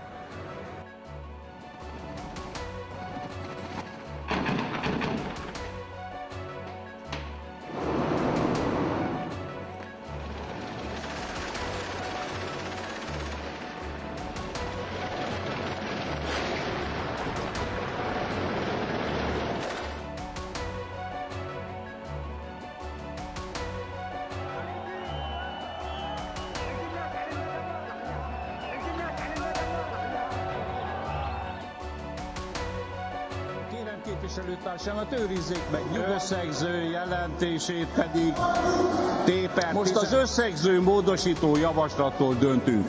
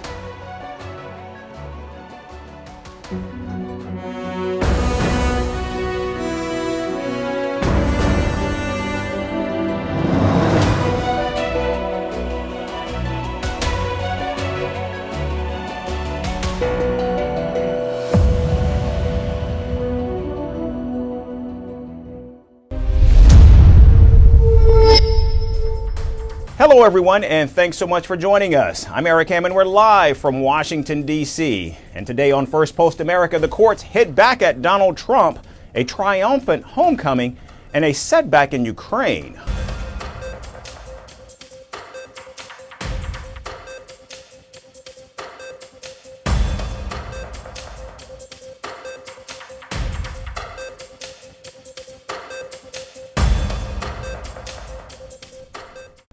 We begin at the White House today, where President Donald Trump held a 90-minute phone call with his Russian counterpart Vladimir Putin on Tuesday. The two leaders discussed a 30-day ceasefire proposal, which President Trump's team worked out with the Ukrainians in Saudi Arabia last week. While Putin agreed to stop attacking Ukraine's energy infrastructure temporarily, he did decline to endorse a full month-long truce. Now, soon after the phone call, Ukrainian President Volodymyr Zelensky said he is ready to support the scaled-back agreement. We support all steps aimed at the end of the war. We will support them. But in order to support them, we need to understand what exactly we support. When President Trump has time, he is a busy man. When he has time, he can call me anytime. He has my phone number. We are ready to talk through further steps with pleasure. President Zelensky also hoped that President Trump would put more pressure on Putin to achieve a lasting peace. If President Trump can put more pressure in terms of details and force him to stop striking the infrastructure and the sea, if this is the first step and there are no other steps, then he should share the details on how we are going to do it. I am sure that Ukrainian and American sides will support any step that will lead to decreasing the number of strikes on both military and civilian infrastructure. However, the Ukrainian leaders' hopes and dreams were, in fact, short-lived as Russian drones immediately struck a hospital and power facilities in Ukraine. President Zelensky said Putin effectively rejected the ceasefire by launching attacks shortly after his call with President Donald Trump. Meanwhile, speaking to Fox News, Donald Trump said he discussed all things related to a ceasefire with Putin. However, American aid to Ukraine was never mentioned. Well, you have a situation where you have a lot of guns pointing at each other foolishly, because it would have never happened if I were president. That was not a war that was supposed to happen, and it did happen. So that's where we are. And right now, you have a lot of guns pointing at each other, and a ceasefire without going a little bit further would have been tough. Russia has the advantage, as you know. They have encircled about 2,500 soldiers. They are nicely encircled, and that's not good. We didn't talk about aid, actually. We didn't talk about aid at all. We talked about a lot of things, but aid was never discussed. The United States is the single largest military donor for Ukraine, providing a whole host of offensive and defensive capabilities against Russia. And ending aid to Kyiv is a key condition for Russia to enforce any ceasefire agreement with Ukraine. Putin also insists that Russia should keep control of the seized Ukrainian territory for an eventual settlement. Now, earlier in the month, Putin experienced Washington's readiness to cut off support for Ukraine after President Trump had a public altercation with President Zelensky. Meanwhile, Ukraine already seems to have been making concessions as it pulled out of most of Russia's Kursk region over the weekend. And now, as talks for the much-anticipated ceasefire are set to continue in Saudi Arabia this Sunday, it's unclear if President Trump, who proclaims himself a master deal maker, can move Putin to a place where both sides come out ahead. If this limited ceasefire is any indication, however, Donald Trump certainly has his work cut out for him. And staying in Washington, the conflict between the executive and judiciary branches appears to be escalating day by day. In a rare move, the Chief Justice of the Supreme Court, John Roberts, issued a statement publicly rebuking President Donald Trump. Roberts' remarks were in response to President Trump's call to impeach a judge who ruled against his deportation plans. For more than 2 centuries, it has been established that impeachment is not an appropriate response to disagreement concerning a judicial decision. The normal appellate review process exists for that purpose. The Chief Justice's statement came hours after a post by Donald Trump on his social media platform, Truth Social. In his post, the Commander-in-Chief ranted against U.S. District Judge James Boasberg, calling him an unelected troublemaker and agitator. This after Boasberg issued an order blocking the deportation of alleged members of a Venezuelan gang to El Salvador. This radical left lunatic of a judge, a troublemaker and agitator who was sadly appointed by Barack Hussein Obama, was not elected president. He didn't win the popular vote, by a lot. He didn't win all 7 swing states. He didn't win 2,750 to 525 counties. He didn't win anything. I won for many reasons in an overwhelming mandate, but fighting illegal immigration may have been the #1 reason for this historic victory. I'm just doing what the voters wanted me to do.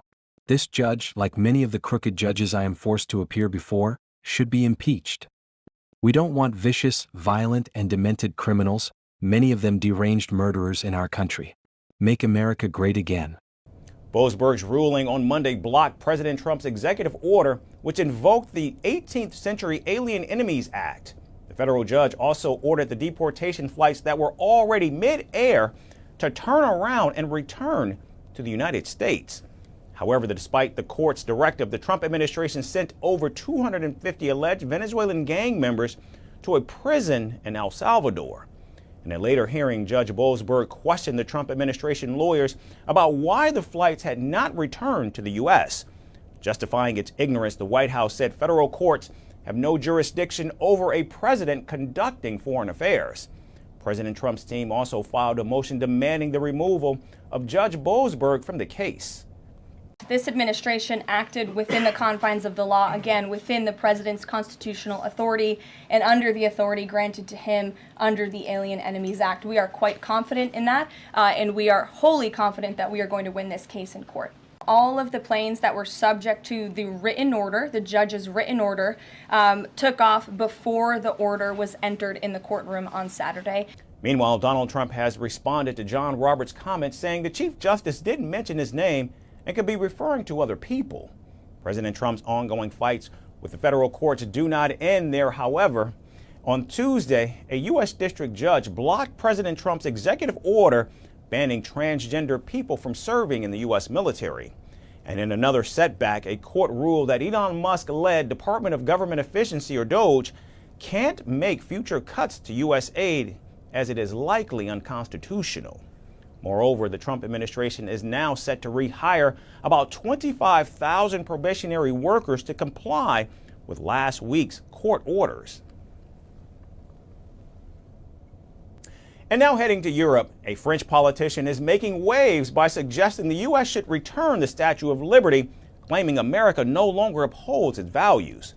Raphael Glucksmann argues that President Donald Trump's policies undermine the very ideals of freedom and democracy that the statue symbolizes. His remarks have sparked a heated debate on both sides of the Atlantic, drawing a sharp response from the White House. So is this just political posturing, or does Glucksmann's argument hold weight? And could Lady Liberty actually be heading back to France? Here's the story with more.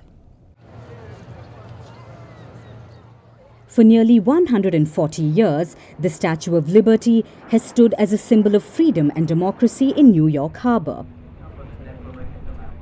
A gift from France in 1886, it has welcomed generations of immigrants to the United States. But now, one French politician claims America no longer deserves it. Raphael Glucksmann, a member of the European Parliament from France, is making headlines after calling on the US to return Lady Liberty. He argues that recent American policies have betrayed the values the statue represents.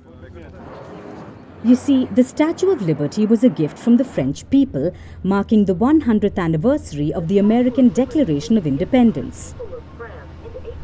Designed by sculptor Frédéric Auguste Bartholdi, it was intended to symbolize the shared ideals of liberty and democracy between France and the United States.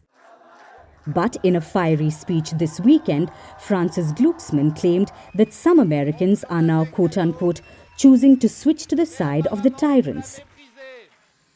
He also accused US President Donald Trump's administration of turning away from democratic principles. Glucksmann's message was clear. If the US won't stand for freedom, then Lady Liberty might be better off back in France. Et nous allons dire And we're going to tell the Americans who chose to tip over to the side of the tyrants, the Americans who fire researchers for showing scientific freedom. First, give us back the Statue of Liberty. We gave it to you as a gift, but apparently you despise it, so it will be fine here with us.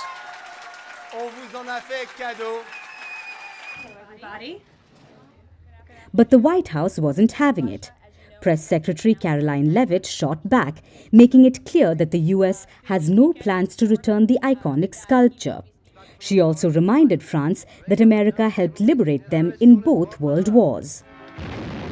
My advice to that unnamed low-level French politician would be to remind them that it's only because of the United States of America that the French are not speaking German right now. So they should be very grateful to our great country. The latest controversy has ignited one question in everyone's mind. Can France actually claim back the Statue of Liberty? The short answer is no. According to the United Nations Cultural Agency, UNESCO, the World Heritage Treasure is a US government property. So no, France can't just take it back. Meanwhile, Glucksmann has made a U-turn on his bizarre demand, clarifying he wasn't literally calling for the statue's removal. The French politician says his statement was intended as a wake-up call for the United States. The statue is yours, he posted online, but what it embodies belongs to everyone. It's worth noting that France does have a smaller version of Lady Liberty sitting on an island in the Seine River in Paris. And while the statue in America isn't going anywhere, the controversy highlights a bigger question. Could Trump's America live up to the ideals that the Statue of Liberty truly represents? And shifting our attention to the Middle East, the Yemen-based Houthis have claimed responsibility for a fourth attack in 72 hours on an American fleet in the Red Sea, despite ongoing U.S. strikes against them. The Iran-backed group says it targeted the USS Harry S. Truman aircraft carrier and other warships using cruise missiles and drones. The Houthis have warned they would expand attacks on both the United States and Israel if their aggression against Gaza and Yemen continues. The Yemeni armed forces detected hostile military movements in the Red Sea, preparing for a large-scale aerial attack on Yemen. In response, we launched a joint operation using cruise missiles and drones, targeting the USS Harry S. Truman and other warships. American aggression will not deter Yemen from supporting the Palestinian people. Unless the brutal assault on Gaza stops, we will escalate our military operations against the Zionist enemy. In response, the U.S. conducted over 10 airstrikes on multiple targets across Yemen overnight, including the Sada province, a longtime Houthi stronghold, and the Red Sea port city of Hudaydah.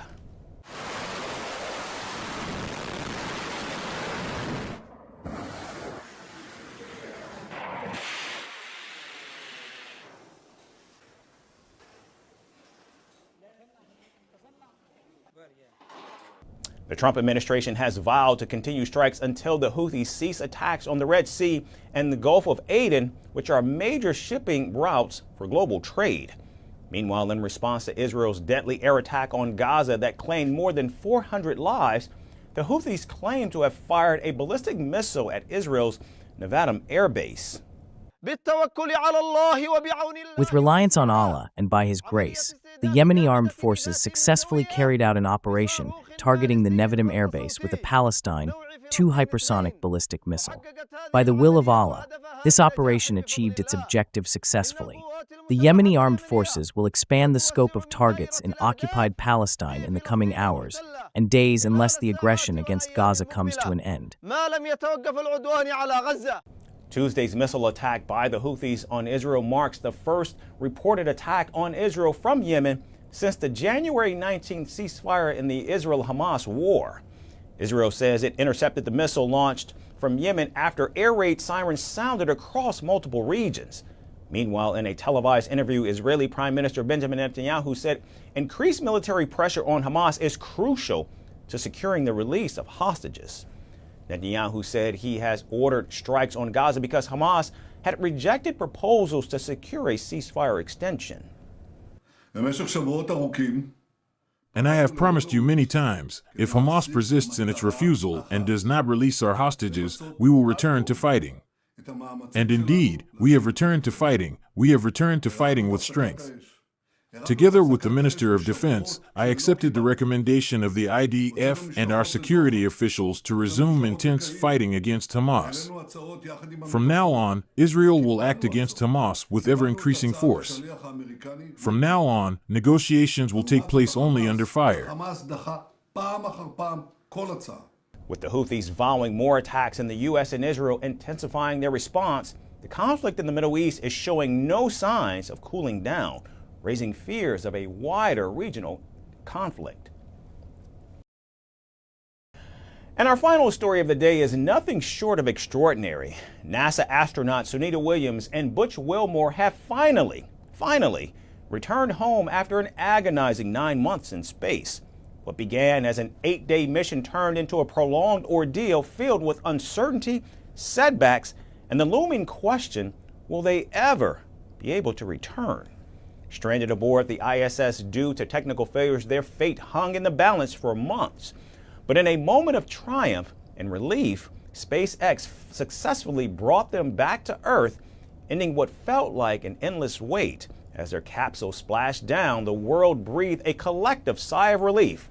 Our final story shares their harrowing journey that ended in triumph.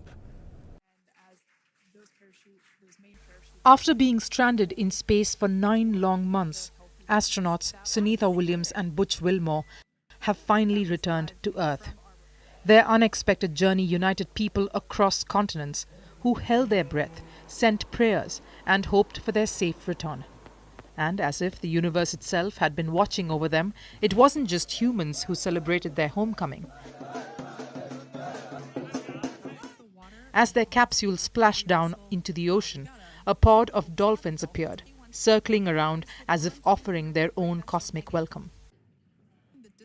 After a fiery descent through the atmosphere, the duo splashed down off the coast of Florida, smiling and waving as they emerged from the capsule. Not just them, but the entire world breathed a sigh of relief. Officials at NASA said that the crew is doing great. They confirmed that Wilmore and Williams would spend some time on the recovery ship before heading back to Houston. They will then undergo medical evaluations, reunite with their families, and debrief on their time in space before taking some well-deserved time off. Butch Wilmore and Sunita Williams had initially embarked on their journey in June 2024 aboard Boeing's Starliner for what was meant to be an 8-day test mission. However, technical failures led to an extended stay in space, hence transforming their brief assignment into a 9-month endurance test aboard the International Space Station.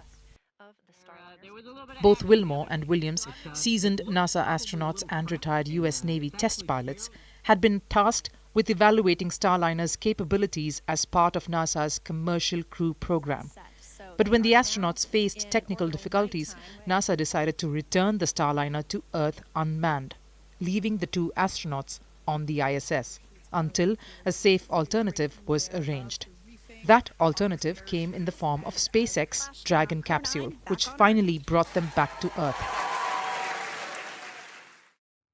While stranded in space, Wilmore and Williams turned their extended stay into a period of productivity. They contributed to over 100 scientific experiments and logged nearly 900 hours of research.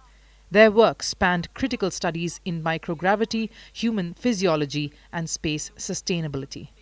This research could prove instrumental in NASA's long-term vision of landing humans on Mars. However, life aboard the ISS for such an extended period came with its challenges. Prolonged exposure to microgravity impacts the human body in significant ways.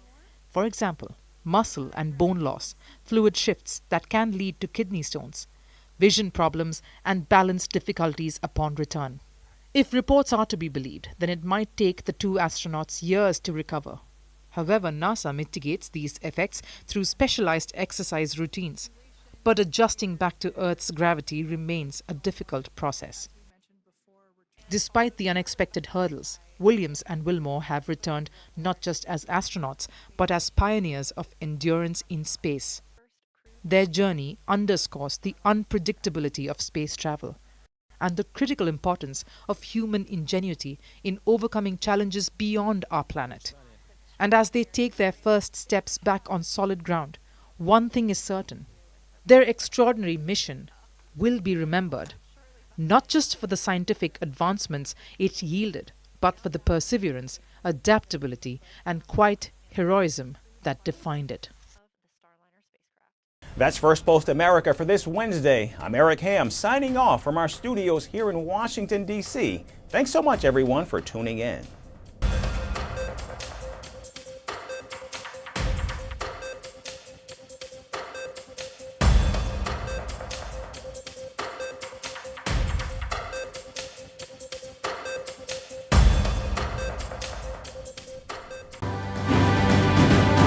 Firstpost reports from the world's second largest continent.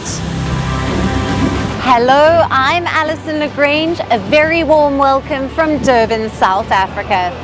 We get you the news and the newsmakers from Africa. From elections to climate change to innovations and opportunities.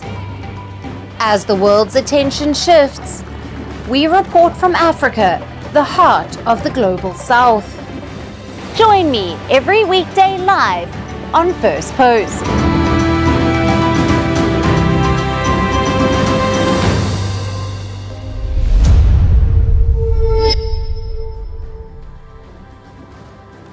Hello and a very warm welcome. I am Gursheen Garland and you're watching Firstpost Africa.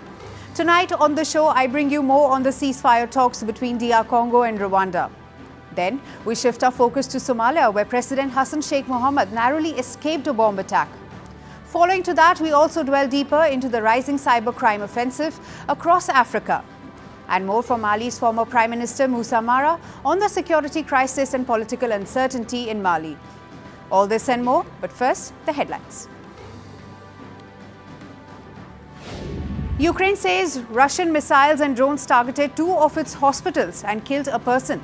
The latest attack comes as Kyiv accused Russia of rejecting a US-backed ceasefire, despite Moscow's pledge to pause energy strikes. The Israeli army urges Gazans to evacuate what it calls combat areas in the north and south of the Palestinian territory after it resumed airstrikes following a ceasefire breakdown. Nigeria declares emergency in oil-rich river state, suspends governor and lawmakers amid pipeline vandalism. Probe after a blast ignites Trans-Niger pipeline fire.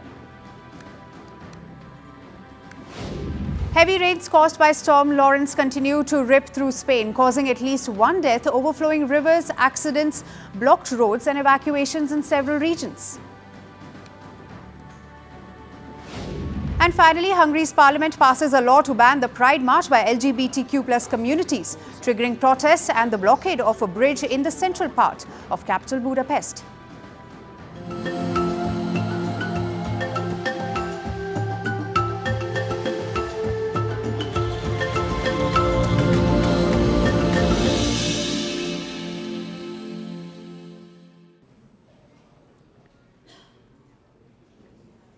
We start with the big updates coming in from the Democratic Republic of Congo and Rwanda. In a surprising development, the presidents of both nations met in Qatar on Tuesday and expressed their support for a ceasefire. Rwandan President Paul Kagame and DRC President Felix Tshisekedi met with Qatar's Emir Sheikh Tamim bin Hamad Al Thani in Doha in an unprecedented meeting. It marks the first time the two leaders have met since Rwanda-backed M23 rebels intensified their offensive in eastern DRC, killing around 7,000 people since January, according to authorities. This meeting comes just after mediator Angola announced the cancellation of scheduled DRC peace talks on Tuesday, citing unforeseen circumstances. DRC and Rwanda are locked in a years-long conflict. The Congolese government accuses Rwanda of supporting the M23 rebels, who have waged an insurgency in the mineral-rich east of the country. Rwanda claims its forces are acting in self-defense against the DRC's army and militias hostile to Kigali. However, Kigali has been accused of using the rebels to exploit the DRC's mineral resources. Multiple attempts to broker peace have failed. In the latest, the Rwanda-backed M23 rebels and the DRC government had agreed to hold direct talks in Angola's capital, Luanda. But at the last minute, the M23 group backed out in protest against European Union sanction imposed on its top commanders. But now a joint statement released by Qatar's foreign ministry reveals Rwandan and DRC leaders sat down in Doha and agreed to an immediate and unconditional ceasefire. However, the statement did not provide specifics on how the ceasefire would be implemented or monitored. Reports suggest the Doha talks were informal and not intended to replace existing peace efforts. Qatar has played a mediator role in multiple conflicts. It has hosted peace talks between the Taliban and the United States, between Chad and rebel forces, and has been involved in mediation efforts over the ongoing Israel-Hamas war in Gaza. The Gulf state has a history of mediating conflicts in Africa. The DRC has described Qatar as a strategic ally to both African nations. Rwanda has also praised the constructive dialogue facilitated by Qatar. However, it remains unclear whether the M23 rebels will halt their offensive following the Doha discussions, after they refused to attend the Luanda talks. Since their renewed offensive in January, they have captured 2 major cities in the DRC's mineral-rich east. Rwanda has been under intense pressure to withdraw its support for the rebels. Will Qatar's unexpected mediation help bring an end to the conflict? We will continue our coverage on this developing story.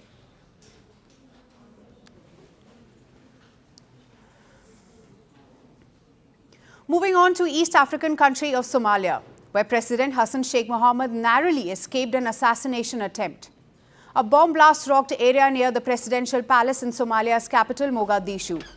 The blast occurred just moments after a presidential convoy passed from the area. The explosion destroyed a building and damaged several vehicles. A security official said that the blast took place near the presidential palace in the Hamar Jajab area and confirmed that the president's convoy was also hit.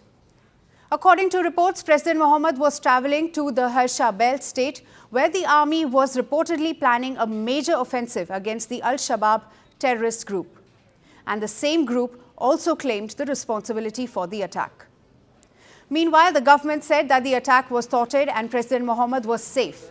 It added that he reached his destination as per the plan. The Somali security forces also launched an investigation into the assassination bid. The country's state media released Mohammed's images from Adan Yabal, where Somali military has been battling Al-Shabaab's offensive for last 3 weeks. Security personnel described it as a massive explosion, and according to reports, at least 7 people also lost their lives. Several passengers also reportedly sustained injuries after a car was damaged in the blast. A big explosion rocked Mogadishu's Hamar Jajab district, especially the Horst neighborhood. The Abdi Khan building has collapsed entirely. People whom we know and others we don't know were killed in the bomb attack.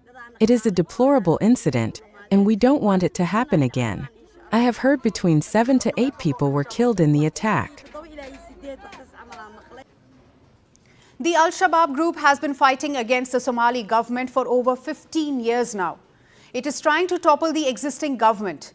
The terrorist group has carried out several deadly attacks in capital Mogadishu and other regions in the past as well.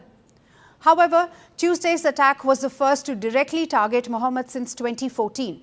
The explosion also came a week after the Al-Shabaab stormed a hotel in central Somalia in which at least 9 people lost their lives. Although the African Union forces had already thrown out the majority of Al-Shabaab members in 2011, but they still continue to operate in the rural areas of the country. President Mohamud has vowed to hold a complete war against the terrorist group. The country's military has joined local militias to tackle Al-Shabaab, and the move is also backed by an African Union force. Meanwhile, the US forces are also trying to end the presence of Al-Shabaab completely in Somalia by launching several airstrikes. The head of the African Union Commission, Mohammed Ali Yusuf, also condemned the attack. He described it as a cowardly and indiscriminate car bomb attack. Yusuf also called it a desperate attempt by Al-Shabaab to undermine the resolve of the Somali people. With this brazen attack, the Al-Shabaab terrorist has directly threatened the Somali head of the state and has left its corridors of power in shock. The question is, will Somalia, with support from the United States, launch a bigger retaliation and a wider operation to wipe out terrorism? We will continue to bring you all the updates.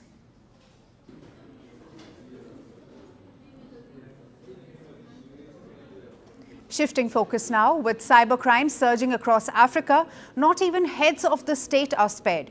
Take the recent case of Ghana. Over the weekend, President John Mahama's X account was hacked. Cybercriminals took over, urging his followers to invest in a fake financial scheme, promising to revolutionize digital payments across Africa. So what really happened? Our next report gets you all the details. Over the weekend, a post on social media platform X from Ghana's President John Mahama left his followers scratching their heads. In the post, President Mahama encouraged people to invest in a scheme, claiming it was an initiative set to revolutionize financial transactions across Africa. Coming straight from the president, some users bought it. Others smelled something fishy. The suspicions came true as authorities later revealed the president's X account had been hacked. The hacked account started singing praises for Solana Africa, a blockchain platform, falsely claiming that it was led by Ghana's President John Mahama to make payments across Africa free using the Solana blockchain. The fraudulent posts were deleted once the president's team noticed the breach, but the account kept posting crypto-related content. After a long 48 hours, the account was restored. President Mahama himself confirmed the recovery in a fresh post. This social media breach joins a growing list of high-profile hacks linked to crypto fraud in Africa. Africa has the smallest crypto economy globally, but its booming market has become a hunting ground for fraudsters. They're pulling off scams using techniques like phishing, fake endorsements, and more. And they're targeting the big names. In July 2023, South African opposition leader Julius Malema's X account got hacked to promote a bogus token. In 2022, Nigerian business tycoon Tony Elumelu woke up to his timeline flooded with fake crypto giveaways. Cybersecurity experts say high-profile figures need to up their security game or risk falling into the trap. Meanwhile, Solana blockchain continues to gain traction in Africa thanks to its lower transaction fees compared to Bitcoin and Ethereum, and scammers are quick to use its name to deceive investors. But as Africa's crypto market grows, it must not become a breeding ground for scams. It's time to tighten the digital defenses and keep the fraudsters at bay.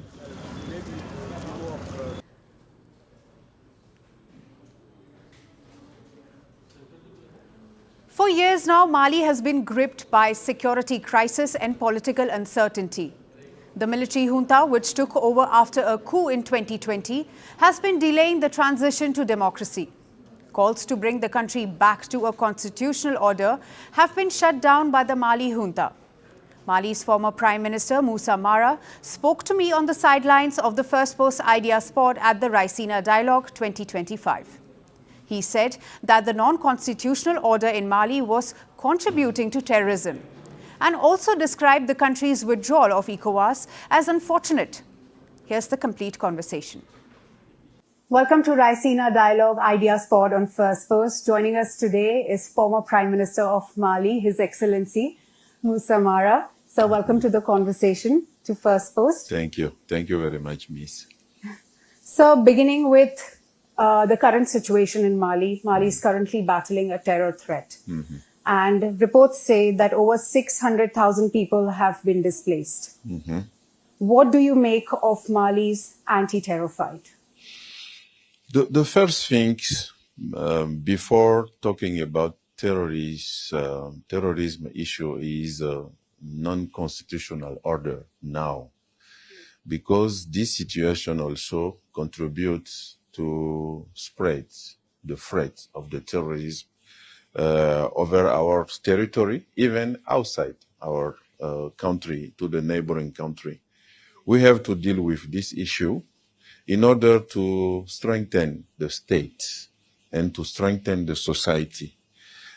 Fighting against terrorism needs unity between state and society together. It is not only a question of army, defense forces. It is not only a question of institution. It is also a question of society. The people, all people involved to fight against the terrorism issue. We have to deal with all of these issues. And in the past, the country was weakened by governance, corruption, the inability of the state to provide services, basic services, justice, the fairness, the unfairness of justice, all of that combined weaken the country. And now we have to deal with all of this issue. So speaking of strength, as you mentioned, last year Mali withdrew out of ECOWAS. Yes. So what is your view on that decision? It was unfortunate. It was sad. And I didn't share this decision. Africa should be united and integrated. And unity of Africa means African Union. In the western part, where we are, it's ECOWAS. ECOWAS is the regional body. And we should strengthen ECOWAS. We shouldn't disintegrate it, ECOWAS. I didn't share. And it was the decision taken by the militaries, the junta. That's why I started by saying our first goal now is to leave from the non-constitutional order, to go to the constitutional order, to get civilian leading the country, to get a free election, the resettling of a democracy, and to put back the army to the battlefield and to their organization. The military shouldn't lead the country now in this current period. This is what we should do. And then maybe we can come back to this decision, which is not in the interest of the country and which is not, of course, in the interest of the continent. Continuing with the military, you're speaking about the front lines. France has completely withdrawn its troops from Mali. Do you see Russia taking up that space? And if they do, what are the repercussions? I think now we are in the period we should take our sovereignty on our own, not firing France and hiring Russia in its place. This is not good for a sovereignty. We cannot talk about sovereignty and replace one power by one other external power. This is not the right way. The right way is to keep our sovereignty on our own, on our hands. Sovereignty comes with elections. The junta promised elections and until now they've been delayed. Unfortunately, yes. Unfortunately, yes. How do you see going forward? How is it going to affect the economic prospects of the country? There is no hope without the comeback to the constitutional order. There is no hope without free and fair election. There is no hope with military order.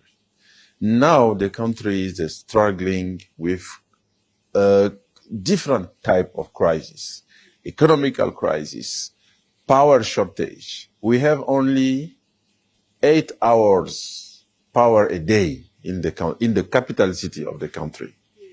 In the 21st century, this is something unbelievable. We have to try to find a way to convince first the militaries.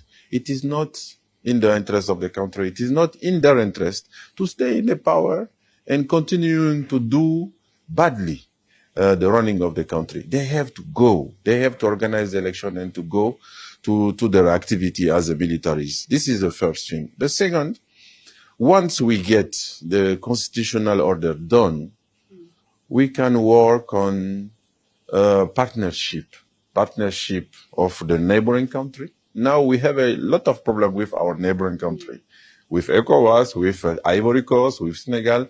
We have to resettle a new kind of partnership with our neighboring country, regional bodies, and an international organization like IMF, World Bank.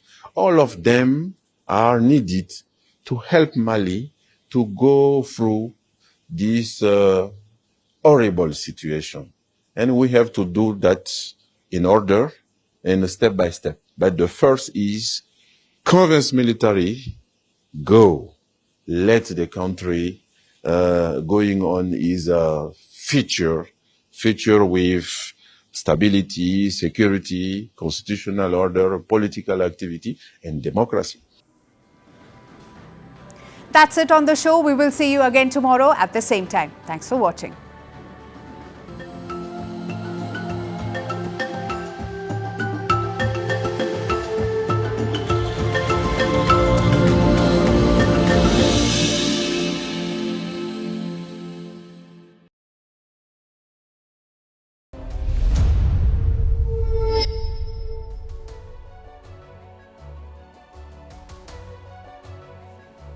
Hello, namaskar. This is Firstpost and you're watching Vantage with me, Palki Sharma.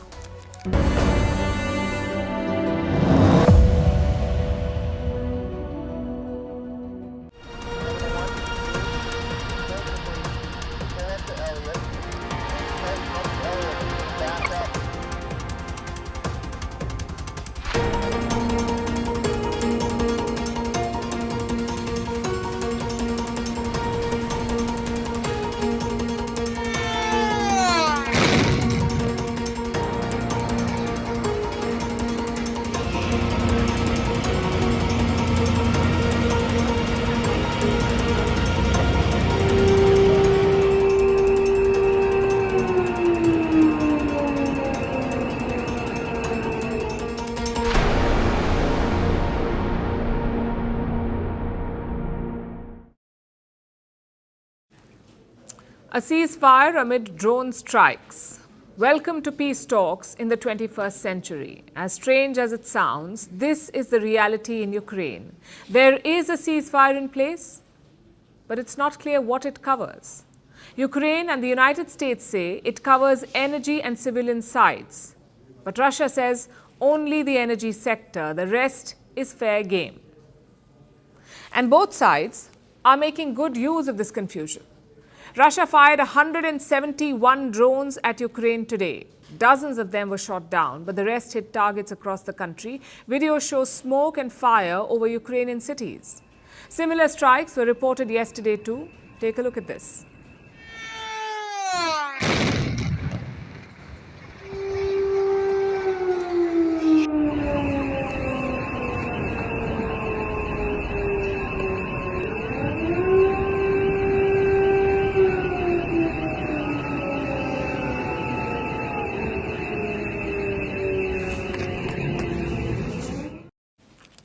Ukraine also launched attacks today. They fired around 130 drones at Russia. One of the targets was the Engels Air Base.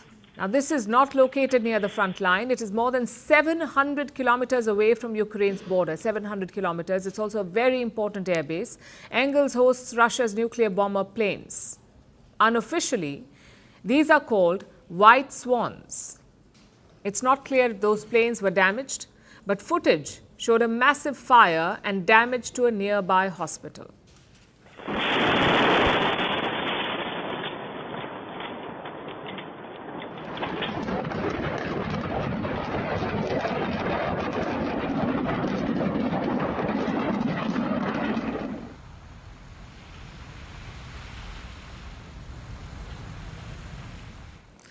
Like I said, it's a strained ceasefire, but the hope is to build on this partial agreement to ultimately sign a full ceasefire. Ukraine is certainly keen on that. Yesterday, their president, Volodymyr Zelensky, spoke to Donald Trump. You may remember how their last conversation went. It ended with Zelensky being kicked out of the White House. This time, things went better. Trump and Zelensky spoke for close to 1 hour. The US president called it a very good phone call. He said it centered around the conversation that he had with President Putin. So basically, it was a debrief of sorts. Zelensky called the conversation positive and frank. He also called for a full truce. Of course, that means making concessions to Russia. But is Zelensky willing to make those concessions? He says there is no pressure from Donald Trump to do so. Today, I have not felt any pressure from President Trump. There wasn't any pressure, that's a fact. I am a sincere person. If that were the case, I would say. So what are the next steps? How do we turn this partial truce into a full truce? Well, that requires mainly two things. One is building trust, and the second is more talks and diplomacy. That's what you need. Trust building will not be easy, not after 3 years of intense fighting. But yesterday we saw a ray of hope. Russia and Ukraine released 350 prisoners of war. That's 175 prisoners from each side. They were released, they were welcomed with celebrations and relief. Take a look.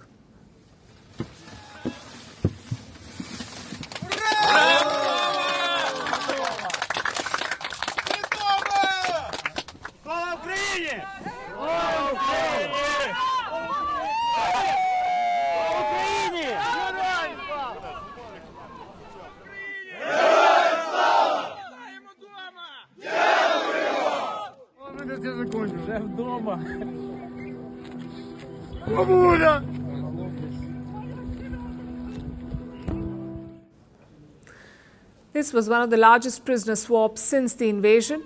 It's a good move, but it's not going to be enough, as evident from today's drone exchanges. Which brings us to the second step, talks and diplomacy. Engagements are happening all over Europe. In Brussels, European Union leaders huddled for a summit. It was their second meeting this month. All countries except Hungary are expected to back Ukraine's sovereignty. Zelensky spoke to the leaders via video link. Again, it was sort of a debrief. He told EU leaders about his conversation with Donald Trump. He also urged Putin to drop so-called unnecessary demands. The second key meeting is happening in Britain. British Prime Minister Keir Starmer is hosting EU defence ministers, and this meeting is focused on maintaining the peace. Like which countries will deploy peacekeepers, what sort of weapons will Ukraine get, and how can Russia be deterred? That's what they'll all discuss. London says around 30 countries have agreed to contribute. If not with soldiers, then in some other way. They'll all pitch in. And Prime Minister Starmer means business, because ahead of this meeting, he made a big visit. Starmer travelled to Northern Ireland, to where the UK's nuclear weapons are stored, and he made it a point to flaunt them. We've just come off the Vanguard-class submarine to see the team. They've just been on a tour constantly at sea, part of our nuclear deterrent, and it was the opportunity to say to them at the end of a long patrol, welcome home and thank you for the incredible work that they've put in keeping our country safe and working with NATO allies on an essential part of our defence capabilities. So Europe and the UK are coordinating, and their approach will be very significant because Zelensky knows that Europe is more reliable than Donald Trump. So he will depend on advice and input from Europe. Apparently, President Macron of France is taking the lead here. Zelensky says he speaks to Macron almost every day. In fact, yesterday, Macron called Zelensky during Zelensky's press conference. This is how it played out. Sorry, Manuel, I have just conversation with the journalist. Can I be back in some minutes, in 15-20 minutes? Yeah, please. Thank you, Manuel. Okay, great, bye-bye. Я тільки що розмовляв з президентом Макроном. Yes, I have just spoken to President Macron, to Emmanuel. We often talk a lot, once a day, on average. В середньому і дійсно у нас. Clearly keen to get on the phone, but I'll tell you who isn't. President Vladimir Putin of Russia. Trump and Putin were scheduled to speak on Tuesday, and this call was slated for 4 p.m. Moscow time. Before that, Putin was attending a business summit. Even as 4 p.m. neared, the Russian president showed no intention of leaving. When reminded, Putin shrugged it off. По заявлениям Дмитрия Сергеевича Пескова, у вас разговор должен до 18 часов состояться с Дональдом Трампом. Не знаю, насколько он... Работа такая. Ну, не знаю, сейчас надо посмотреть, что на эту фразу скажет Трамп. Может быть, он любит интервью давать, может, уже отреагирует. Трампа не упоминал, я о Пескове. Не-не-не, он узнает, что у нас дискуссия есть. Reports say Putin kept Trump waiting for 1 hour. It's an old Russian strategy. Leaders before Putin have also used it. In late 1949, China's President Mao Zedong visited Moscow, and Joseph Stalin made him wait for 5 weeks. 5 weeks for one meeting. Putin was certainly quicker than that. He made Trump wait for an hour, but it's not clear what his strategy is. Next week could offer some clues. Russia and the US, Russian and US officials will be meeting in Saudi Arabia on Monday. Ukrainian officials will also be in the kingdom on the same day. So let's see if something comes out of it. The Russian side is clearly keen to continue the fighting, especially because of the situation in Kursk. This is Russian territory, Kursk. Almost 90% of this territory has been liberated from Ukraine. So why would Putin pause now? As for Ukraine, it's all about the consensus in Europe. Zelensky is leaning on them for support and advice. Let's hope the Europeans advise peace and pragmatism.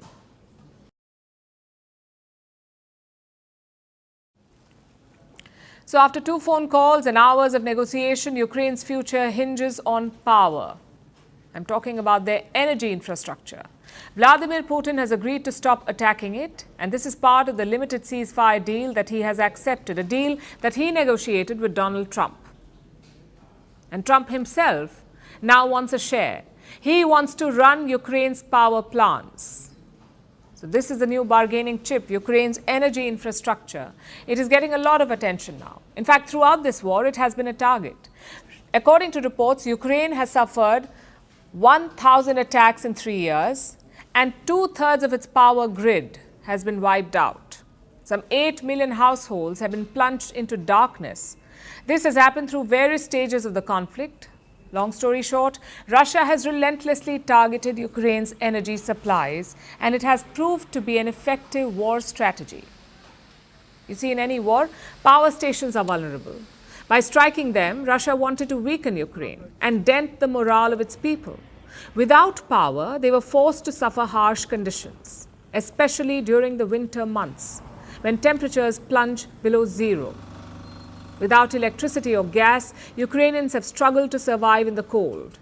And Russia has been ruthless on this front. It has launched mass attacks on power facilities using drones and powerful missiles. And to a large extent, Russia has been successful. But thankfully for Ukraine, there was never a total blackout. So this limited ceasefire is a welcome breakthrough for Kiev. It secures their power facilities. The Ukrainian president says he wants a watertight agreement with the Russians. We were talking about energy security, energy networks, and other civilian infrastructure. That is why I have told President Trump that I think it is important that we prepare the list of objects, formats that Russian long-range missile could not hit, because we're thinking that those objects fit the list of energy and civilian infrastructure.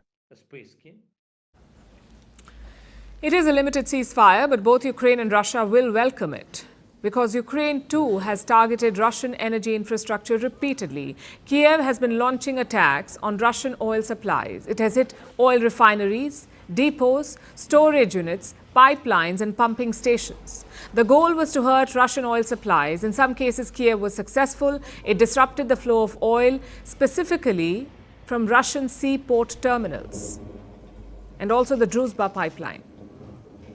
This pipeline is an economic lifeline for Russia. It supplies crude to some European nations. Reports say Ukraine cut Russia's oil refining capacity by as much as 10%. Moscow, though, dismisses this claim. Essentially, they're both playing the same game. Russia targeted Ukraine's power supply. Ukraine targeted Russia's economy to dent revenues from oil exports. And this is still happening. Yesterday, there were fresh strikes in Russia. Ukraine attacked the city of Krasnodar. This is a shipment and storage facility. The city has a shipment and storage facility. It processes more than 28,000 barrels of oil per day. This oil is meant for export. Kiev attacked it using suicide drones. It led to a massive fire. Reports say one oil reservoir was burnt. Unfortunately, we see that for now there is no reciprocity on the part of the Kiev regime. There have been attempts to strike our energy infrastructure facilities. You know about that. Information on this is also available. So we are closely watching whether the Kyiv regime will listen to the firm intention of the presidents of Russia and the United States to do everything possible, step by step, to get on the track of a peaceful settlement. So they're exchanging fire and accusations. Russia says Ukraine is attacking its energy facilities, and Ukraine says Russia is attacking its power infrastructure. This sounds like a ceasefire only on paper. It is yet to take effect. The terms are yet to be worked out. Both sides could use this reprieve, though. The ceasefire won't end the war. It will just be a temporary pause, but a crucial one. If it holds, this 30-day period could be the beginning of the end of the war.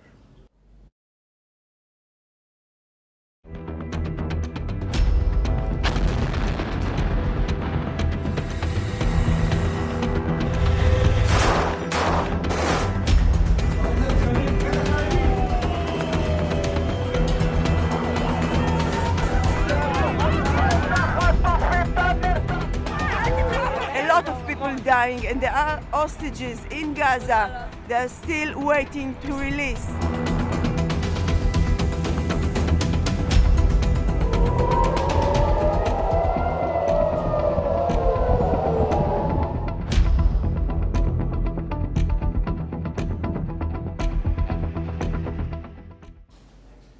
Israel is striking Gaza again. The first blow landed on Tuesday. The fragile ceasefire was in danger, and today there was a second round of airstrikes. So it's no longer a violation. It's the end of the ceasefire. War has resumed in the Gaza Strip, and that is the new reality. Let's bring you the latest updates. Overnight, Israel conducted multiple strikes. More than 90 people were killed. Most of them were sleeping in their homes. At dawn, Israel resumed its ground operation. It has taken control of the Netzarim corridor. If you look at the map, this corridor is right in the middle of Gaza. It connects the north to the south. In the month of January, Israel had withdrawn from this corridor after the ceasefire came into effect. A private security agency was stationed there. However, on Wednesday, Israel moved back into the area. It took control of the checkpoints and closed off all access.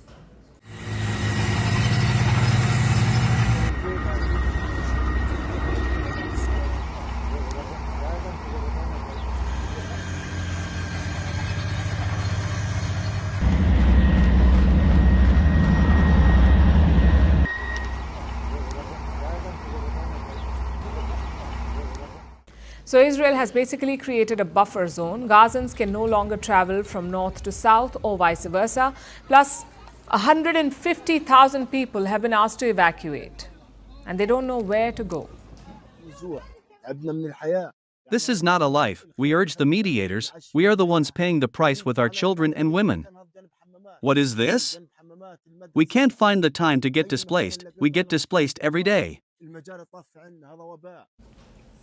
So why is Israel back in the Strip? We told you about this yesterday. Israel says these new strikes are to build pressure on Hamas to ensure the immediate release of hostages. The Israeli defense minister has a message for Gazans: return the hostages and expel Hamas, or face Israel's wrath. The evacuation of civilians from combat zones will start soon. If all Israeli hostages are not released and Hamas is not removed from Gaza, Israel will act with forces you have never known before. So Israel says this escalation is to get the hostages back, but their families are not convinced. In fact, they are furious with the government. 59 Israeli hostages are still in Gaza. 24 of them are believed to be alive. A cabinet meeting was scheduled for today, a meeting between the government and the families of these hostages, but this meeting was postponed. The Israeli Prime Minister has not given a reason why, and this has left the families in a limbo. They say the government has abandoned the hostages. They want an immediate end to the war. When IDF started the war, again, as if we say something, it's against them, it's against the soldiers, but it's not against the soldiers, it's against our government that betrayed our people and our the civilians of Israel and the soldiers. Which brings us to Hamas. Today, its armed wing fired a salvo of rockets towards Tel Aviv. This was in response to the recent escalation. Some of the rockets were intercepted, others fell in an open area. Hamas is also talking to key mediators like Qatar and Egypt. These are the countries that helped seal the first ceasefire, so Hamas wants their help to return to the table to begin talks for the second phase. But it's not going to be easy. When the ceasefire deal was agreed upon, Netanyahu's government became vulnerable. His coalition has some far-right members. They left the government, the likes of Itamar Ben-Gvir. They were against the ceasefire, so they pulled out of the government. After Tuesday's attack, they're back. And this is very crucial politically. Their exit left the Prime Minister with a very slim majority, and their return has restored stability in the government. It has allowed them to pass a key budget today, a wartime budget. And this budget is critical. Had they not passed it, Israel would have faced snap elections. Netanyahu would most probably have lost office. So resuming this war in Gaza is not just a military pressure tactic, it is very much a political move. And Israelis seem to see through it. There were protests in several parts of the country asking for Prime Minister Netanyahu's resignation. On Wednesday night, thousands marched to Jerusalem. They were stopped by water cannons and police force.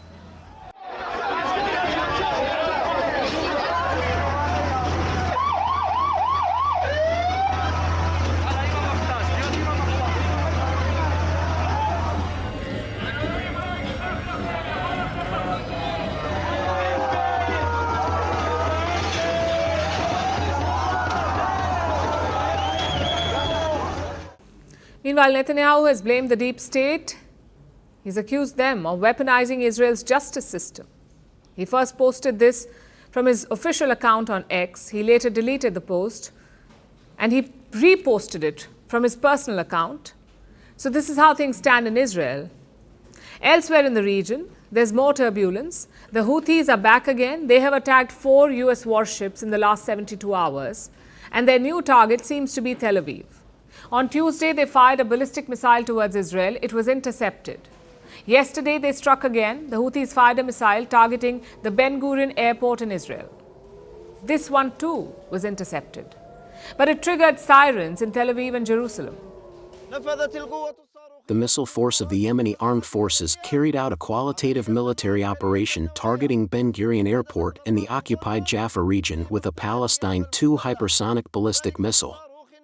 This operation successfully achieved its objective, thanks be to Allah. So Gaza is burning again with bombs falling as if they never stopped. The hostages are still missing. West Asia is on the edge again. It's like the ceasefire never happened. The question is, what comes next? Well, another ceasefire may come, but it may also crumble. This looks like a war with no exit.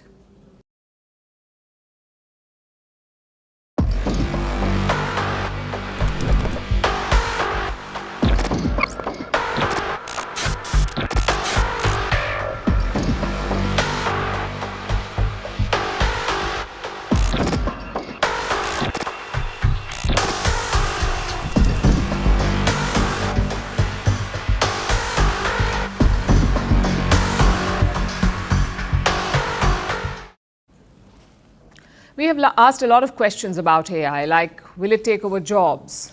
Will it impact national security? And will it replace search engines? But here's a strange one. How do you discipline a rogue AI model? I'm talking about Grok, the AI bot created by Elon Musk. It's on the government's radar here in India. Why? Because of abuses and problematic takes. Who knew a teenager and Grok would be the same? But a rebellious teen is not a national issue. Grok could be. First, let me tell you what the problem is. Elon Musk launched the latest version of Grok last month. You can use it on X, formerly known as Twitter. Mention Grok's ID in your post, and Grok will reply. Just one problem though. This AI bot has turned abusive. It has started responding with Hindi cuss words. Of course, we can't show that here, but I'm sure you've seen what I'm talking about. And that is only the first problem. The second problem is this. Grok is wading into Indian politics. It is branding certain leaders as corrupt and undemocratic, and that too without proof. This is new territory for AI bots. Yes, they've been accused of misinformation, but Grok is also being accused of having an attitude problem. Why is that? The answer is programming. Grok is not going rogue. It was designed to be rogue. In fact, let me quote the company's philosophy. Grok on X, an AI assistant with a twist of humor and a dash of rebellion. I guess abuses now count as humor. Either way, that tells you why Grok is acting out. As for the response, the government is on it. Reports say New Delhi has in fact reached out to officials at X. The IT ministry is looking into it, into whether Grok has violated Indian rules. They are investigating, specifically India's IT rules. I'm sure the law will take its course, but tonight we also want to focus on the human response, on how we should deal with AI bots. It's tempting to see these models as a perfect source of knowledge, but they're not. They are messy cauldrons of data. All AI models are made using bits of data, and that may include propaganda. That may include fake news. And yes, sometimes also abusive language. Unlike humans, AI does not know what is right or wrong. It simply absorbs everything it gets. Of course, the makers can try to install certain filters. For example, ChatGPT often refuses to answer political questions, and that's an inbuilt filter on the bot. But Grok has no such filters. So then what do? The users? We say start using your own processor. I'm talking about our brain, human intelligence. When AI bots tell you something, don't believe it hook, line and sinker. Do your own research. Maybe read a book and then come to a conclusion, because AI models do get a lot of things wrong. Look at this study from 2024. It says AI bots agreed with false statements 26% of the time. Here's another study. It found that AI search engines showed wrong sources 60% of the time. So your first job is to accept this truth, that AI bots are not perfect. If you still insist on believing them, I have an experiment for you. We asked Grok a simple question. Are you always right? That's what we asked. And look at the answer. No, I'm not always right. I'm not infallible. Even Grok admits that it can be wrong, so humans should accept it too. As for this controversy, expect it to blow up, because it's not just about Grok. X and India are facing off over another issue as well, and that is censorship. Elon Musk's company has filed a case against the government of India. It is accusing New Delhi of excess censorship. The same thing happened in 2022 as well. X refused to comply with India's censorship rules. We thought that saga was behind us, but clearly it's not. India's IT rules allow appropriate government bodies to censor content. They can ask X to take down inflammatory things like hate speech or fake news. X says this power has been granted to way too many people, all central ministries, state governments, and tens of thousands of police officers. Now, we haven't heard the government's response yet, but this has all the makings of a new flashpoint.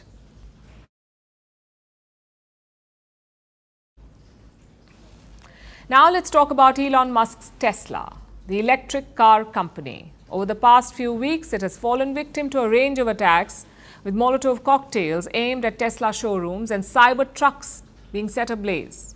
These attacks are happening across the US, Canada, and Europe.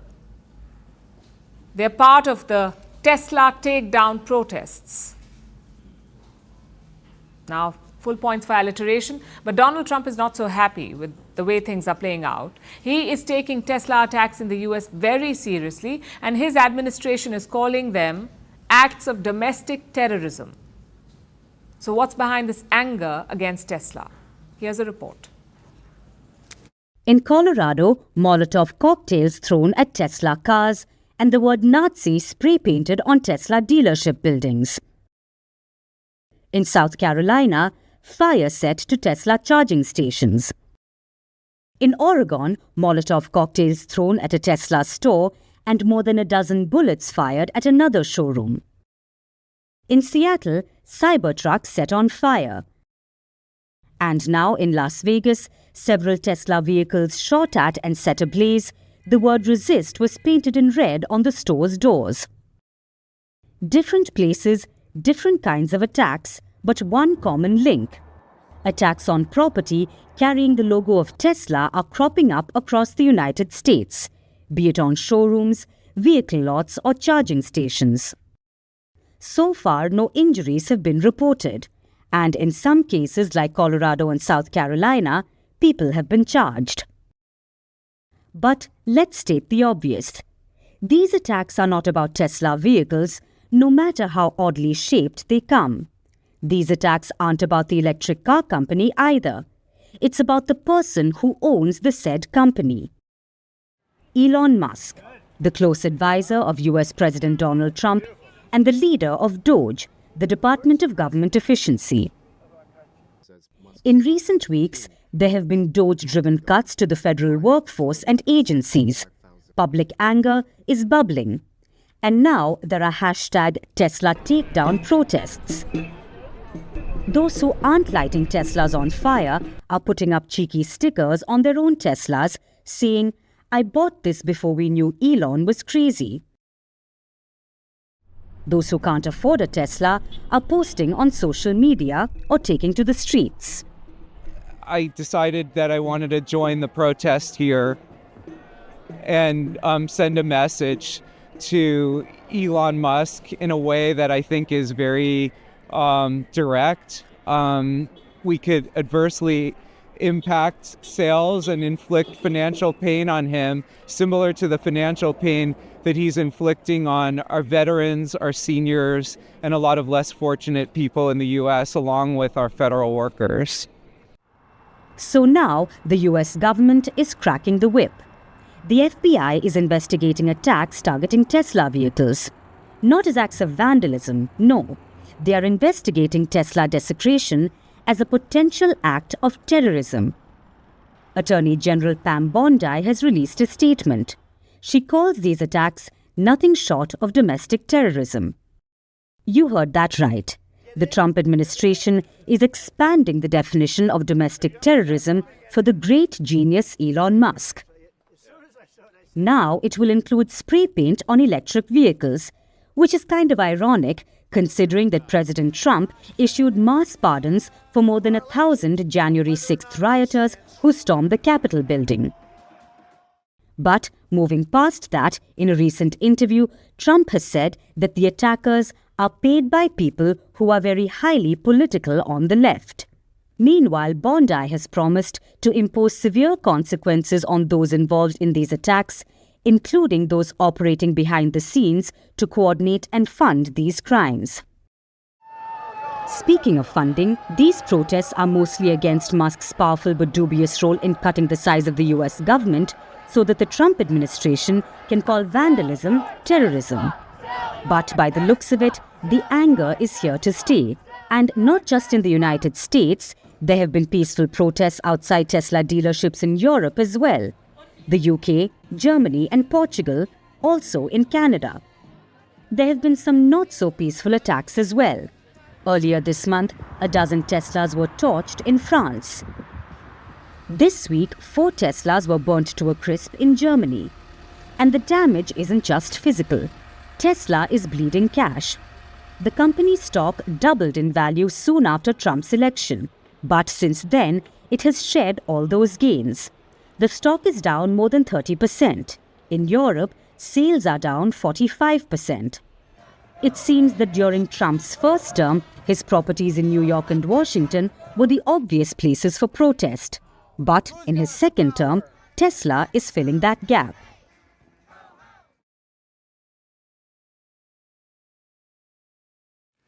Now let's turn our attention to Turkey. For 22 years, the country has been ruled by one man, Recep Tayyip Erdogan. Despite poor governance, despite sky-high inflation, despite crashing Turkey's currency, the lira, Erdogan has clung onto power. So what's the secret of his long-lasting reign? These headlines should give you a hint. Yes, Erdogan's top rival has been locked up. His name is Ekrem İmamoğlu. He is the mayor of Istanbul, Turkey's economic capital. He has been mayor of Istanbul since 2019. That's when he defeated Erdogan's party in 2019. Before this, they were in power for 15 years. Istanbul was Erdogan's turf. İmamoğlu took it 6 years back, and since then, Erdogan has tried to oust him multiple times. But the Istanbul mayor has held on, and he was expected to take the fight to Erdogan himself in the next Turkish election. İmamoğlu was supposed to become his party's presidential candidate. And this was scheduled for Sunday. But before that could happen, he was arrested, apparently on corruption and terrorism charges.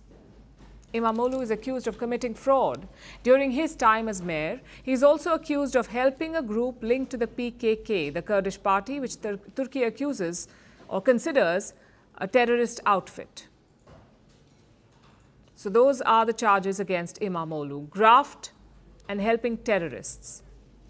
It's so fortunate for Erdogan that these things just came to light, days before İmamoğlu could officially become his presidential rival. Can you believe the coincidence? İmamoğlu, of course, was not surprised. He saw the police lining up outside his house yesterday, so he put out this video while getting ready for his arrest. Üzülerek söylüyorum, milletimizin iradesini gasp etmeye çalışan bir avuç akıl, benim sevgili polislerimi, bu ülkenin emniyet güçlerini bu kötülüğe alet ederek evin 16 milyon İstanbullunun konutunun kapısına yığmıştır. Yüzlerce polis yığmıştır. Büyük bir zorbalıkla karşı karşıyayız ama yılmayacağımı bilmenizi istiyorum. Hepinizi çok seviyorum. Ben kendimi milletime emanet ediyorum. Dimdik ayakta olacağımı bütün milletim bilsin. He remained calm, as you can see, straightened his tie and surrendered to the police. You know who wasn't calm? The Erdogan regime. They deployed police everywhere. They barricaded the streets, shut down some metro stations and put a 4-day ban on public gatherings. Obviously, that did not work. Faşizme karşı bu kavga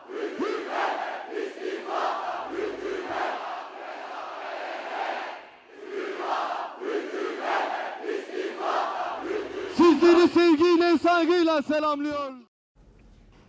There was a massive rally in Istanbul last night. Thousands took to the streets. They were waving Turkish flags and making their voices heard.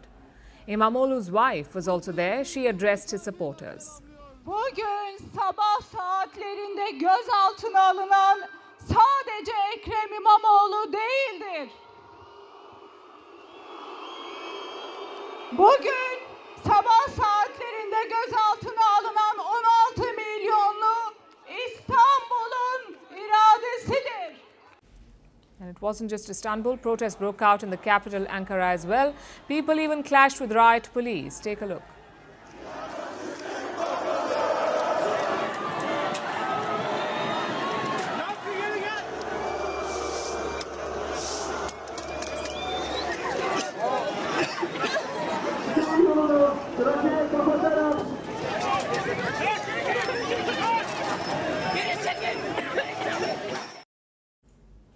The protests continued today despite an escalating crackdown. Social media sites are down, the internet has been slowed, people have been arrested for their posts online.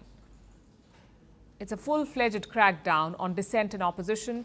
One protester put it quite well.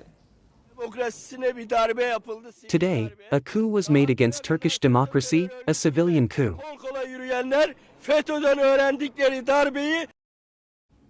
We'll be tracking this story as it develops. Now let's turn to Canada. Its diplomats cannot catch a break. Canada could be headed for a snap election. The new Prime Minister, Mark Carney, could call for it in April. Now, with this election looming, Canada's foreign ministry is jumping from one crisis to another. Their ties with India are already strained thanks to their former Prime Minister, and now their relationship with China has taken another hit. Earlier this year, China executed 4 Canadian nationals. China executed 4 Canadian nationals. They were convicted of drug-related crimes. All of them held dual citizenship. They were both Canadian and Chinese. But China does not recognize dual nationality, so it insists that these executions are an internal matter. What's worse, the executions happened months ago, but Ottawa just found out about them. Here's a report. Canada's relations with China have hit a new low. Earlier this year, China executed 4 Canadians. They were convicted on drug crimes, and Ottawa just found out about this. But that's not the most shocking detail. China claims that they were never Canadian to begin with. Combating drug-related crimes is a shared responsibility of all countries. China is a country governed by the rule of law and treats defendants of all nationalities equally. The Canadian side should respect the spirit of the rule of law and stop interfering in China's judicial sovereignty. They were dual nationals, citizens of both China and Canada. Canada's Foreign Minister, Melanie Joly, has spoken. She has been tracking the cases for months. She had tried to intervene alongside other officials. Even former Prime Minister Justin Trudeau made an attempt. But they couldn't stop the executions, because Beijing doesn't recognize dual nationality. Canada has condemned the deaths, but it's falling on deaf ears. The identities of these 4 individuals have been withheld. There's one more Canadian on death row in China. His name is Robert Schellenberg. Again, he's a Canadian sentenced for drug smuggling. Ottawa has appealed to Beijing for clemency, just like it did in the previous cases. But Canada has failed to move the needle with China. The impasse sums up the state of Canada-China ties. The relationship has been tense for years now. It hit a low point in 2018, when Ottawa arrested a former Huawei executive. Her name is Meng Wanzhou. She's the daughter of the founder of Huawei, Ren Zhengfei. Meng was charged with fraud by the US. Back then, Beijing had retaliated by jailing 2 Canadians. In 2021, there was a breakthrough when Meng was released after a deal with US authorities, but ties haven't improved since then. Canada and China are locked in a trade war now. Ottawa has raised duties on a range of Chinese goods, from food and farm produce to Chinese steel and aluminium, and even electric vehicles. China has hit back with equal force. These executions could be a message from Beijing, and a strong one, that China has no intention of mending its ties with Canada.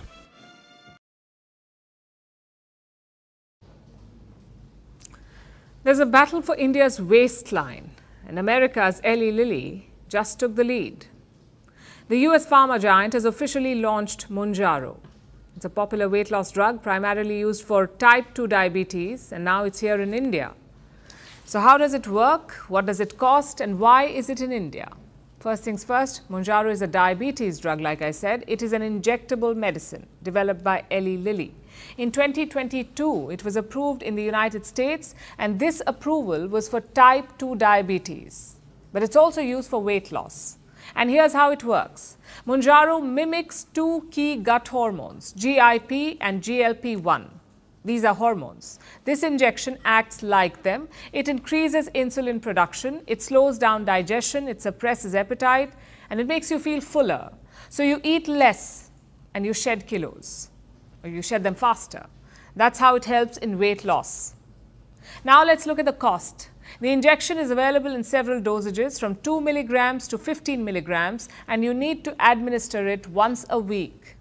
In India, a single dose of 2.5 mg will cost around 3,500 rupees. 5 mg will be for 4,300 rupees. So the total cost per month could be anywhere between 14,000 to 17,000 Indian rupees, which is high for most people, but much lower than other such injections. And this brings us to the question, why did they launch in India? The simple answer is the sheer size, the size of the Indian market. 80 million people are obese in this country, 80 million. Another 225 million people are overweight. India is third in global obesity rankings, right behind the US and China. By 2034, 11% of our population will be obese. This makes India a major market for weight loss drugs, and the demand is rising. In 2022, India's weight loss market was worth $180 million. In the next 3 years, it could be worth $336 million. That is the projection. So Mounjaro's entry is just the start. Others will follow, both homegrown options and foreign ones. Despite this, reshaping India's weight loss market will take more. There are some key points to consider. The first is greater accessibility. You see, drugs like Ozempic are expensive. Not everyone can afford them. Indian pharma giants are working on some alternatives, some generic versions, which should be cheaper. There's also another silver lining. Drugs like Ozempic contain an active ingredient called semaglutide. It's the semaglutide that causes the weight loss. Danish company Novo Nordisk has the patent for semaglutide. No one else can make a similar drug, not legally. But that patent expires in India in 2026. So next year, Indian drug makers can make generic versions of this, and they should be cheaper. The second point to note is the shift in treatment norms. India has long relied on diet and lifestyle modifications, but these drugs provide an alternative. They also come with risks. Once a person starts taking such a drug, there's the question of long-term dependency. How does this change our relationship with food and exercise? All of this will have to be discussed and navigated. The third point is regulatory challenges. Using Mounjaro will need a doctor's approval, so you will need a prescription. But how do you control unauthorized sales? How do you prevent counterfeits? India will have to look into that. And then there's also the social impact. The rise of weight loss drugs could change beauty standards. Could people feel pressured to take these drugs even if they don't need them? Could it redefine success in fitness from hard work to just an injection? These are all questions that India must look at addressing. And then comes the biggest one of all. What if demand outstrips supply? Who gets priority in such a situation? Is it those who need it medically, the diabetic patients, or those who want it for cosmetic weight loss? So as India opens its doors to this new generation of weight loss drugs, it must also open its eyes to the challenges that come with it. Because the battle for India's waistline is not just about losing weight, it's about who controls the future of weight loss itself.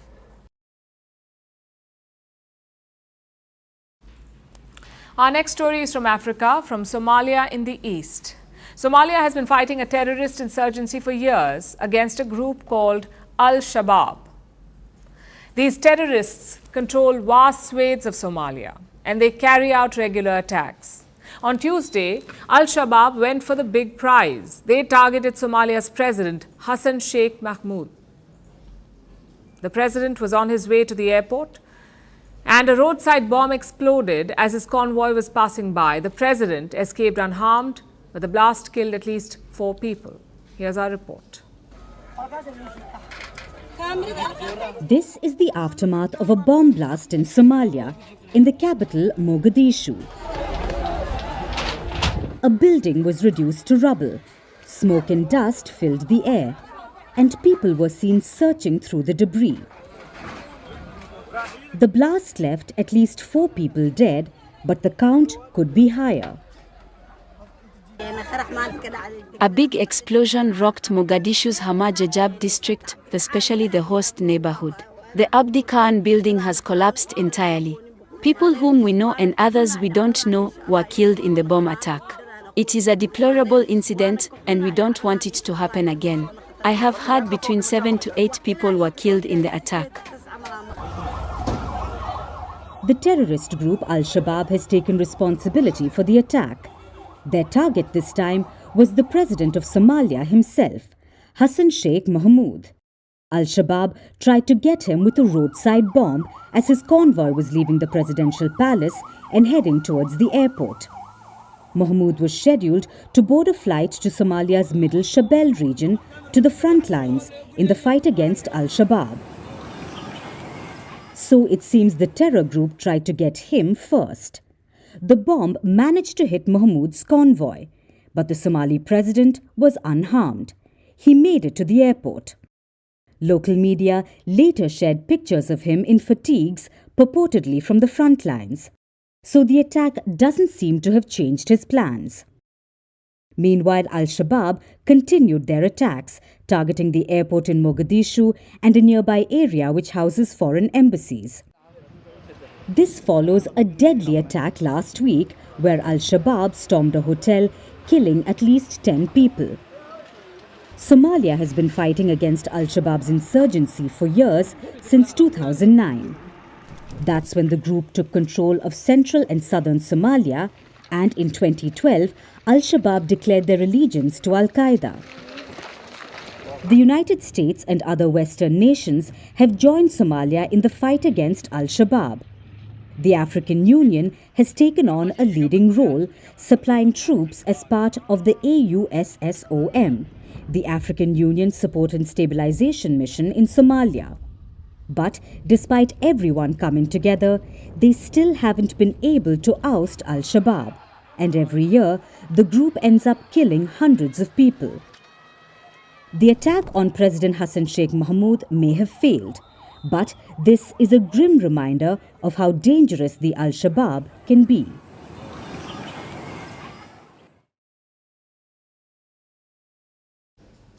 For our last story tonight, let's go back to 1938. That's when researchers at Harvard asked an important question.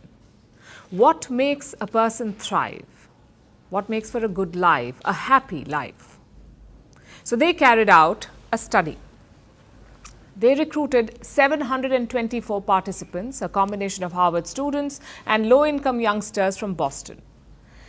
Researchers tracked their lives, from childhood troubles to their weddings to final days. They gathered health records, they asked detailed questions, they took DNA samples, performed brain scans. They tracked the children of the original subjects and then tracked their children. And this went on for 85 years. This study became the longest ever on human happiness, an 85-year-long study. And finally, one very clear finding emerged. Now, when asked what makes for a happy life, scientists confidently say strong relationships. That is the key, strong relationships. Sure, a lot of other factors also matter. A lot of things make you happy. Like for Donald Trump, maybe it is the fantasy of a Greenland invasion, or for Kim Jong-un, another luxury Maybach. But more than money, IQ or social class, it is our bonds with people that make us happier. They determine our level of fulfillment. And why are we telling you this? Because today is the International Day of Happiness, the unsaid official day to talk joy, to celebrate all kinds of good things, and to obsess over the World Happiness Report. Now, this is like a subjective index of happiness. It is seen as a global barometer of joy, and it releases every year. This year, it gives us something predictable. Finland is once again the world's happiest country, apparently, for the 8th year in a row. But the report also told us something surprising. Almost 1/5 of youngsters are unhappy the world over, 1/5 of them. And this is a 39% increase compared to 2 decades ago. Today, 19% young adults have no social support. They believe they have no one to count on. They have most of their meals alone. They don't go out as much. It is a sad state of affairs, quite literally. But youngsters are not isolated in their isolation. The world over, 1/3 of adults are lonely. And unsurprisingly, unhappiness has hit a record high. This comes as good news for capitalism, for the millions of books, podcasts, and movies on happiness, for the $1.8 trillion global wellness market, for the plush market even. After all, in the last quarter, adults, and listen to this, in the last quarter, adults spent more than $1.5 billion on toys for themselves. This may sound like the cost of happiness, but experts say that it really works. The problem is not so much about what people are doing, like sharing reels on their phones or buying a new candle that makes them happy. It's more about what people are not doing. They are not going to that birthday party. They're not sitting with others during lunch. They are withdrawing from experiences. And this saps joy. And the Harvard study is hardly the only one that says so. Ample research shows that people who are more socially connected are happier. They live longer. They have lesser stress. And when we are happy, we are healthier, we work better, we are better positioned for success. So my point is quite simple. Yes, the world can be an unsettling place. Yes, there's a lot going on and a lot going wrong. And when you're feeling tired or stressed, it is hard to find the motivation to socialize, but scientists say that happiness is not something that just happens to you. Happiness, like a muscle, needs to be exercised. Much of it is linked to social fitness. It can be improved. And it can set us up on course for a happier life.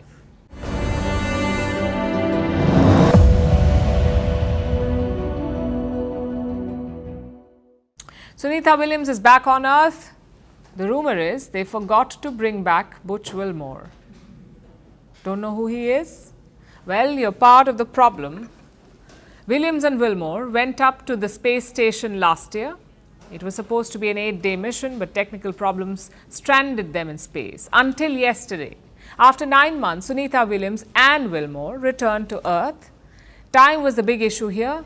A few more days and DOGE would have fired them to cut costs. Jokes aside, this is a story of resilience. Yes, they're both professionals. They have been trained for such situations. But what they did required mental fortitude and perseverance. And the internet is celebrating them with memes. Take a look.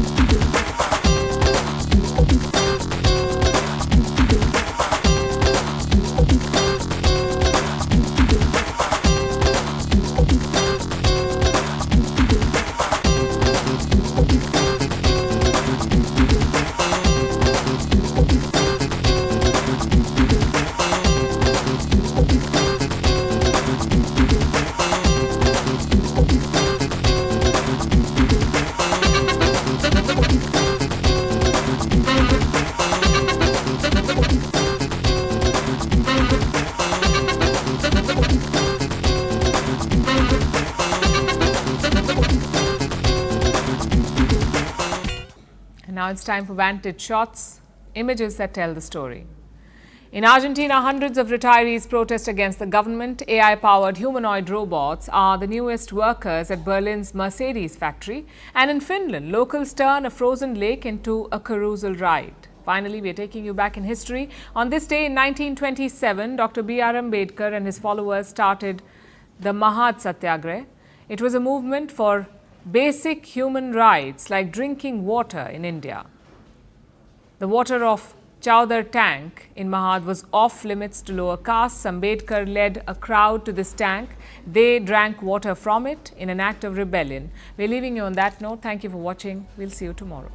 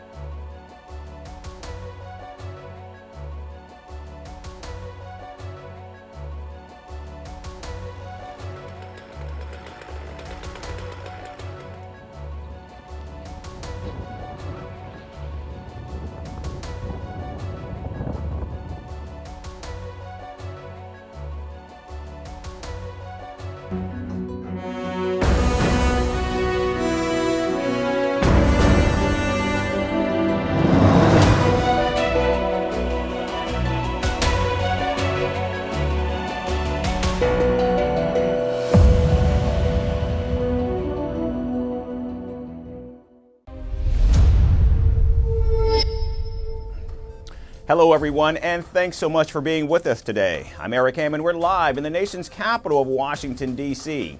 And today on Firstpost America, it's more U.S. strikes on the Iran-backed Houthi rebels in Yemen, as well as more details about President Donald Trump's phone call with Ukrainian President Volodymyr Zelensky. We've got the latest on those and other stories from the United States and around the world.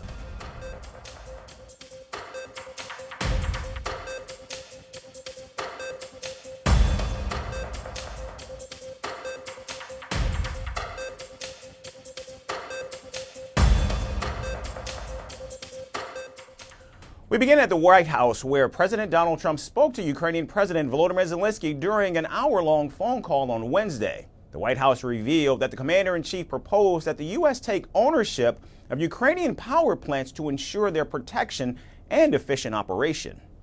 President Trump also discussed Ukraine's electrical supply and nuclear power plants. He said that the United States could be very helpful in running those plants with its electricity and utility expertise. American ownership of those plants would be the best protection for that infrastructure and support for Ukrainian energy infrastructure. President Zelensky, while acknowledging the proposal primarily focused on military aid, however, he requested additional Patriot missile defense systems to counter Russian attacks. Now, in response to President Zelensky's concerns, President Trump agreed to help relocate these systems from Europe to Ukraine. The two leaders also arranged for their technical teams to meet in Saudi Arabia in the coming days to work on the specifics of a partial ceasefire. Believe it was substantive. Over the recent period, this is probably the most substantive conversation. The mood was right, sufficiently detailed. We discussed our next steps, the demands for partial ceasefire. I don't know what our partners will confirm, but we will prepare for this meeting in Saudi Arabia. As for additional demands from the U.S., I told you, no. Now, the conversation with President Zelensky follows President Trump's longer phone call with Vladimir Putin on Tuesday. During that discussion, the Russian leader agreed to halt attacks on Ukraine's energy infrastructure. However, Moscow refused to accept a full 30-day ceasefire. Meanwhile, Ukraine has confirmed that Russia launched over 150 drones overnight, striking civilian areas and key infrastructure, raising doubts about the credibility of Moscow's commitments. We are skeptical when it comes to trusting the Russians. There is no trust to Putin. That's why I am saying we need to understand how it will work technically so that it will not depend on their desire only. That is it. Meanwhile, both Russia and Ukraine have engaged in a prisoner exchange, with each country releasing 175 soldiers. Russia also freed 22 wounded Ukrainian troops in what it called a goodwill gesture.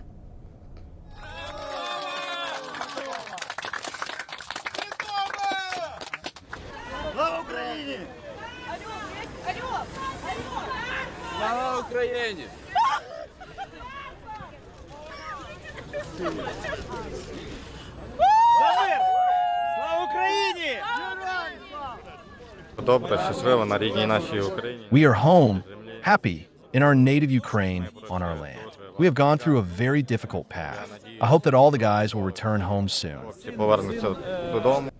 As Donald Trump attempts to try to find a way toward peace, the world watches closely. With more negotiations ahead, will the commander-in-chief's diplomatic push lead to a lasting ceasefire, or will tensions continue to rise? And staying at the White House, President Donald Trump has continued his hardline stance on Canada. On Tuesday, the commander-in-chief lashed out at America's northern neighbor, calling it one of the nastiest countries to deal with amid escalating trade tensions. Speaking to Fox News, the president was asked why he appeared tougher on Canada than on larger adversaries, to which he responded bluntly, and I quote, "Only because it meant to be our 51st state." One of the nastiest countries to deal with is Canada.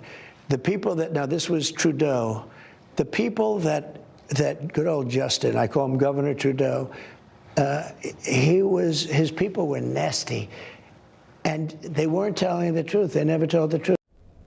President Trump also took a swipe at Pierre Poilievre, leader of Canada's opposition Conservative Party, making it clear that he's not a fan.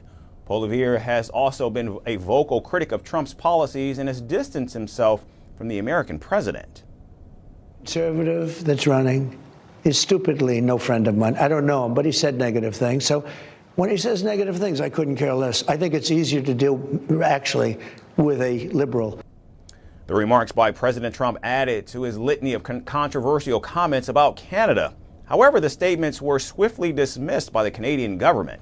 In fact, last week, after the new Prime Minister Mark Carney was sworn in, he declared Canada will never be absorbed into the United States and rejected President Trump's annexation threats. Rather, Prime Minister Carney signaled a willingness to redefine the partnership between the two nations, emphasizing the need for mutual respect. We will never, ever, in any way, shape, or form, be part of the United States. America is not Canada. Look at the ceremony we just had. You could not have had that ceremony. You would not have that ceremony in America. Look at the cabinet behind me.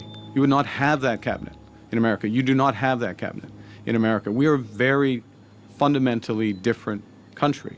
I look forward to speaking with President Trump, just to be clear. We respect the United States. We respect President Trump. President Trump has put some very important issues at the top of his agenda. We understand his agenda. We understand the importance of addressing the scourge of fentanyl, which is a challenge here in Canada as well as the United States. The trade war between the United States and Canada has placed significant strain on their historically strong relations. With tariffs in place, businesses in both countries are feeling the heat as nationalistic sentiment rises on both sides of the border. As President Trump continues his confrontational approach, the question remains, where exactly is the off-ramp for the once close allies?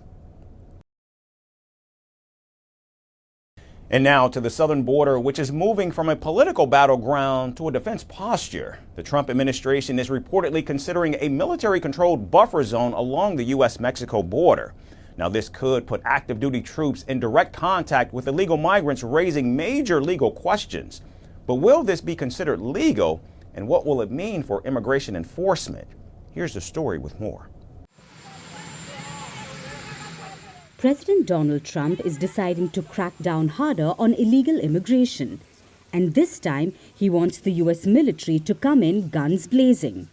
His administration is reportedly considering an unprecedented move. So what exactly is the plan? A militarized buffer zone along the U.S.-Mexico border that would give active duty American troops authority to detain illegal migrants. The proposal would reportedly establish a 60-foot deep military-controlled strip stretching from Texas to California. The buffer zone would be located within the Roosevelt Reservation, a federal land designated for border security back in 1907 by then-President Theodore Roosevelt. Typically overseen by the Department of the Interior, pieces of the land have been transferred to the Pentagon before. So what exactly would troops do under this plan? They wouldn't handle deportations, but they would be the first line of defense. Their job would be to detain migrants until Border Patrol or the law enforcement arrives.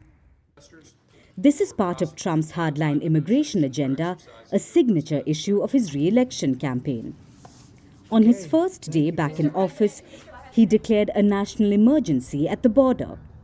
His administration then deployed 1,500 additional troops, bringing the total to 4,000 active duty personnel alongside 2,500 reservists. Since taking office, my administration has launched the most sweeping border and immigration crackdown in American history, and we quickly achieved the lowest numbers of illegal border crossers ever recorded. Thank you. And now, the military's role at the border is growing. Reports suggest the total number of U.S. troops involved in border security operations is now around 10,000. If implemented, this buffer zone plan would mark a major escalation in the military's role. Until now, soldiers had been barred from most civilian law enforcement missions. Reports also suggest Pentagon officials are scrambling to find legal loopholes. They want to treat the buffer zone like a restricted military base where migrants would be classified as trespassers on federal property. And it's not just on land. The U.S. Navy is also stepping up its role in border security. A second guided missile destroyer is set to patrol waters off the US-Mexico coast following the recent deployment of USS Gravely. This is a clear sign that Trump is militarizing border enforcement like never before. Defense Secretary Pete Hegseth is defending the move, calling border security a national priority. The Defense Department has assets that we can bring to bear, not just troops, not just surveillance, not just equipment, but actual planning and capabilities that enhance what Border Patrol is already doing. This isn't the first time Trump has sought military involvement at the border.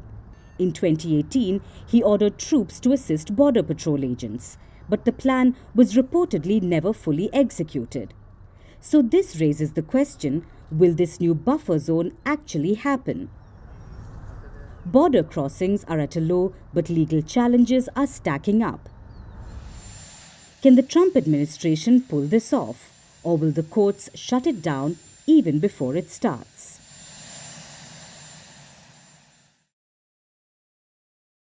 And now shifting focus to the Middle East, with an aim to eliminate the military capabilities of Yemenis Houthis, the United States for the fifth consecutive day struck what it said were sites belonging to the Iran-backed rebel group.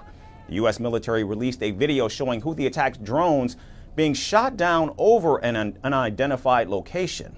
American fighter jets were seen taking off from the U.S. Navy's Harry S. Truman, the same aircraft carrier which the Houthis claim to have struck at least 4 times in recent days.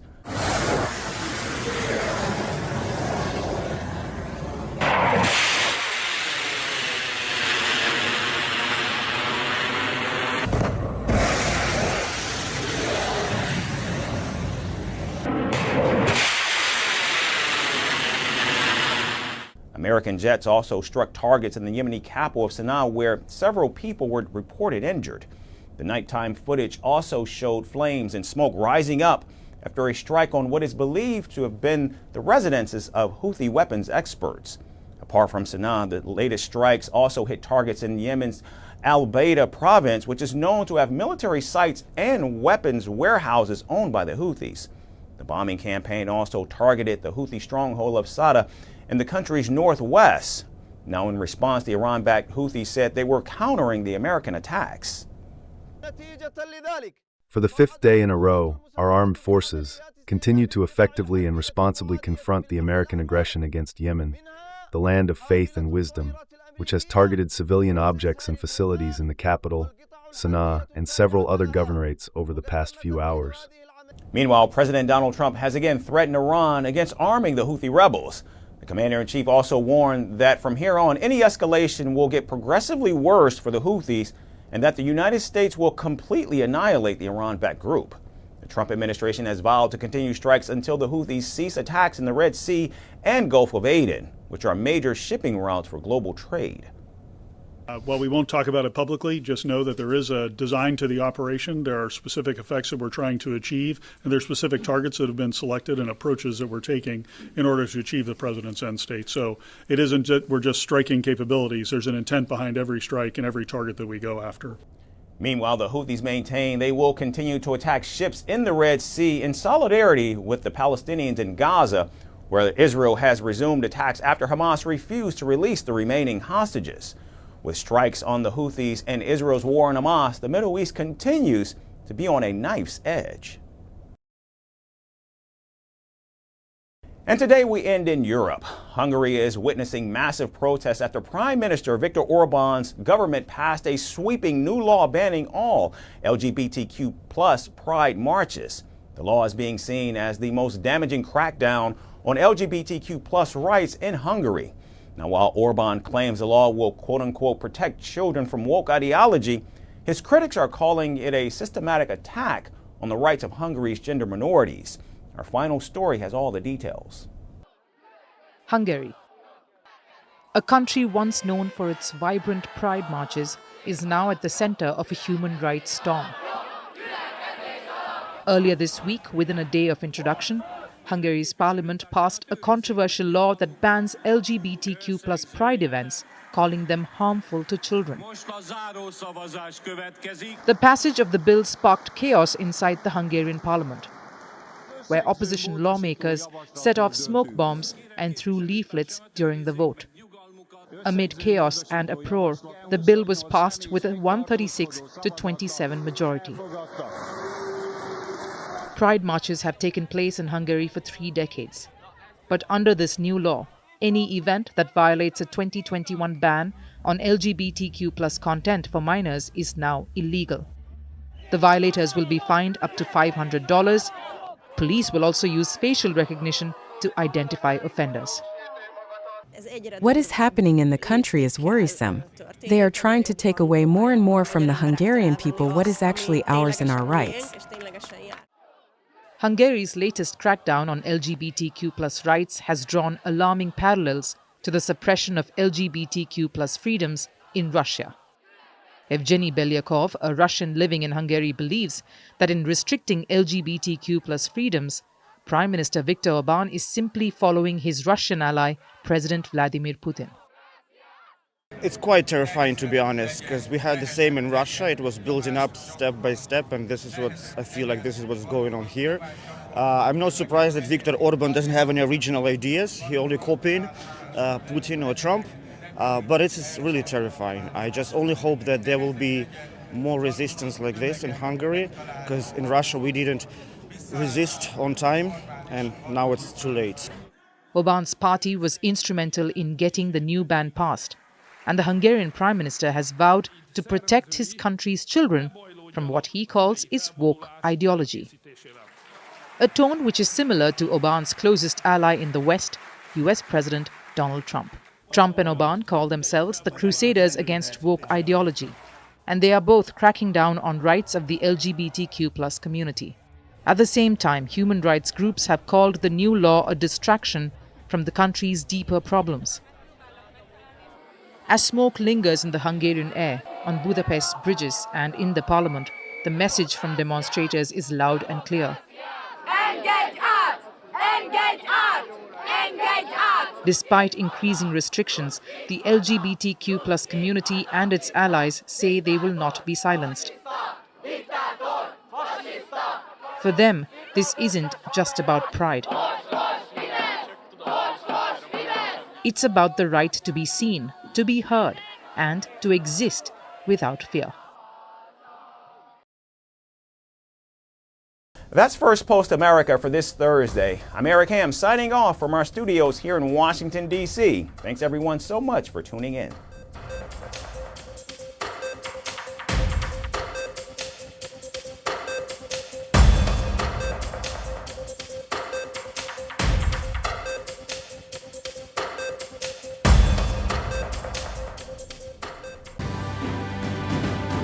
Firstpost reports from the world's second largest continent.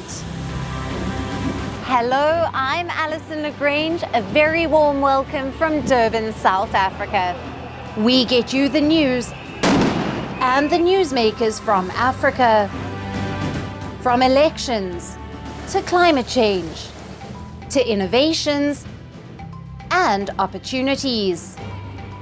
As the world's attention shifts, we report from Africa, the heart of the global south. Join me every weekday live on First Post.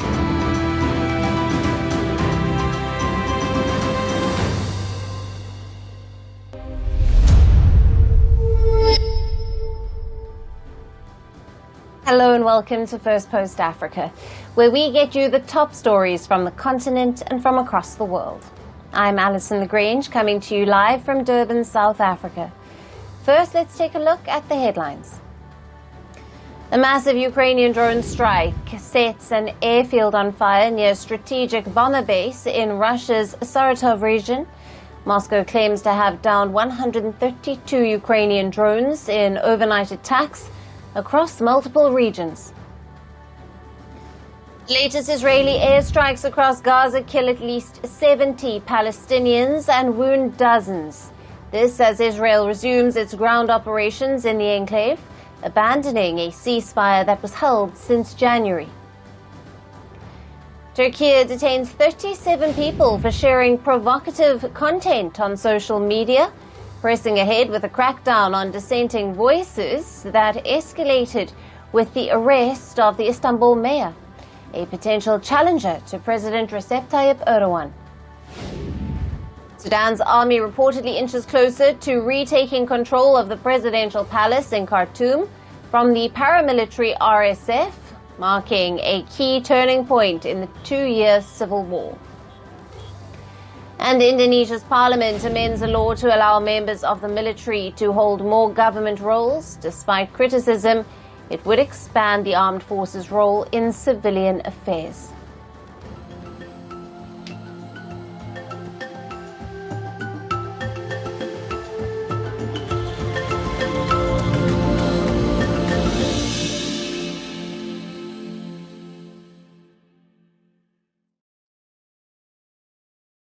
Hello and welcome. Our top focus remains on the escalating crisis in the Democratic Republic of Congo. Rwanda-backed M23 rebels have pressed deeper into the eastern DRC, entering yet another town amid continued offensive. Now, this comes despite a surprise meeting in Qatar between Rwandan President Paul Kagame and his DRC counterpart Felix Tshisekedi. The two leaders committed to an immediate ceasefire on Tuesday, but on the ground, the fighting rages on. Reports confirm that M23 rebels have now reached the outskirts of the Walikale, a mineral-rich town in eastern DRC. This marks the farthest west the M23 has advanced in its unprecedented offensive this year. Walikale sits just 125 kilometers northwest of eastern DRC's largest city, Goma, that the rebels seized in January. With this latest advance, the M23 forces are now within 400 kilometers of Kisangani, which is Congo's fourth largest city. The rebels have also taken control of Bukavu, the capital of South Kivu province. The escalation has dealt a major blow to hopes for a ceasefire, which had been ignited after the Doha talks. While leaders agreed to de-escalate, the terms remain unclear. The joint statement from talks did not outline specific conditions for a ceasefire. Reports indicate that the Doha talks were informal and not intended to replace the existing peace initiatives. The DRC residents, meanwhile, expressed their skepticism over the surprise talks.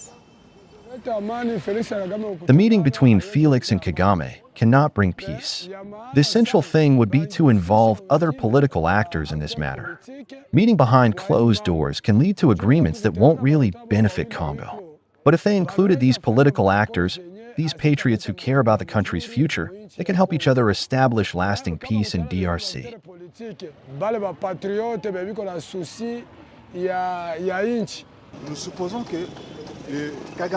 We assume Kagame denies the presence of his military on Congolese soil. The fact that he agrees to meet with heads of state, I suppose he recognizes that Rwandan military are on Congolese soil. I believe if he agrees to remove his troops, this will be progress regarding peace in DRC.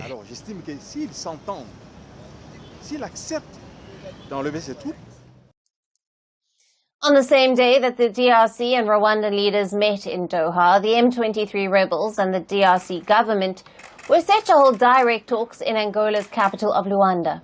However, those negotiations were cancelled last minute after the M23 backed out in protest over European Union sanctions.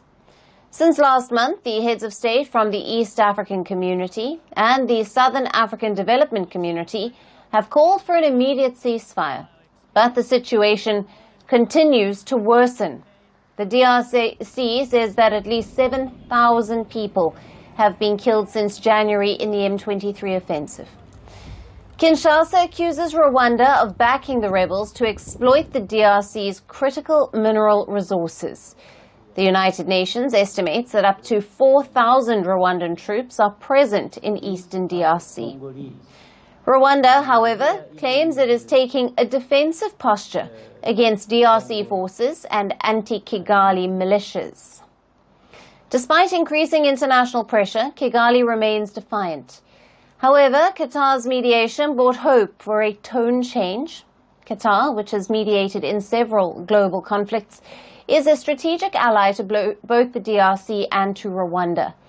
In recent years, it has signed multiple investment agreements with Kinshasa and Kigali.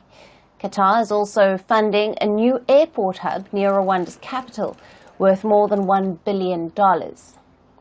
While Qatar has successfully brought both sides to the negotiation table, the M23 offensive continues.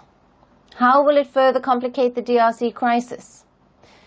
To discuss this further, we have with us Dr. Charles Sinkala, an international relations expert who is joining us live from Lusaka in Zambia. Welcome to Firstpost.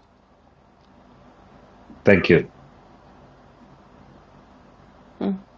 Now, what does the M23 rebels' continued advance, despite the Qatar-mediated ceasefire call, reveal about the effectiveness of the diplomatic efforts between the DRC and Rwanda? Thank you very much for having me. It is a statement one who also want to ask why have they continued after so many peace talks that has happened, whether from the SADC region, continental region, and as well as independent mediation that has happened. But we also need to analyze and question the questions that many others are questioning in terms of is the M23 the only problem in Rwanda and DRC that is been alleged to have been backed by the Rwandanese government, or there are other forces as well which are making the peace talks not to yield any results, and those are the issues that we may have to look at in the future. And how significant is the Walikale strategically for the M23 rebels? And what implications does their presence there have for the broader security situation in the eastern DRC? They pose a very significant threat to the security of the DRC, especially in the eastern part of DRC, which is Goma and the surrounding towns, in the sense that the governance there has become so impossible. The military from the national government has fought so hard to provide either support, food, clothing, and security for the citizens within that area because of the M23, who does not want any state security, any military from the state to have the presence there. And Doctor, with the ongoing clashes and these so far failed ceasefire efforts, what are the prospects for a sustainable resolution to the conflict? And what role can regional or international actors play in de-escalation at this stage? I think there must be more emphasis in terms of identifying what is the actual causation of these conflicts. In the absence of them identifying and understanding the actual causations of these conflicts, it will be impossible to stop these conflicts from escalating further. I see the concentration, like I've mentioned, has been solely on the M23, but there's more than 150 militia groups that are in DRC, sponsored by a lot of organizations. We also saw and understood that there's also mercenaries who has been employed by private military and security organizations to provide security to protect their mineral wealth there. We can only see the light to the peace talks and the subsequent the de-escalation of military once we identify the actors who are perpetrating these conflicts. Right. Thank you very much for being with us on the broadcast. Your valued opinion, always welcome. Thank you. Thank you. It's a pleasure.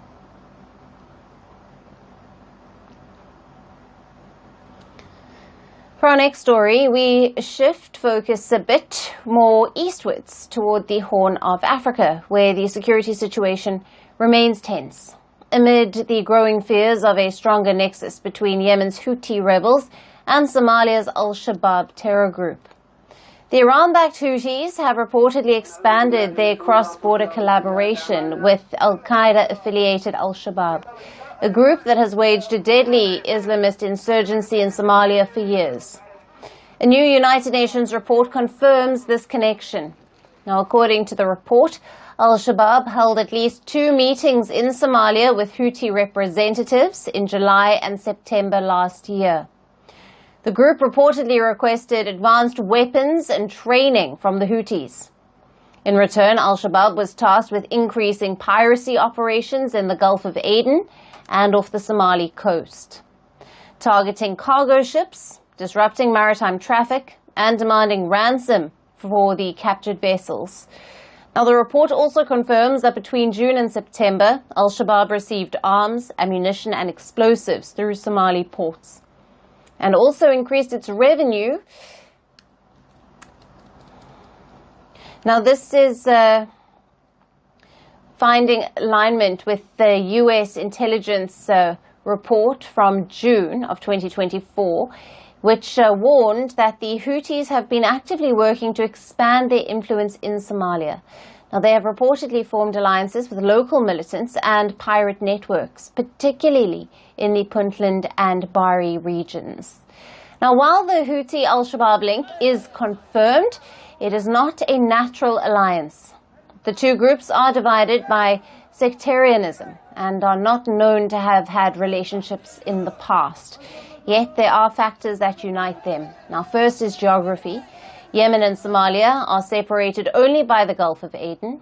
The narrow strip of water has historically facilitated maritime interaction and trade between the two countries. Then second is common enemies. Both groups share hostilities toward the United States and Israel. Houthi rebels have attacked Red Sea shipping routes in response to the war in Gaza, while Al-Shabaab publicly praised the October 7 attacks by Hamas and supports strikes against Israel and its allies. Both groups have also been targeted in recent U.S. military operations. Just last week, the U.S. carried out airstrikes against Al-Shabaab terrorists near Somalia's capital of Mogadishu. Washington also struck Islamic State positions in the country. And a fierce fight against the Houthis is ongoing. The U.S. has launched a new military campaign against the rebels, vowing to use overwhelming force until the attacks on shipping lanes stop. According to the Houthi-run Yemen Health Ministry, U.S. strikes have killed 53 people and have injured nearly 100 others. Washington claims that the strikes took out several top Houthi commanders, and Houthis claim that they have retaliated with a fourth attack in 72 hours on an American naval fleet in the Red Sea. Experts now fear that escalating hostilities in West Asia could bolster the Houthi-Al-Shabaab alliance, and it could worsen the security crisis in the Horn of Africa.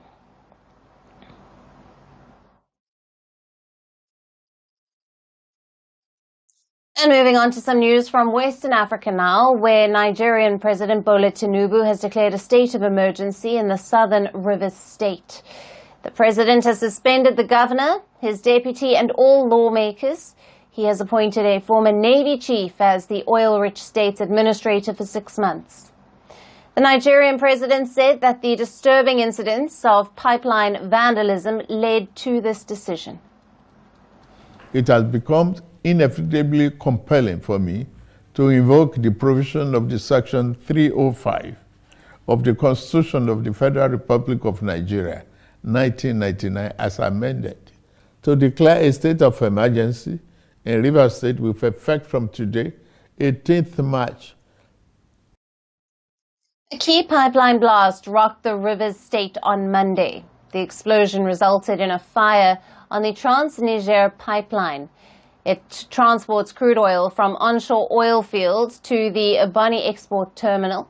It is a major oil artery in southern Nigeria's Niger Delta region, which is an important source of crude oil. However, it is prone to crude theft. The latest security report made available to me show that between yesterday and today, there have been disturbing incidents of vandalization of pipelines by some militants without governor taking any action to curtail them. I have, of course, given stand order to the security agencies to ensure safety of lives of good people of Rivers State and the oil pipelines. The recent blast is not the only cause of turmoil. The Rivers State is also reeling under political crisis. This is due to a power struggle between now suspended Governor Fubara and his predecessor Wike. Now, their feud began in late 2023 and spawned court cases crippling the state legislature. Fubara supporters have accused Tinubu of siding with his ally Wike, who was instrumental in his 2023 general election victory in the state. However, the Nigerian president accused Fubara of being complicit in the latest attacks on oil infrastructure. Tinubu, who had earlier brokered peace talks between the two leaders, said that he was disturbed by the political crisis. It's public knowledge that the governor of Rivers State, for unjustifiable reasons, demolished the House of Assembly of the state as far back as 13th December 2023, and as up till now, 14 months after, now rebuilt the same. I have made personal interventions between the contending parties for a peaceful resolution of this crisis, but my efforts have been largely ignored by the parties to the crisis. Amidst the political chaos, the local media reported protests in some parts of the state. Many lawyers and opposition members are questioning the legality of the president's decision. The latest decision has pushed Nigeria into constitutional uncertainty. It remains to be seen how Tinubu will respond to this growing criticism.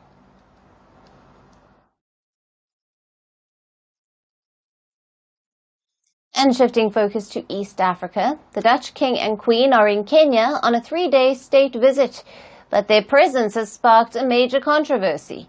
With President William Ruto's government facing allegations of human rights abuses, thousands of Kenyans have protested the visit, saying it sends the wrong message.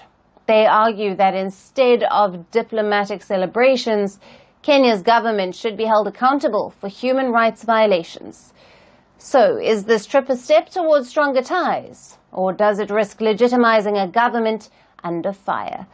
Our next report has the details. A red carpet, a 21-gun salute, and an official welcome from President William Ruto.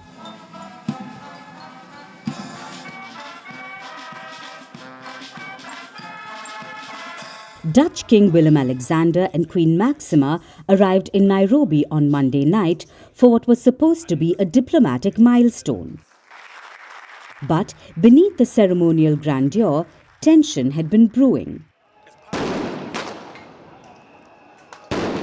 The visit comes amid growing accusations of human rights violations in Kenya. Since June, President Ruto's administration has faced allegations of suppressing protests, arbitrarily detaining critics, and even state-linked abductions. During last year's anti-tax demonstrations, at least 60 people were reportedly killed by security forces. Others vanished without a trace, sparking international condemnation and demands for justice. In December, during demonstrations against widespread kidnappings and abductions, dozens of peaceful protesters were arrested. Against this backdrop, the Dutch royal visit has only fueled public outrage.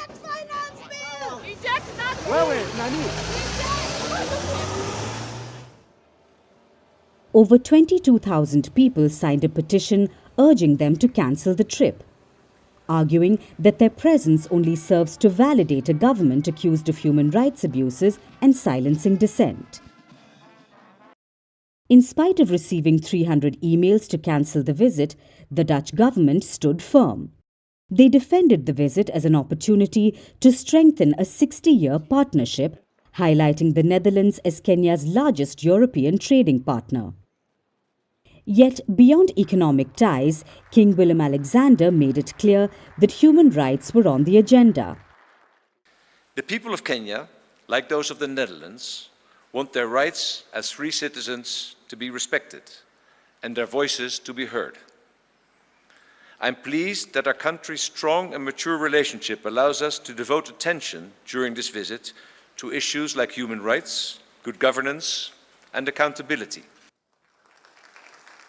In an attempt to address concerns, the king also met with young Kenyans at the Dutch ambassador's residence, listening to their perspectives on the country's future. But human rights groups such as Amnesty International argue that symbolic gestures are not enough. They want the Netherlands to push for real accountability. For President Ruto, the visit is a chance to present Kenya as a key global player. But it also magnifies the growing criticism of his administration's tactics against dissenters. So, as the Dutch royals conclude their visit today, the question remains, will it bring real change or simply validate a troubled government? For many Kenyans, the fight for justice continues.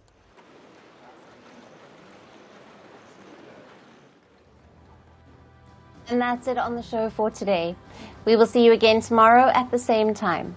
Thank you for watching, and goodbye.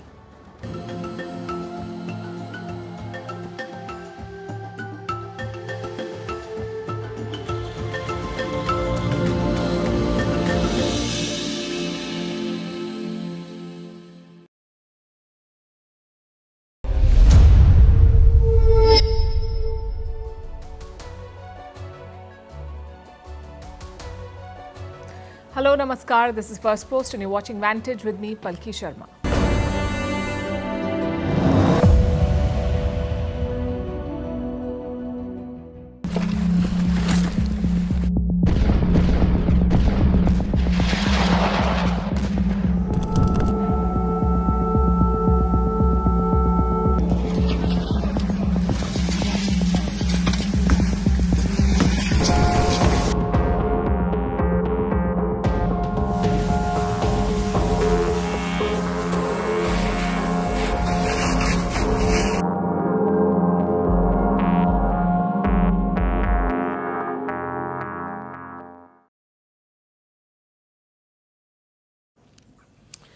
In negotiations, clarity is important. Both sides should know what they want. And in Ukraine, they sort of do. Russia wants to turn Ukraine into a broken state. Ukraine wants to beat back the Russians. Broadly, this is where they stand.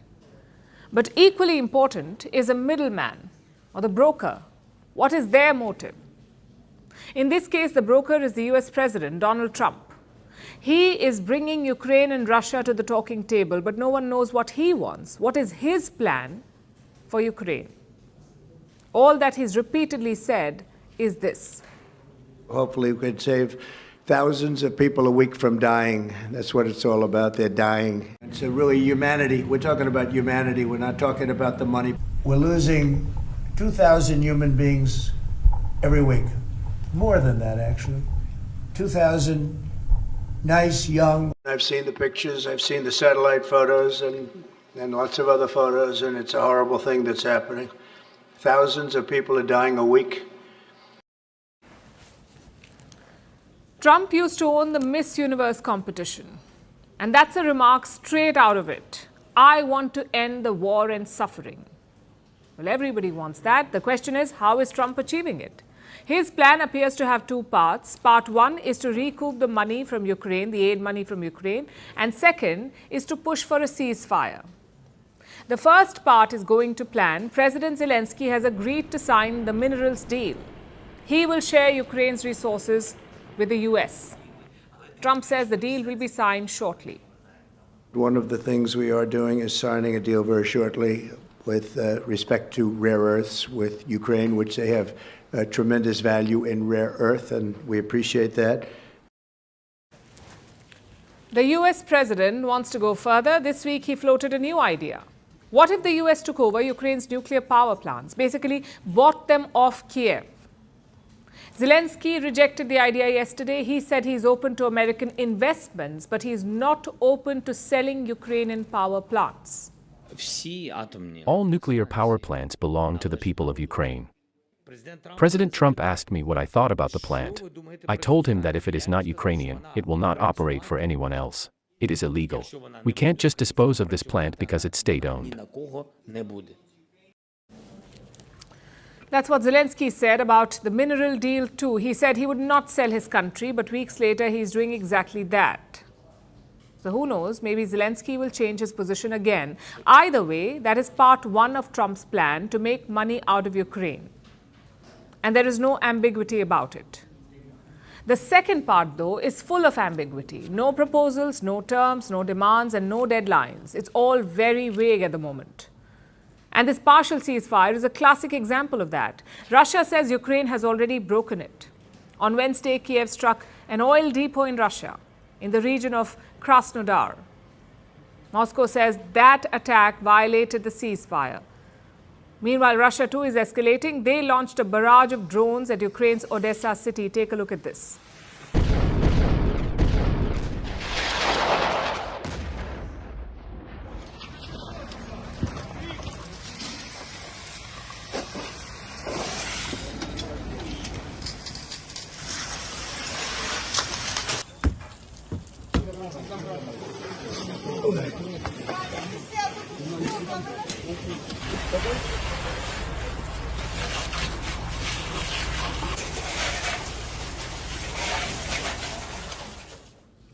So the Trump truce is teetering because it wasn't based on trust or concessions. It was the product of Trump's conviction.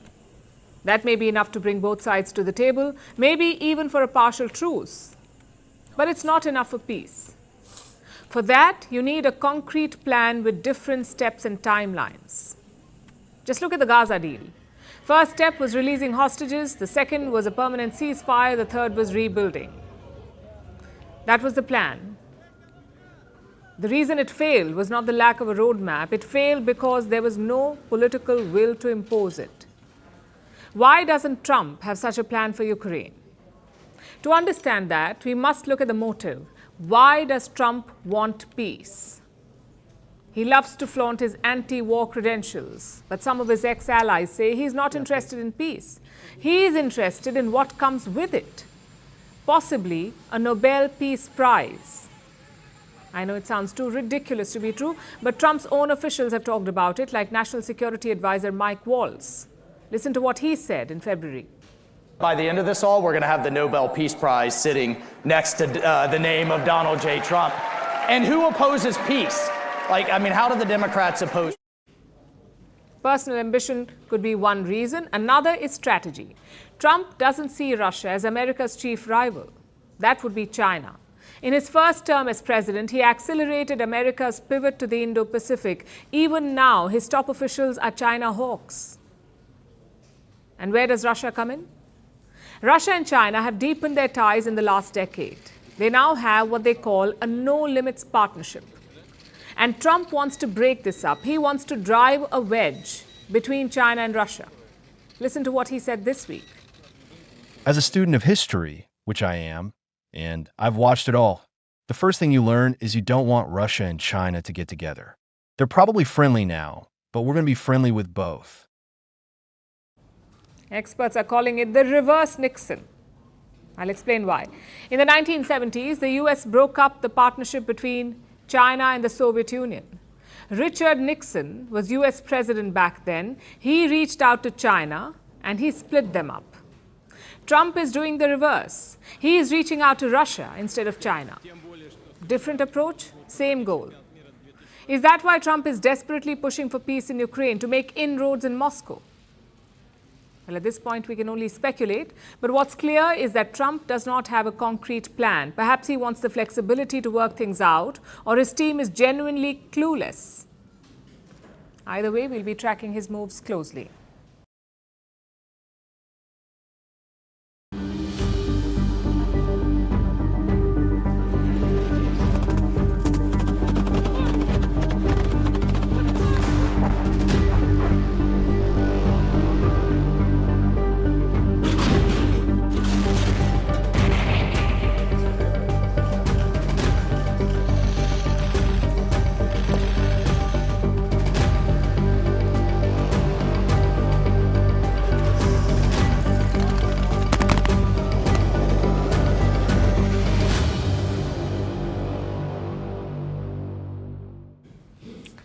This year, the Ukraine war has taken a decisive turn, not on the battlefield, but in the diplomatic corridors of Washington, D.C. Until last year, the US was Ukraine's #1 backer, but this year they have stepped back. Their military aid has slowed to a trickle. Instead, Washington is engaging with Russia. It is pushing for a peace deal. All of this did not really come as a surprise, but it was a big setback for Ukraine. And it had ramifications far beyond Kiev. Because for decades, the West was a unified bloc, a bloc led by the United States of America. But Trump's America wants out. And this has split the West into two parts. On one side is the United States turning inward. On the other side are the rest, the allies left behind by American policy. So these countries are now huddling together. They're building what they call the coalition of the willing, those willing to help Ukraine. We'll be holding the Coalition of the Willing Summit next Thursday in Paris in the presence of President Zelensky. And we're finalizing our work on short-term support for the Ukrainian army, on defending a sustainable model for the Ukrainian army to prevent Russian invasions, and on the security guarantees that European armies can provide. First, it was the UK and the European Union, and now Canada has joined the ranks. They have a new Prime Minister, Mike Carney. He was in Europe this week. He arrived in Paris for his first foreign visit, and the visit itself was a statement because Canada had chosen Europe over the US for the Prime Minister's first visit. Canada is also seeking defense ties with the EU. This includes building European jets and also other military equipment. Canadian manufacturers will get more contracts and Ottawa will be less dependent on the US. At least that is the plan. So America's traditional allies are coming together, the likes of Europe, Canada and the UK.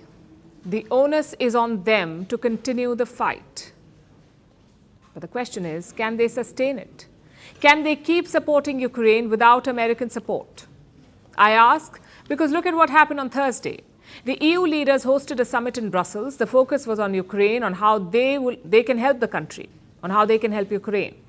The European Union, as you would know, has 27 member states. Most of them agreed on one thing. They agreed that Ukraine needs military aid. But when it came to signing the checks, there was no consensus. Ukraine had asked for 5 billion euros, which is around 5.4 billion US dollars. This money was to buy ammunition. President Zelensky has made this plea personally at the EU summit. Crucial that your support for Ukraine does not decrease, but instead continues and grows. And this is especially true for air defense, military aid, and our overall resilience. We need funds for artillery shells and would really appreciate Europe's support with at least 5 billion euros as soon as possible. Zelensky says it's urgent, yet Europe could not agree on it. And the main reason was two countries, France and Italy, which is strange because French President Emmanuel Macron has been so vocal about European support, about taking its security into its own hands. Yet his government is reluctant, especially to commit to financial resources. France says it is committed to the cause, but their first priority is a different package.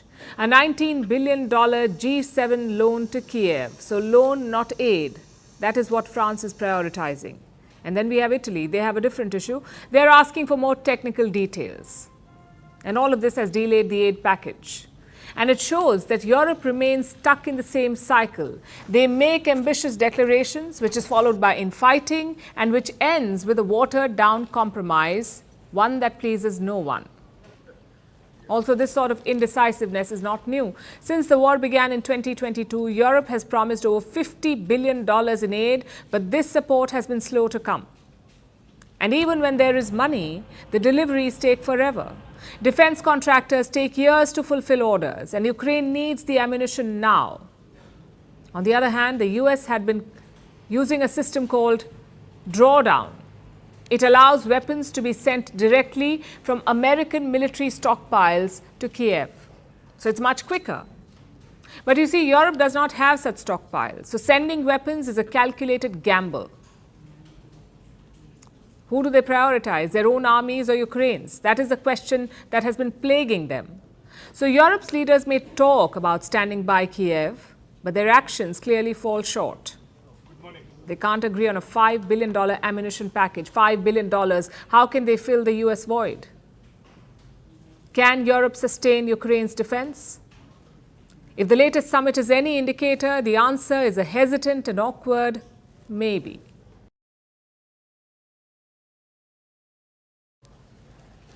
China too is watching Ukraine. Even though this conflict is far from the Indo-Pacific, Beijing is tracking every development closely. Because the Ukraine war is like a live case study for the Chinese, a lesson of sorts on modern warfare, and an understanding of how the world responds to aggression. How this conflict pans out could shape China's own decision on Taiwan. In fact, some signs are already emerging. China has begun laying the groundwork for a potential invasion of Taiwan. Let me show you a video that emerged recently from China. It was shot at a beach in southern China. There were some large ships there. They looked unusual. Take a look at these pictures. This is what they look like. The ships were elevated. They were above the water. They were interconnected by long ramps. And one of the ramps stretches out to the stand. Now, this video was doing the rounds on Chinese social media, then suddenly it disappeared, leaving behind questions and a lot of speculation. Questions like, what are these ships? Experts say they're a new class of Chinese landing barges. And what is their purpose? They are designed for an invasion of Taiwan. If there is an attack, these barges will act like floating bridges. They can be stationed just off the coast, and from there the PLA can lower the ramps. They can deploy military assets directly onto Taiwan's roads. These vessels will significantly expand the PLA's options. They could enable landings from multiple points. Now, here is a report. With these vessels, the PLA could land on any road within 150 meters of Taiwan shores. So China is strengthening its army, the People's Liberation Army. It wants a military which is war ready. And with that target in mind, Beijing has undertaken one of the biggest military build-ups.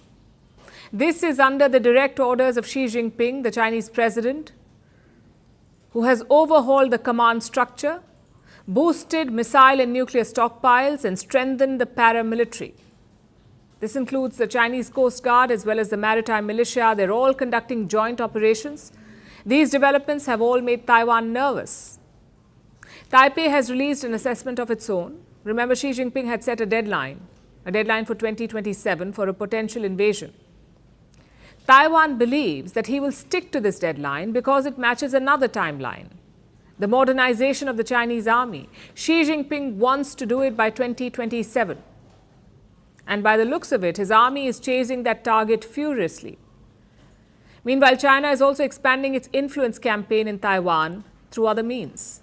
Over the past period, China has taken advantage of the freedom and diversity of democratic Taiwan to absorb crime groups, media personality, political parties, and even retired military and police, carrying out activities such as division, destruction, and subversion from within us. Recently, China tried to lure our people by widely issuing Chinese passports, allowing our people to apply for Chinese residency permits and identity cards as an attempt to confuse the national identity of the Taiwanese people. So Taiwan has no choice but to prepare. It is holding a military drill. This is their largest military exercise. It's an annual affair, usually for 5 days, but this time they will hold it for 10 days. So they have doubled the time. And China has taken note. It has also sent a message in the form of 59 military aircraft and several warships near the island. China is using military force to threaten Taiwan. It says this is punishment for promoting independence.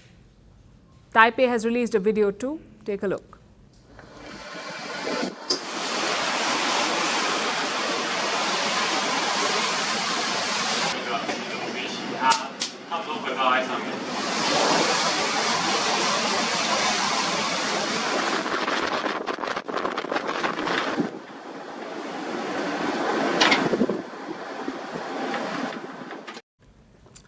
Those were Chinese vessels. They were spotted near Taiwan's coast. It is a clear pressure tactic. Beijing is drawing inspiration from Ukraine, particularly from the Western response.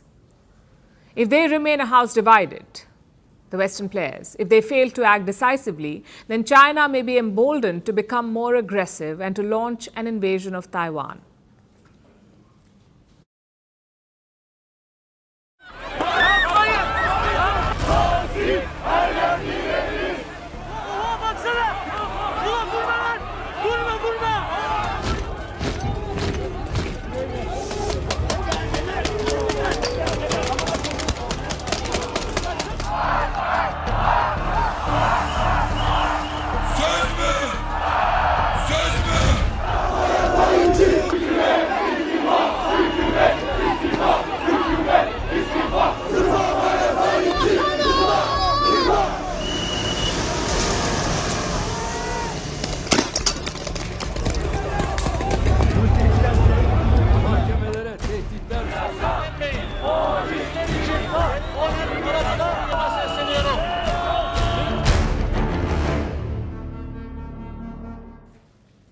Now let's turn our attention to Turkey.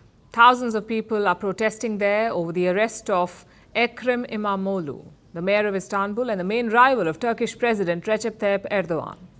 İmamoğlu was arrested on Wednesday morning in a pre-dawn raid, and this sparked off a political storm. Thousands of people took to the streets protesting against the arrest. We'll see a lot of young people among the protesters. They are the ones leading the charge, defying a nationwide ban on public gatherings.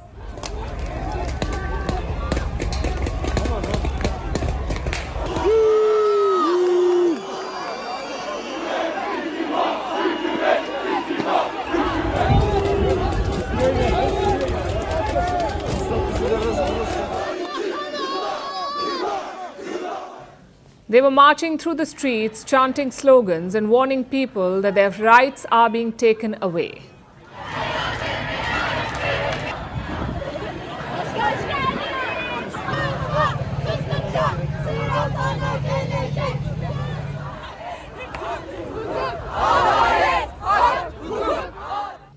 Many of the protesters are party agnostic. Some don't even support İmamoğlu personally, but they're fighting against what they see as Erdogan's authoritarianism.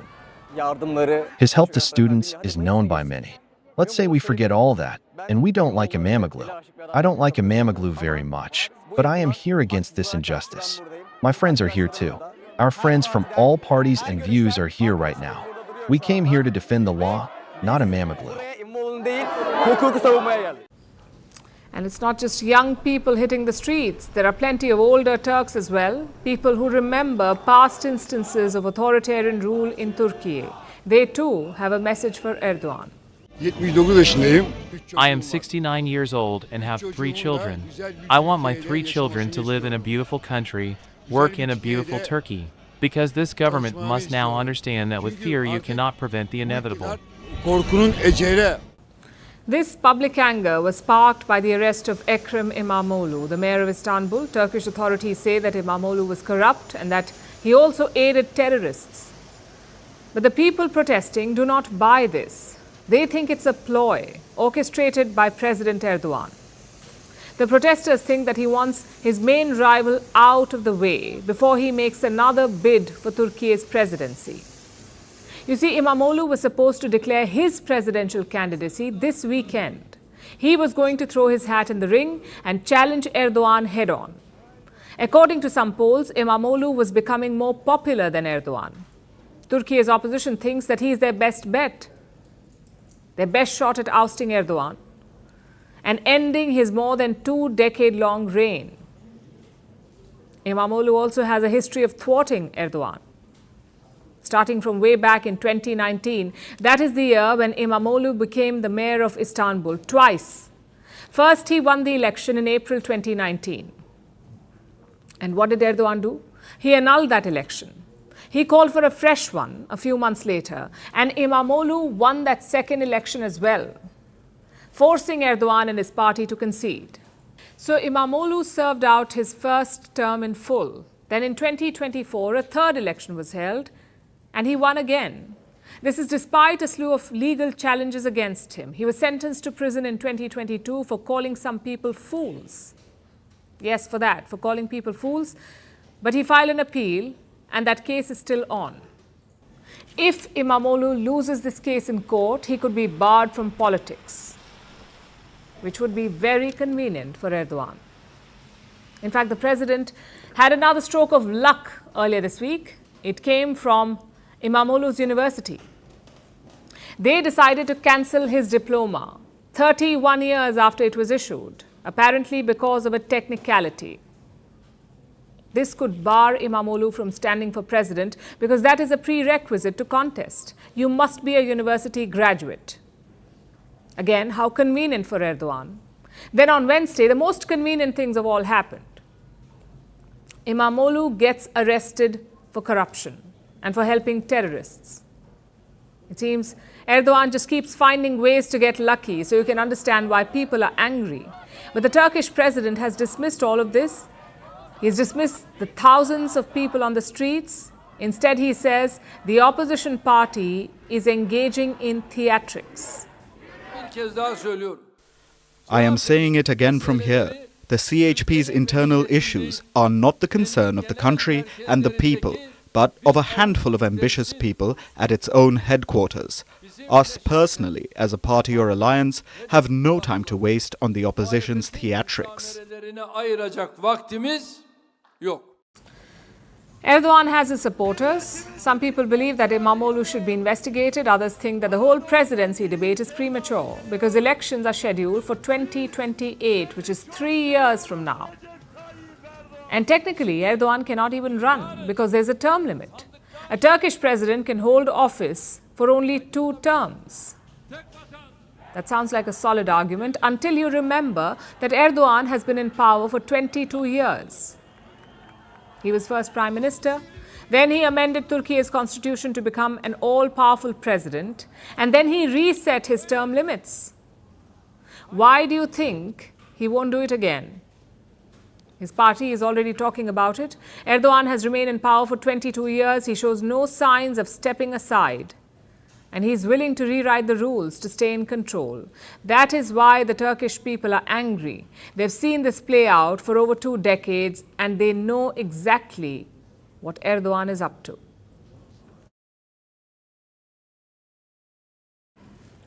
Now let's talk about a travel crisis that no one saw coming. The Heathrow Airport in London is closed today because it has no power. A fire knocked out the airport's main electricity supply as well as a backup system.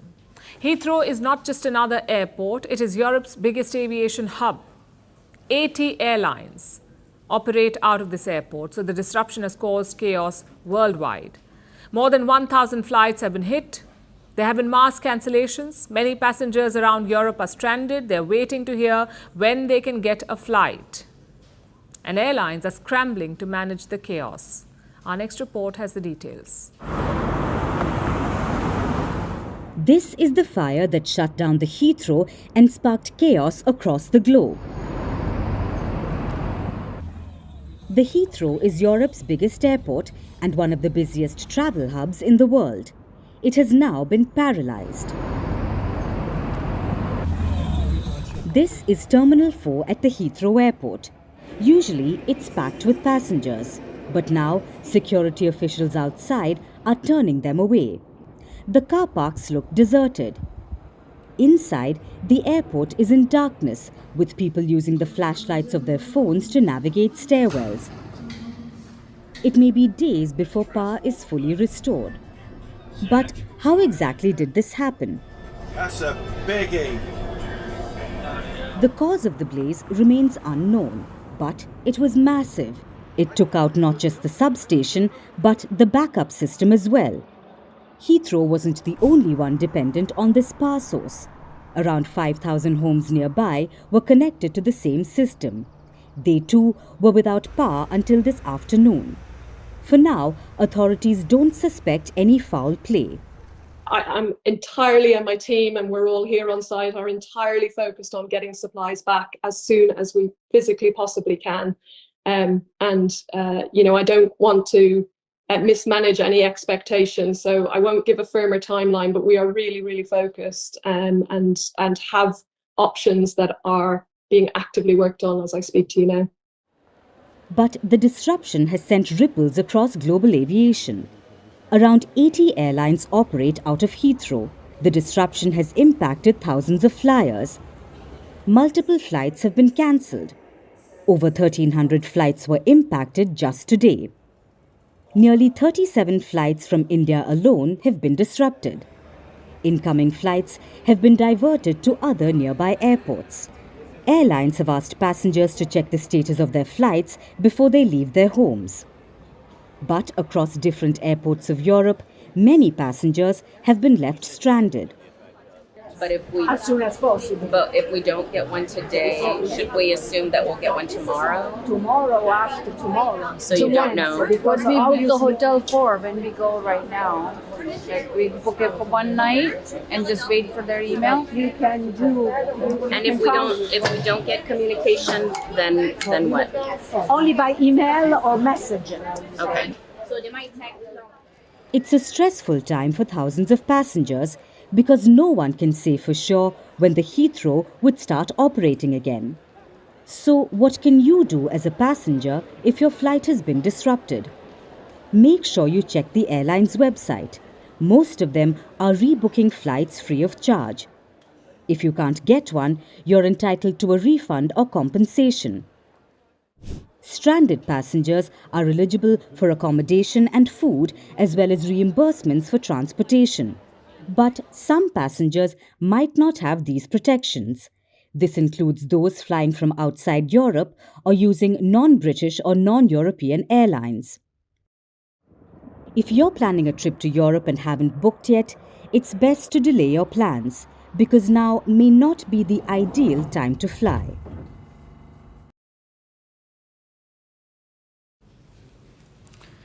Israel is back in Gaza. It has resumed its ground operations, and this time Israeli troops are not just fighting, they're also seizing land in Gaza. The plan apparently is to evacuate the population in the south, seize more areas and expand security zones. Israel's defense minister has also issued a warning. It's a message to Hamas. If they don't let the hostages go, Israel will continue to take more and more territory. They will permanently control parts of Gaza. So the war has resumed with full force. Next to Gaza, I can tell you that Israel is intensifying the fight against Hamas. The IDF has renewed targeted ground operations, securing key areas up to the center of the Netzarim axis. Our forces now control central and southern Gaza, expanding the security zone and creating a partial buffer between north and south. But this isn't the only battle that Israel is fighting. It is also at war with itself. Yesterday, hundreds descended on the streets of Jerusalem. They had only one demand. Prime Minister Benjamin Netanyahu must go.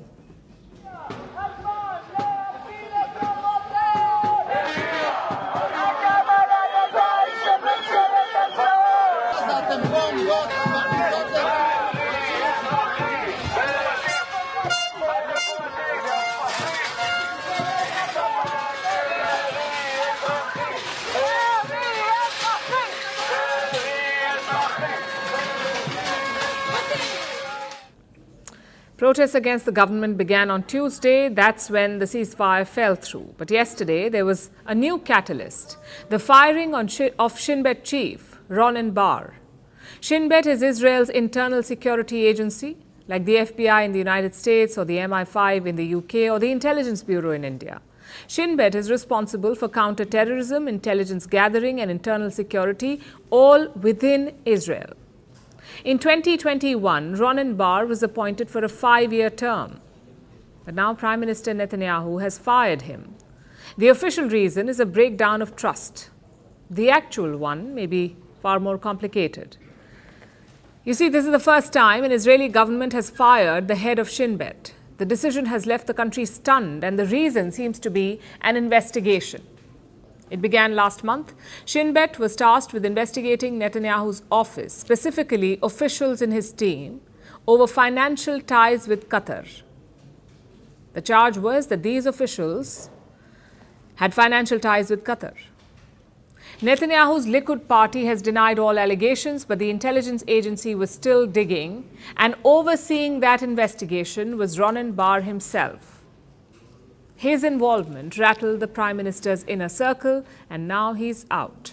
The demonstration is about the dismissal of the head of the Shin Bet, a dismissal that is ultimately a pretty clear conflict of interest.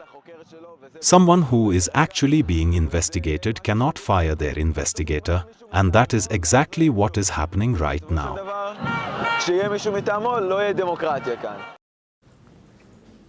Ronen Bar calls this a politically motivated move. And in good news for him, Israel's Supreme Court has frozen his termination. It wants to review appeals against this dismissal. But it's not just Shin Bet that Netanyahu is targeting. His other target is Israel's Attorney General, Gali Baharav Miara. She was the one who ordered this investigation, so the government is going after her too. This Sunday, the cabinet will debate a no-confidence motion against her. There are actually two pillars of Israeli democracy left at the moment, which are the Attorney General and the head of the Shin Bet. The police have already fallen, and the attack on the courts and the gatekeepers is completely brutal. We are here to stand.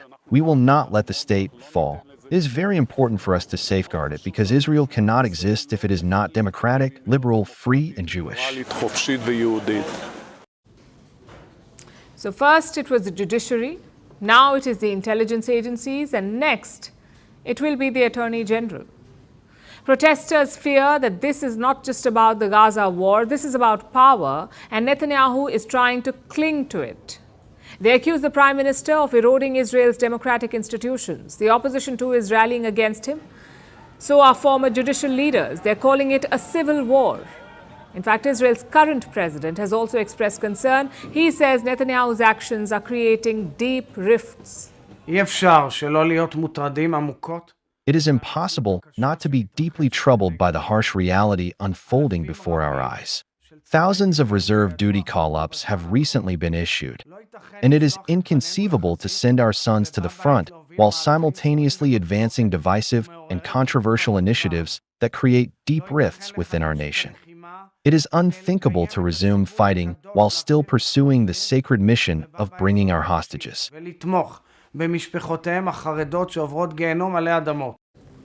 Netanyahu and his allies dismiss the criticism. They say it's just political bias. They accuse the Supreme Court and Shin Bet of being part of an entrenched elite, one that's working against the will of the people. So what happens next? In Gaza, Israel has a clear goal: end Hamas and bring back the hostages, and it can use brute force to try to achieve both. But what will it do on the streets of Jerusalem, where protesters are demanding change and leaders are warning of a civil war? It looks like Netanyahu is battling both Hamas and his own people.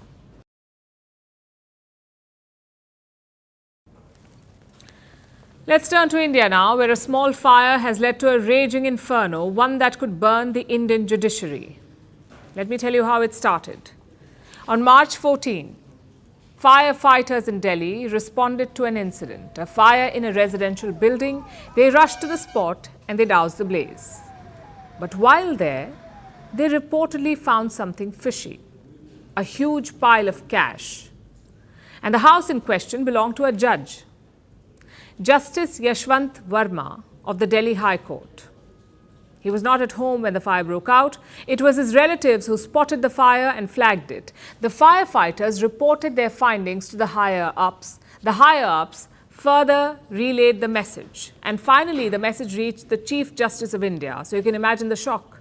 A pile of cash stashed away with a High Court judge. Almost certainly illegal wealth. The Chief Justice of India, Sanjeev Khanna, immediately gathered the collegium. This is the top decision-making body in Indian judiciary, the collegium. It decides transfers. It decides the appointment of judges. The collegium decided to transfer Justice Verma from the Delhi High Court to the Allahabad High Court. That is where Justice Verma used to work earlier. In 2021, he had been appointed to the Delhi High Court. So the collegium basically sent him back. It has also started an initial inquiry. The Delhi High Court's Chief Justice has been asked to submit a report. It could be ready today or tomorrow. As for the transfer, it has not been received well. Lawyers in the Allahabad High Court are opposing it. They say, we are not a trash bin. You can't just send tainted judges to our court. So that's where things stand right now. A cash bust, a transfer, and a whole lot of outrage. The Delhi Fire Chief has now given a statement just a short while back, and he now says that no cash was found at the judge's house. If that is the case, what triggered these reports? And why was the judge transferred? We do not have answers to these questions right now. So let's look at the questions that we can answer. 1, what will happen to this judge? And 2, what does it mean for Indian judiciary? The collegium could start an in-house inquiry. That is the official first step in such a case. The inquiry has to be led by one Supreme Court judge and 2 High Court Chief Justices. And what if this inquiry finds him guilty? Well, then the Chief Justice of India can just ask this judge to resign. If he refuses to resign, the Chief Justice can ask the Indian Parliament to oust him. Because High Court judges can only be dismissed by the Parliament, and this motion has to be passed with a special majority, meaning 2/3 of the voting attendance has to pass it. And this could be a significant moment in India's judicial history because we are talking about a High Court judge, and that too in New Delhi, in the national capital of our country. If they are corrupt, what will be the situation in lower courts? This incident has put the focus on judicial corruption in India. The question is, how do you solve it? Senior advocates are calling for collegium reforms. Like Supreme Court Bar Association President Kapil Sibal, he says the appointment process should be transparent. The issue of corruption within the judiciary is a very serious issue, and this is not something that has been articulated by senior counsel and lawyers in this country for the first time. It's been going on for years. It's time for the Supreme Court to start looking at issues of how the appointment process should take place, that it should be more transparent, appointments should be more carefully done. All roads lead to the collegium because it's a strange concept and system. Judges effectively appoint and promote each other. That's how the collegium works. When there is trouble, again, no outside scrutiny, the collegium decides their fate. You can see why this system is controversial. Most legal experts agree that it has to be reformed or changed, but they don't know how. No country has cracked the perfect model. Hence, we are stuck with this. All eyes will be on the collegium this time. They must not leave any questions unanswered, and corruption may be the immediate problem, but it's not the only one. Quality is the other. Just look at the Allahabad High Court. One of its judges dropped a pearl this week. He said that grabbing a woman's breast does not amount to rape, nor does breaking the strings of her pajama. The rest of the world is widening the definition of rape, and here in India it is being narrowed. Once again, the question is, who appointed these judges? And once again, the answer is the collegium. Clearly, reforms are needed. All stakeholders need to come together. They must find a solution to this problem, a solution that is acceptable to all. Because 1.4 billion Indians depend on the judiciary for fairness and justice. It must be beyond doubt and corruption.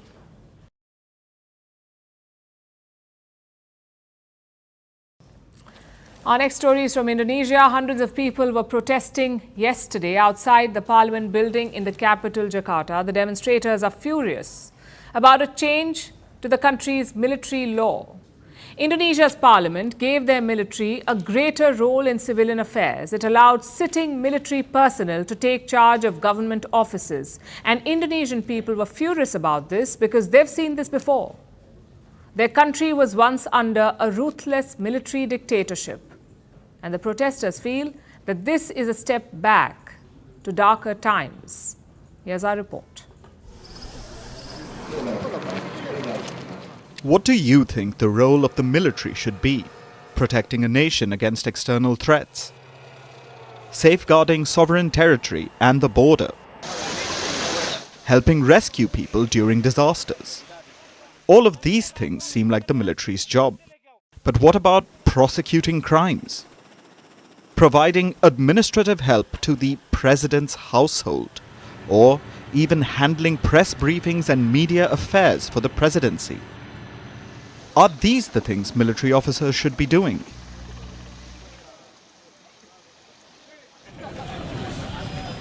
Well, in Indonesia, now they can, because the country just amended its military law.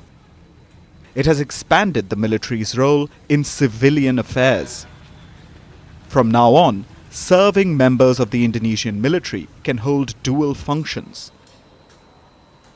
Active duty soldiers can now hold civilian posts, including at the Attorney General's office and the State Secretariat. Indonesia's parliament voted to allow this, and this has infuriated ordinary people. They were protesting yesterday outside the parliament building in Jakarta, and things turned violent as the law was passed.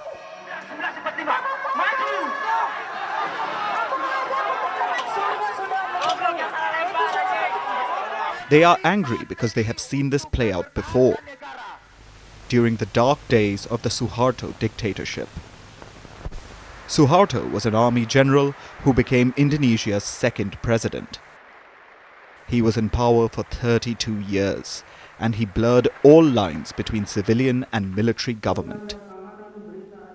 He called it the New Order, Orde Baru in the Indonesian language, and it was a brutal time. In the 32 years that Suharto was in power, there were so many human rights violations where the military was involved. And if this law is passed, then this will only strengthen their impunity and will make it harder for victims and their families of human rights crimes to achieve justice as the military's power is increased instead of otherwise. Suharto was finally ousted in 1998 after deadly riots in May that year. Thousands of people were killed in the unrest. And this finally forced Suharto to step down. But now, the spectre of his new order is back. Our fight to erase the military role from the socio-political sphere was arduous. We sacrificed so much. Students were killed, thousands had to die, including in the May 1998 tragedy. Tens of activists were kidnapped and some have not returned home. And today it feels like we are going backwards. That is why Indonesians are angry. They feel they are going back to darker times. And there's little they can do except protest, because these changes are backed by the country's president. Prabowo won Indonesia's presidential election last year.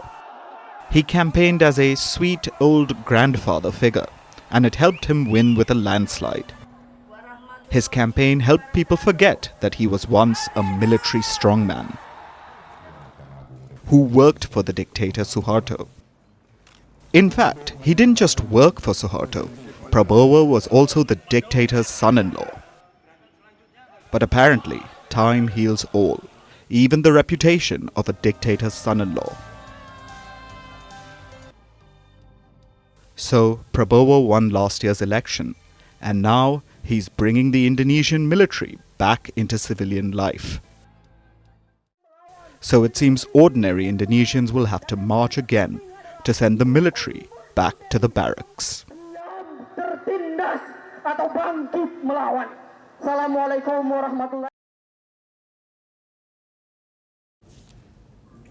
How do you surf the internet? If you're an Apple user, likely on Safari. If you're an Android, maybe Google Chrome. Both are American web browsers. Where are the Indian ones, or the Japanese ones, or the European ones? It seems the government of India is also asking this question. New Delhi is pushing for homegrown web browsers. In August 2023, the IT ministry launched a challenge. You had to create your own web browser. Indian developers were free to sign up and participate. They had to design and submit their product, and yesterday was judgment time. Zoho Corporation's ULAA bagged the first prize.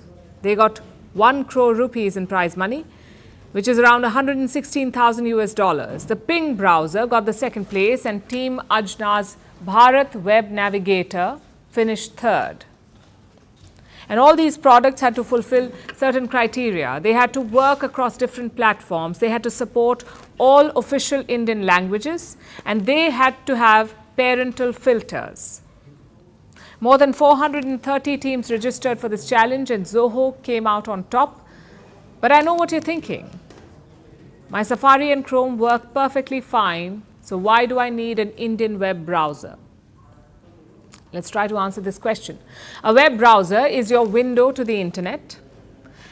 You use it to surf the web, to access your email inbox, to use your social media accounts, and to make online transactions. So web browsers have access to a lot of important information about you. But where is this information stored? And under whose jurisdiction? Just look at the market split. Google Chrome has 66% of the browser market, 66%. Safari has 18%, and Microsoft Edge has over 5%. That's 3 American companies with 89% of the market share. Imagine the scale of domination. Where do you think these companies store their data? In the United States of America. And why just these companies? The US has 45% of all data centers in the world, so most of our data is under US jurisdiction. The companies will say that they are multinational, that they will protect your data, but if Uncle Sam puts his foot down, they will comply. Enter homegrown alternatives. Your data can be stored within Indian borders. It gives us more control and safety. That's one key reason to build your own browser. Secondly, compatibility. India has dozens of languages. We also have our own sensitivities and priorities, so an Indian product could offer a better fit. And finally, digital sovereignty. This is very important. Imagine India and the US have a falling out tomorrow. Washington asks Google to deactivate Chrome in India. What will Indian users do? Should we stop surfing the internet? Obviously not. We should have our own web browser. So the logic for such a move is sound. But it won't be easy to implement. For starters, these are monopolistic companies. Your iPhone comes installed with Safari, your Windows laptop comes with Microsoft Edge, your Android phone comes with Chrome. Are you going to take the time out to install an Indian browser? If the quality is great, maybe. Which brings us to the second challenge. Google and Apple are multi-trillion-dollar companies. They have access to the best designers, the best coders, and the best marketers. Can Indian startups compete with them? I ask because even the likes of China have found it tough. As you know, China builds alternatives for everything. They have banned your WhatsApp and YouTube. Instead, they have Weibo and Tencent. Yet Google Chrome is the most used browser in China, so this mission is not going to be easy for India. But that's no reason to give up. They say data will be the new oil, which means tech companies could be the new superpowers and tech products could be the new weapons. It is only logical to build your own.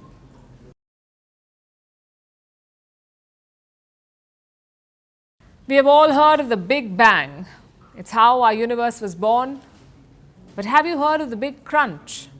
Some scientists believe that it is how our universe will end. Our galaxies, planets, space, time, all crumpling back together, almost like a cosmic rewind. But what will cause this Big Crunch? When will it happen? Should you be worried? Can you still make it to your weekend brunch? Our next report tells you. Remember that time you blew up a balloon way too much and it popped? Now imagine the universe is that balloon. Except instead of popping, it just kind of collapses, almost like a deflating souffle. That's one way the universe might end, and it's being called the Big Crunch. So let's break it down.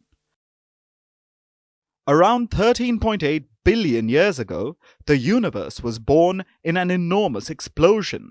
It was called the Big Bang. After the Big Bang, the universe started stretching out like a rubber band, and it didn't stop. It kept expanding, getting bigger and bigger. pushing galaxies, stars, and planets farther apart.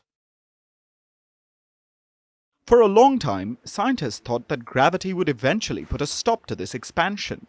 But in 1998, astronomers discovered something new. The universe wasn't just expanding, it was expanding faster and faster. It was as if the universe had chugged a giant energy drink and just wouldn't slow down. So, who was the culprit? It was a mysterious, invisible force called dark energy. Now, dark energy is the universe's version of a magic trick. It's there, but nobody knows exactly how it works. Scientists used to think it was a constant force, like the universe's personal turbo boost. But now, new research suggests otherwise. It says dark energy might be getting weaker over time. And that's where things get interesting. If dark energy loses its grip, then the universe's original tough guy might make a comeback. That is, gravity. And if gravity is more overwhelming, the whole universe might stop expanding and start shrinking, aka the Big Crunch. What will it look like? Imagine playing your favorite movie, but in reverse. Galaxies will start zooming back towards each other. Planets will collide. Stars will crash into each other, turning the whole sky into a cosmic demolition derby. Eventually, everything smashes together into one enormous, ultra-hot, ultra-dense blob. Space-time itself gets crumpled up, and then the universe as we know it ceases to exist. It's all gone in a poof. But when will this happen? Well, you won't need to cancel your weekend plans. If the big crunch happens, it's probably trillions of years away, maybe even longer. Scientists are still figuring that part out. Also, the big crunch is one of the many ways the universe might end. It's still just a theory, and there are many more. The important thing is that the universe might not last forever. But until then, enjoy the ride. The universe is still here, and that means you still have time to complete all your pending tasks. But if the cosmos can take its sweet time collapsing, you can probably get away with one more episode of your favorite show.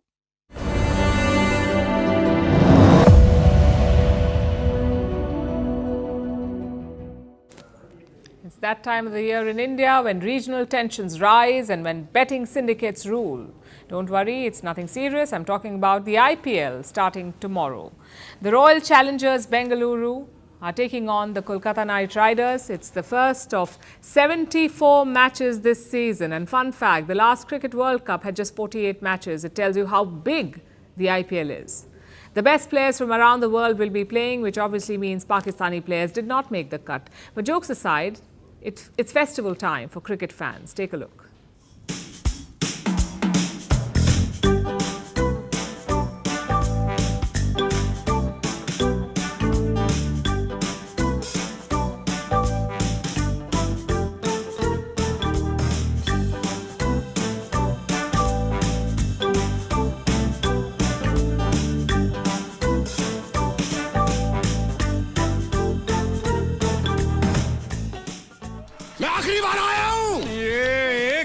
खत्म हुआ नहीं कि दूसरा शुरू हो गया आइए आप ही की कमी थी आइए आज या तो इस बार या उस बार हो जाऊंगा मैं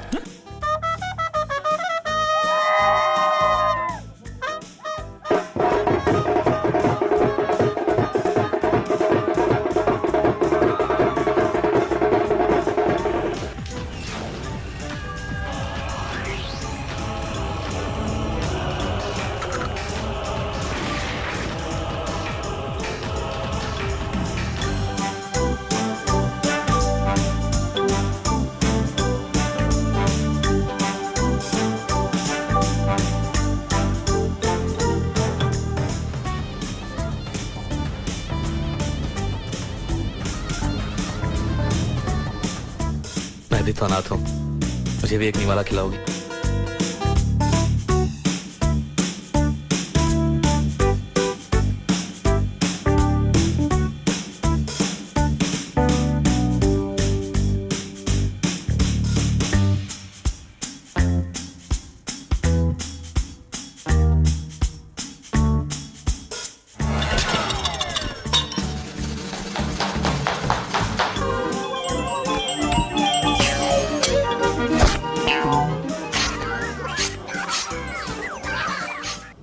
Now it's time for Vantage Shots, images that tell the story. In Abu Dhabi and Jordan, the firing of the iftar cannon signaled the breaking of fast. A humanoid robot joins the police in eastern China, and Hong Kong's new panda cubs reunite with their mother ahead of their public debut.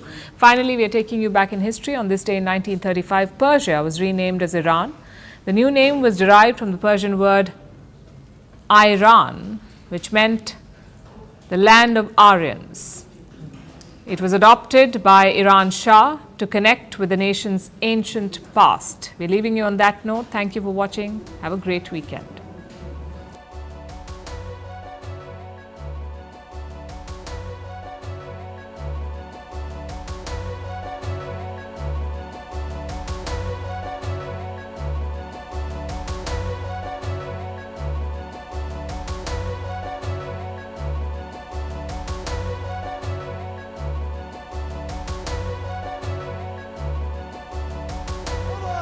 وخير العمل وخير الثواب.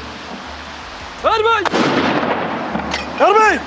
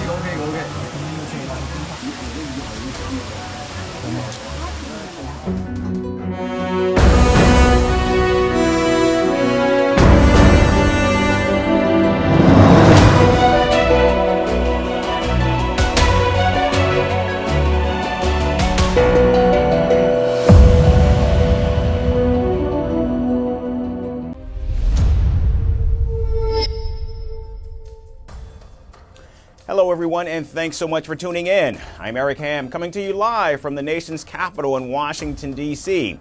And today on the program, President Trump finally makes a deal, Tesla suffers a major setback, and Venezuelan leader Nicolas Maduro hits back at the White House.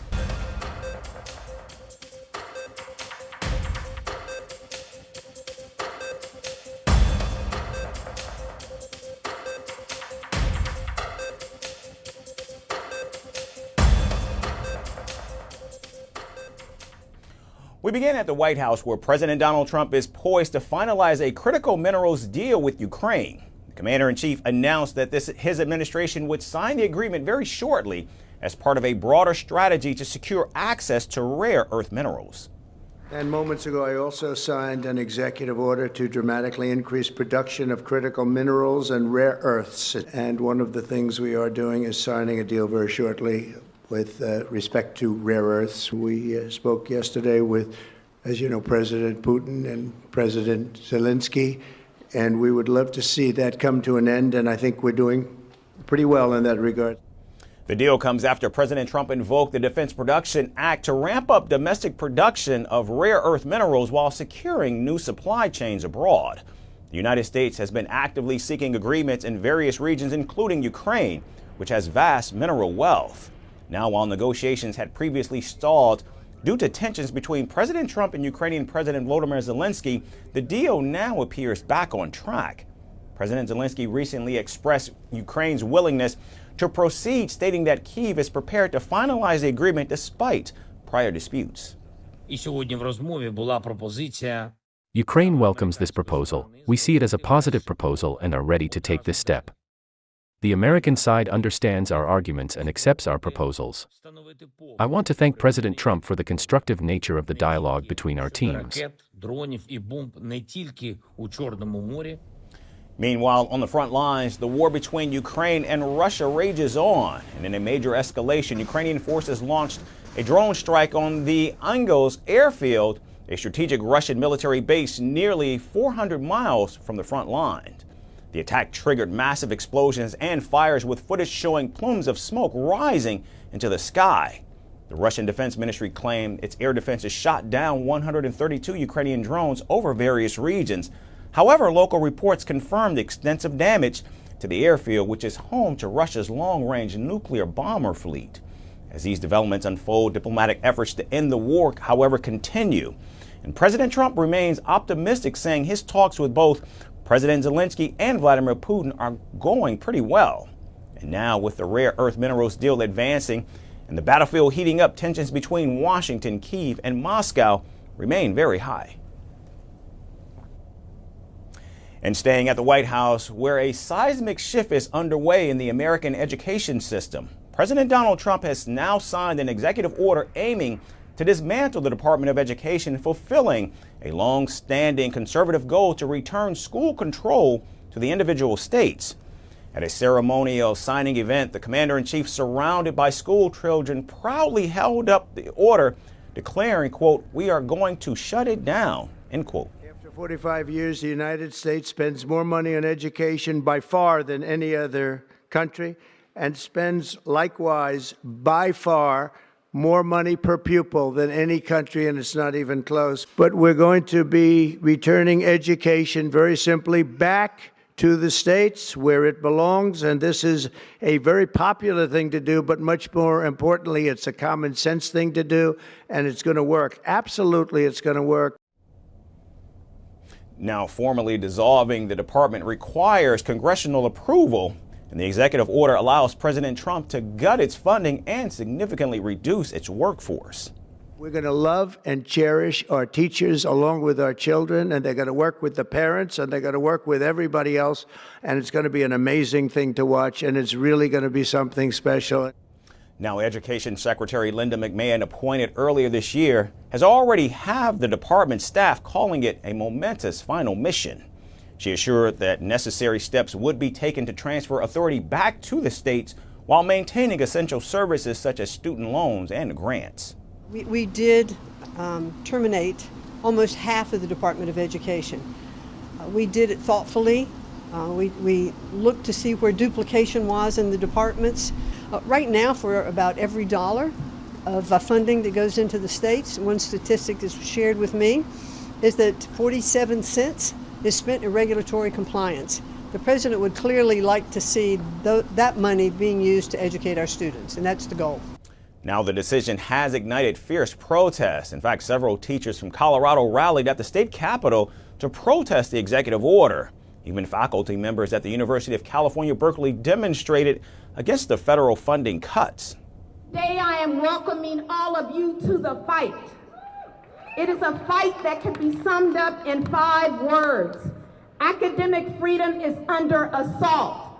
Academic freedom is under assault. Now, despite the opposition, President Trump remains steadfast in his efforts. His administration has already slashed education-related diversity, equity, and inclusion programs, and he's vowed to continue eliminating federal influence over school policies. The president's ultimate goal is clear, which is the complete elimination of the Department of Education. However, achieving that will require congressional support, which remains uncertain. For now, the department is in survival mode, with thousands of educators, students, and policymakers bracing for what comes next. And now, moving to South America, Venezuelan leader Nicolas Maduro has called out President Donald Trump and El Salvador's President Nayib Bukele.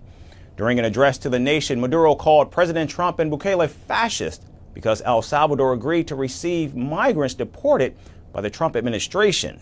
Last weekend, the United States deported nearly 230 Venezuelan migrants who were allegedly affiliated with the Tren de Aragua cartel. However, Maduro claims they were innocent civilians who should be sent back to the United States. The Venezuelan leader, who is himself known for brutal crackdowns and silencing critics, has called the deportations inhumane. They handcuffed Venezuelan deportees without telling them where they were going, and when they arrived in El Salvador, they got them off the hard way. They humiliate them by throwing them on the ground. They shave them. Do you call this justice? Do you call this international law? Do you call this human rights? How do you call this? This is called fascism, Nazism, and Venezuela is ready to denounce this massive violation of human rights against honorable migrant workers in the United States. Now, a federal judge had in fact ordered the Trump administration to halt the forced deportations flights last weekend. However, the administration went ahead with the flights and even released a video showing the migrants being taken to a jail in El Salvador. Referring to that video, Maduro falsely accused President Trump of ordering ICE agents to kidnap migrants to send them to concentration camps in El Salvador. I respectfully and publicly ask President Nayib Bukele, will you protect this cruelty, this injustice, without any right and process, to create concentration camps and put in gentle migrant workers, honorable people, in jails without any trial, without having committed crimes in El Salvador, without any sentence from a court in El Salvador? Is that legal? Is that fair? Is that human, Nayib Bukele? Is that human to do this to a human being just because he's a Venezuelan migrant? Meanwhile, families of the deported Venezuelans are urging President Trump and President Bukele to order the release of the detained migrants.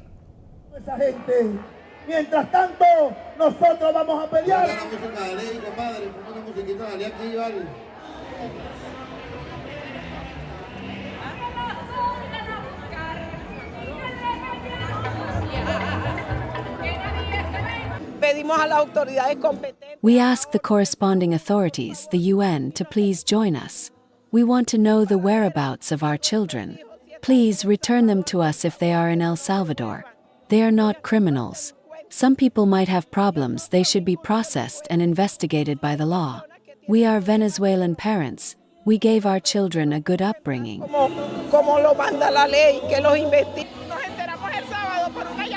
We found out on Saturday because my husband Darwin called to tell us they were putting him on a plane headed to Venezuela.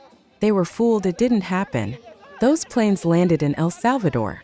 We are here to see if Nicolas Maduro and his government official can help us so they can return to Venezuela. Maduro has pledged to reach out to El Salvador's president to oversee the release of the detained Venezuelans, which includes members of violent gangs. And though it remains to be seen whether El Salvador will adhere to the request or keep the migrants detained as President Bukele's war against cartels continues. And in business, Tesla, whose stock has already been in free fall, is now undergoing its biggest recall ever. The EV maker has called back over 46,000 Cybertrucks, which is nearly all of the trucks sold so far. This after regulators flagged major safety defects, including faulty parts. This marks the 8th recall for the troubled truck since its launch in 2023, all adding to Tesla's mounting challenges as sales slump and backlash against Elon Musk intensifies. Our story has more.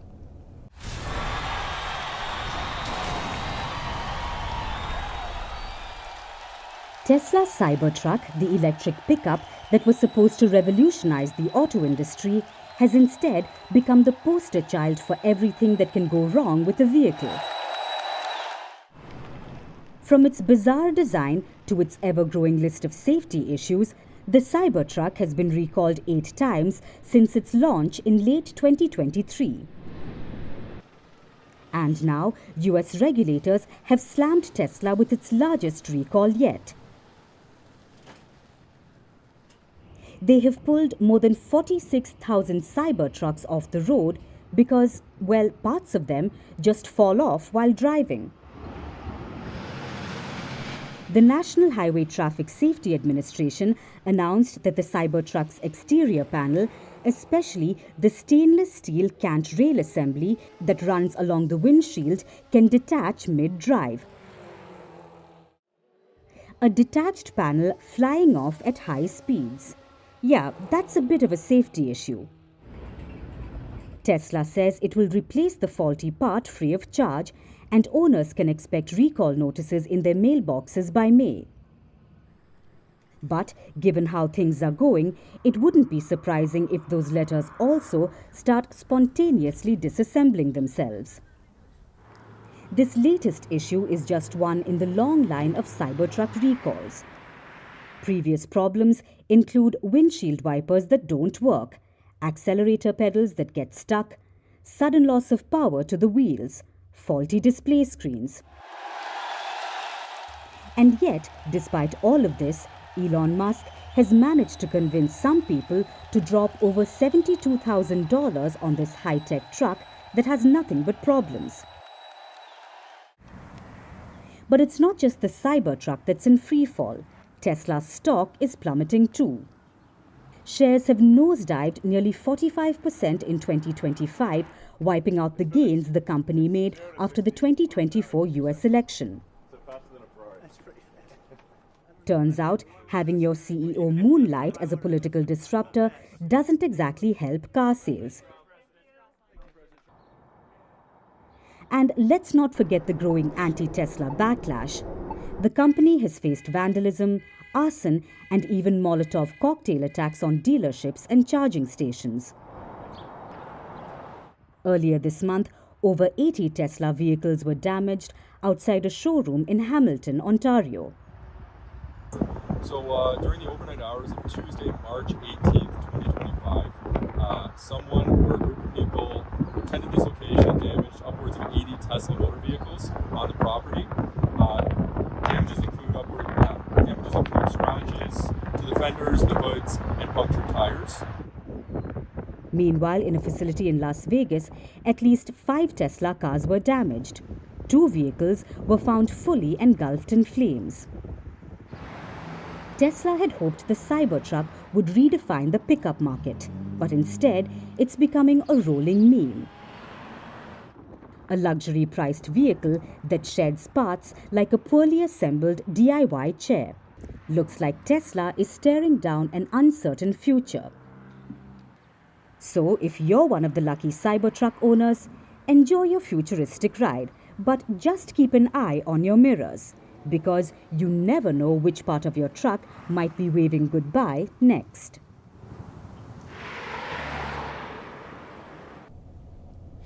And finally, we head to Mexico, where Mexico City lawmakers voted 61-1 to ban the killing of bulls and use of sharp weapons in bullfights. Now, this has triggered celebrations from animal rights activists as well as fury from traditionalists. The new law, dubbed Bullfighting Without Violence, aims to preserve the spectacle while eliminating its bloodied aspects. While some are celebrating the decision, many are calling it an attack on the 500-year-old tradition. Here's our final story from Mexico City. Mexico City lawmakers have officially put the brakes on bullfighting's bloodier traditions. They have banned the killing of bulls and the use of sharp weapons in the ring. The new law, dubbed as Bullfighting Without Violence, aims to keep the spectacle alive without, well, the actual death. Naturally, this has left animal rights activists cheering, bullfighting purists raging, and bulls everywhere wondering if they have just won the lottery. The decision sparked immediate chaos outside the local Congress. Furious bullfighting fans tried and failed to breach police barricades. They waved signs with slogans like, "Being a fan of La Fiesta Brava is not a crime, it's a point of pride." Meanwhile, victorious lawmakers and animal rights activists emerged from the building like conquering heroes. Some were even seen gleefully clutching stuffed bull dolls, as if they'd just saved an entire species. I believe it is a great social step. I think violence starts with animals, with the most innocent beings who cannot defend themselves, who have no voice. If we want to eradicate violence in our country, we must start from the ground up, and those foundations are the animals. For centuries, bullfighting has been an untouchable cultural staple in Mexico and Latin America. It has drawn thousands to arenas like Plaza Mexico, the world's largest bullfighting ring.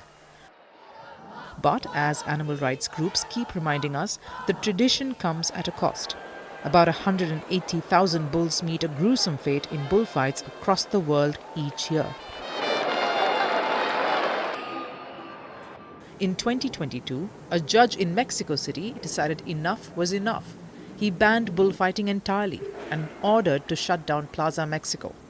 Animal activists celebrated, matadors sulked, and the bulls, well, they probably took a much-needed nap.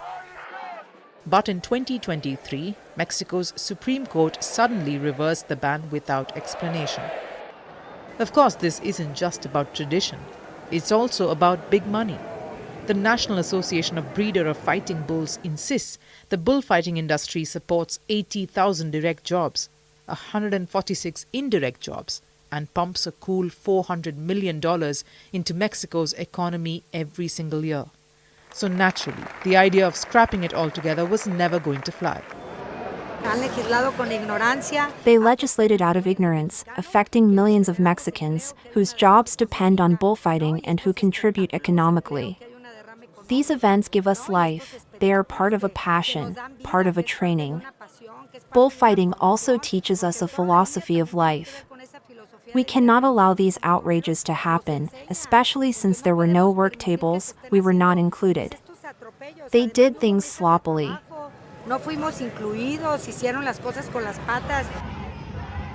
In the end, this decision has left everyone just a little bit unsatisfied.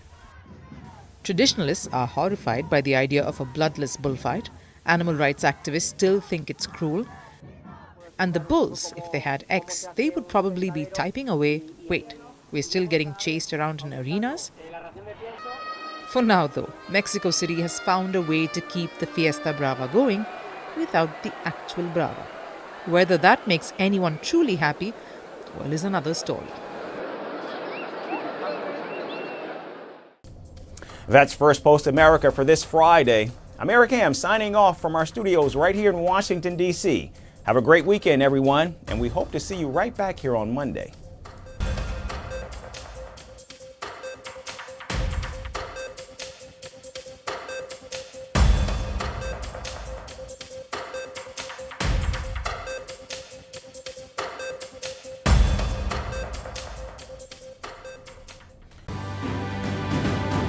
Firstpost reports from the world's second largest continent.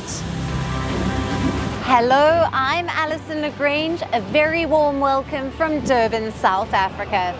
We get you the news and the newsmakers from Africa. From elections to climate change to innovations and opportunities. As the world's attention shifts, we report from Africa, the heart of the global south. Join me every weekday live on First Post.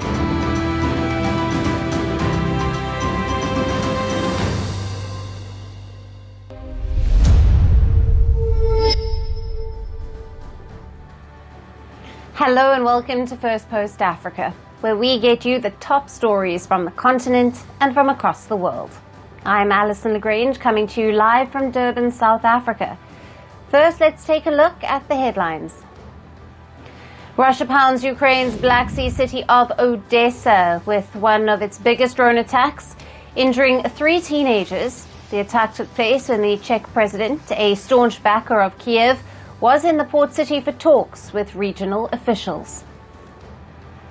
Israel's Prime Minister Benjamin Netanyahu fires the head of the nation's security service over its failure to anticipate the October 7 attack by Hamas. This marks the first time in Israel's history that a government has fired the leader of the agency. Iran's Supreme Leader Ayatollah Ali Khamenei warns the US over Yemen strikes and denies Tehran has proxies. Khamenei threatens action after Trump vows to hold Iran responsible for the Houthi attacks. At least 7 international flights from Indonesia's resort island Bali have been cancelled after a volcano erupts in the nation's east, shooting dark ash more than 8 kilometers into the sky. And Zimbabwean swimmer Kirsty Coventry becomes the first woman to lead the International Olympic Committee in its 131-year history. She is also the first African to become the IOC president.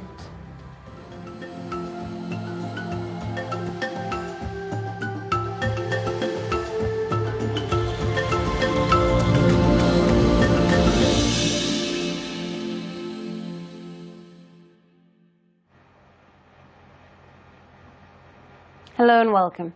We begin with the latest developments from the civil war in Sudan, which is nearing its 2-year mark. Now, the paramilitary rapid support forces say it has killed dozens of soldiers in a drone strike on Sudan's presidential palace in Khartoum. This comes after the Sudanese army, led by Abdel Fattah al-Burhan, recaptured the iconic palace from the RSF earlier today, marking a major turning point in the civil war. The RSF declared that the battle for the Republican Palace is not over. It claims its forces killed 89 enemy personnel and destroyed several military vehicles. Reports also suggest that 3 journalists were killed in the strikes. Now, earlier, the Sudanese army announced it had taken full control of the palace and several ministries that were under the RSF's control in the capital. The army vowed to continue advancing on all fronts until every inch of Sudan is purged of the RSF forces and their supporters. In a timeless heroic battle, our forces crowned their successes today in Khartoum, where they were able to crush the remnants of the terrorist militia of head of the paramilitary rapid support forces Mohammed Hamdan Dagalo in the areas of central Khartoum, the Arab market, and the buildings of the Republican Palace, a symbol of the sovereignty, pride, and dignity of the Sudanese people, and the buildings of the ministries.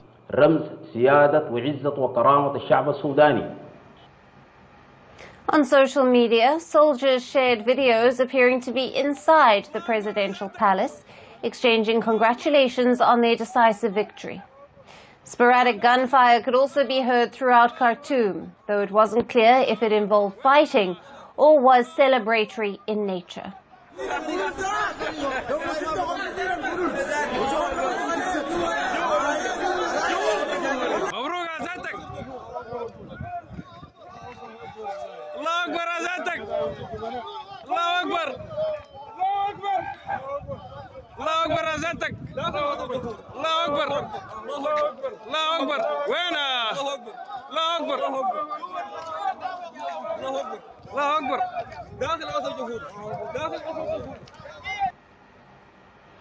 The scene today is a stark contrast to April of 2023, when paramilitary fighters first overran the palace as war erupted between the RSF, led by Mohammed Hamdan Dagalo, and the Sudanese army.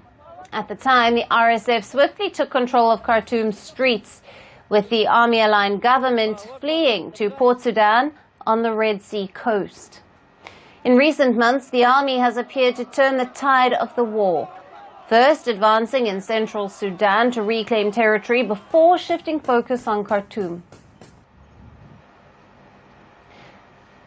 Now, central Khartoum, where the presidential palace stands alongside ministries and the capital's business district, has seen fierce fighting after army troops surged through the city recently.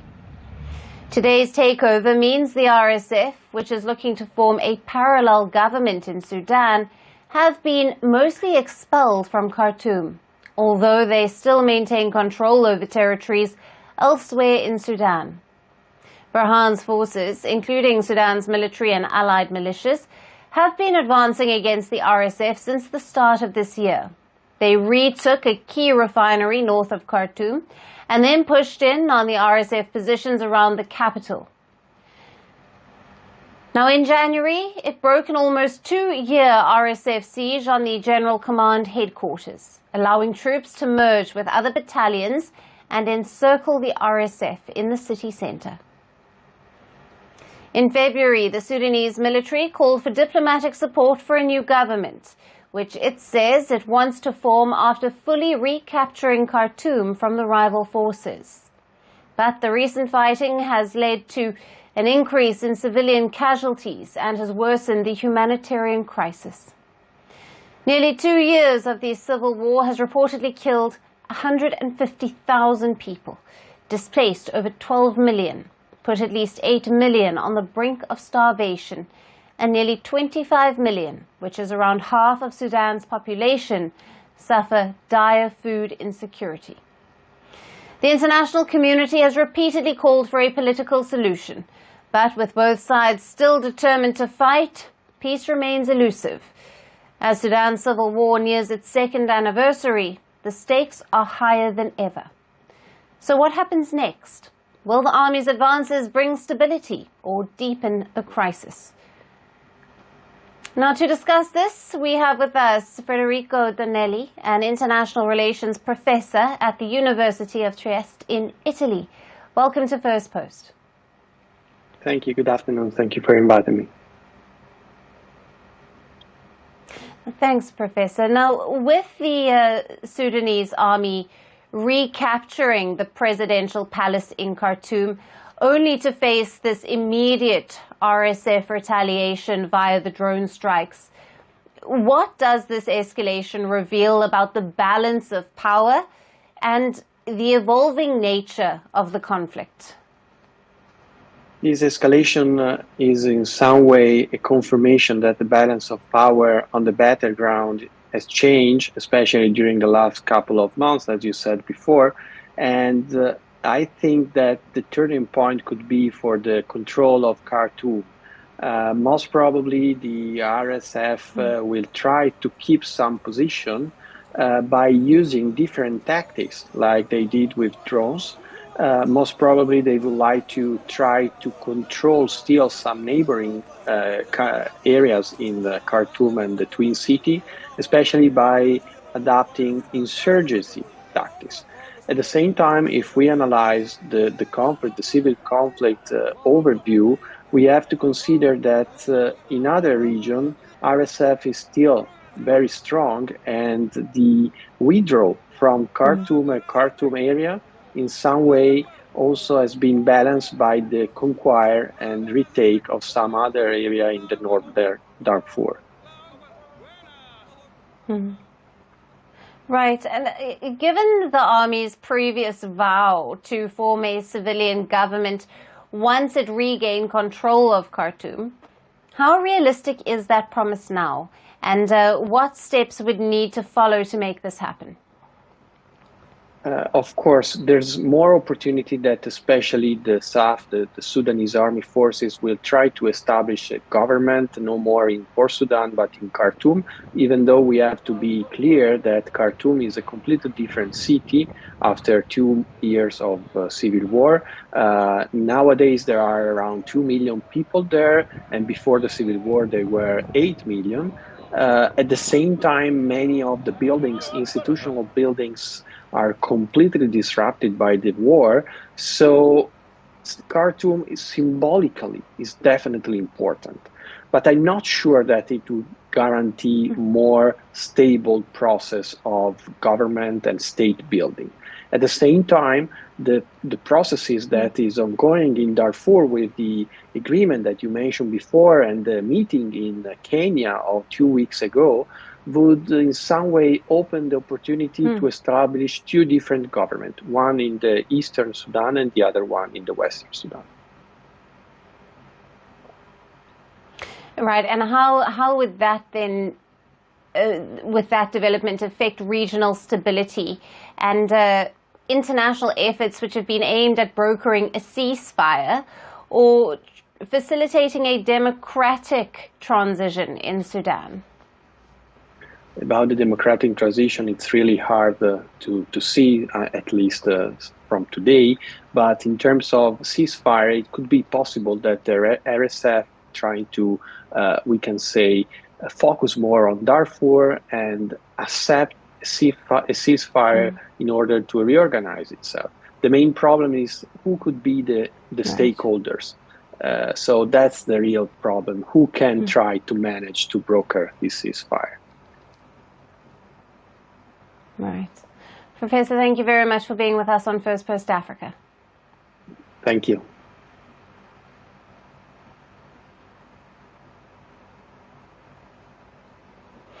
And shifting focus to Ethiopia, where Prime Minister Abiy Ahmed has made key statements in his parliamentary address regarding the ongoing disputes with Eritrea and Egypt. The Ethiopian leader denied any intention of invading neighboring Eritrea, amid the fears that Ethiopia might seize the port of Assab by force. Now, Ethiopia, a landlocked country, seeks access to the Red Sea for economic and strategic reasons. Ethiopia has no intention of invading Eritrea for the sake of the Red Sea.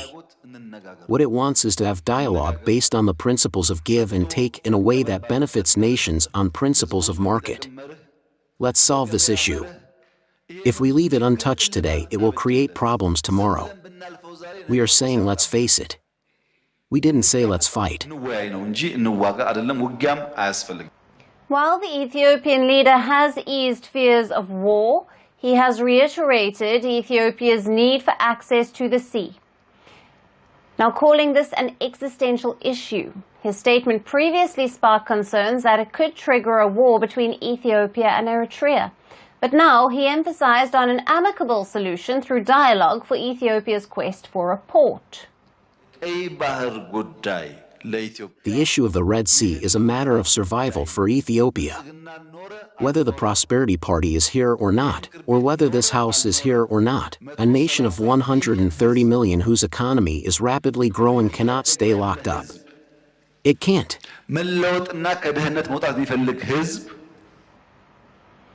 Eritrea was an Ethiopian province until 1991, when it gained de facto independence after a 30-year war. But tensions between the two nations have remained, with the Red Sea access being one of the key disputes. Now, the port of Assab, located on Eritrea's Red Sea coast, was Ethiopia's primary trade gateway before Eritrea's independence. Even after independence, Ethiopia continued to use the port until the Eritrean-Ethiopian War of the 1998 to 2000 that erupted over border disputes. But then the signed peace deal collapsed soon, and the war lasted for nearly 2 decades, resulting in tens of thousands of deaths. However, in 2018, in a historic move, Ethiopia's newly elected Prime Minister Abiy Ahmed signed a peace deal with Eritrea. For this, he was awarded the Nobel Peace Prize. But since 2020, new tensions have surfaced. War broke out in Ethiopia's Tigray region between the Ethiopian federal government and the Tigray People's Liberation Front, or the TPLF. Eritrea sided with Ethiopia, deploying troops to Tigray. But even after a 2022 peace deal, reports suggest that Eritrean troops have not fully withdrawn. Abiy Ahmed's latest remarks come as infighting within the TPLF in recent weeks has raised fears of renewed violence in the region. Analysts warn that Eritrea could exploit the unrest for its own strategic interests. While Abiy Ahmed believes that the situation in Tigray will be resolved soon, his other remarks on the Nile Dam could escalate tensions with Egypt. Now, the Ethiopian leader has announced that the controversial Grand Ethiopian Renaissance Dam, or the GERD, a multi-billion-dollar mega dam on the Blue Nile, will be fully inaugurated within 6 months. Now, the GERD is considered vital for Ethiopia's electrification and economic development. However, the dam has been a major point of contention with downstream nations, Egypt and Sudan. While war-torn Sudan's stance has fluctuated, Egypt has consistently opposed the dam, calling it an existential threat to its vital Nile water supply. Ethiopia insists the dam will not reduce the volume of water flowing downstream. However, repeated negotiations have failed to produce a breakthrough. The dispute over Red Sea access and the Nile waters remains unresolved, leaving Ethiopia's relations with Eritrea and Egypt in a delicate balance.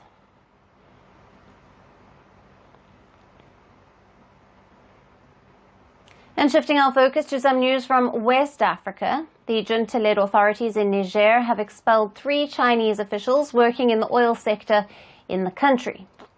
Reports suggest the officials were Niger-based directors of the China National Petroleum Corporation, or the CNPC, the West African Oil Pipeline Company, and Soraz, a joint venture oil refinery. Now, the top Chinese officials in these companies were given 48 hours to leave. Niger's oil minister later said that the expulsions were linked to a dispute over salary disparities, with expatriate staff earning significantly more than local workers. He stated the junta was not satisfied with the distribution of wealth between the state of Niger and its partners. He also criticized the high concentration of expatriates in managerial roles, while local workers filled the lower-paying operational and labor positions. The minister said that there had also been several attempts to address the issue, but the disparities had persisted, prompting the expulsions. However, he emphasized that the government remains open to discussions with its Chinese partners. Now, to put this into perspective, the average salary of a Chinese employee in Niger last year was a little over $8,600 per month, compared with the $1,200 for an employee from Niger in the same post.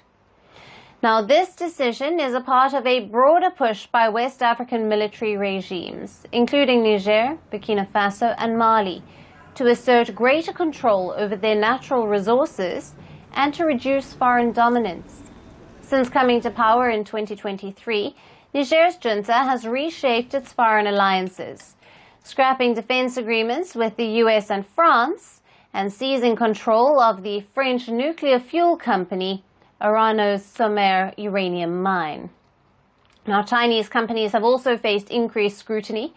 In a separate case, Niger's tourism ministry revoked the license of a Chinese-operated hotel in Niamey earlier this month, citing discriminatory practices against Nigerian citizens.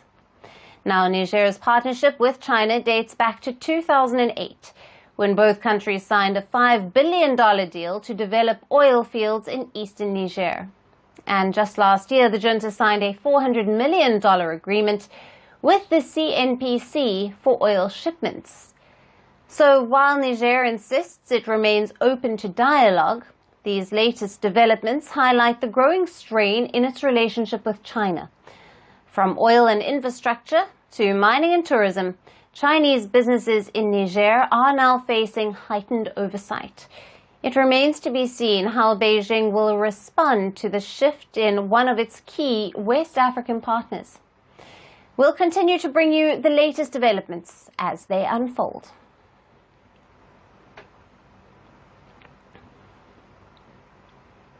And for our last story, we talk about South Africa. As US-South Africa ties hit to rock bottom over land reforms, US President Donald Trump has an offer for white South Africans. Trump wants to give them refugee status in the US, as he believes that they are the victims of unjust laws back home. While the leading groups representing white South Africans have refused the offer, the idea has definitely turned heads. Nearly 70,000 South Africans have shown interest in Trump's plan. So, what happens next? Watch our report for more. The age of America begins right now. US-South Africa ties are on a roller coaster, but without the thrilling highs, they seem to be stuck downhill. Within just 2 months of his second term, US President Donald Trump has picked a bone with quite a few countries. South Africa is among the top few. Trump says South Africa's land reforms are anti-white and the government is confiscating land. Allegations which the Cyril Ramaphosa government has repeatedly denied, but it has only fallen on deaf ears.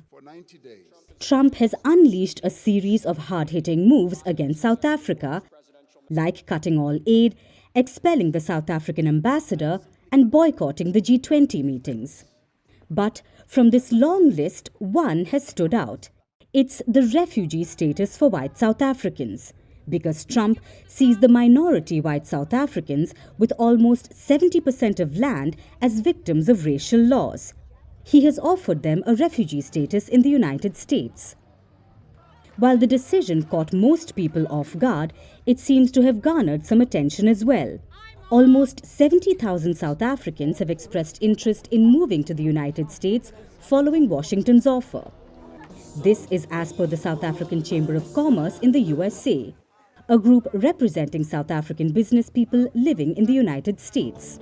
Though it's not a government body, the group says it is now involved in registering the interests of those who want to migrate to the US. It has handed over a list to the US Embassy in Pretoria. Out of the 67,042 people who registered on its site, most were aged between 25 and 45 and were mainly Afrikaner or English names. The white population in South Africa is primarily Afrikaans-speaking, descended from Dutch settlers or English-speaking South Africans with British ancestry.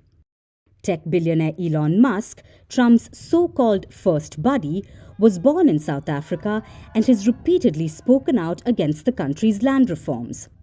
It's believed that Musk's voice is the one echoing in Trump's ears, shaping his stance on the issue. As Musk and Trump clash with the Ramaphosa government, their stance has found support in South Africa. Last month, hundreds gathered outside the US Embassy in Pretoria to thank the Trump administration for listening to their cause. We are here because Trump invited us to come to America.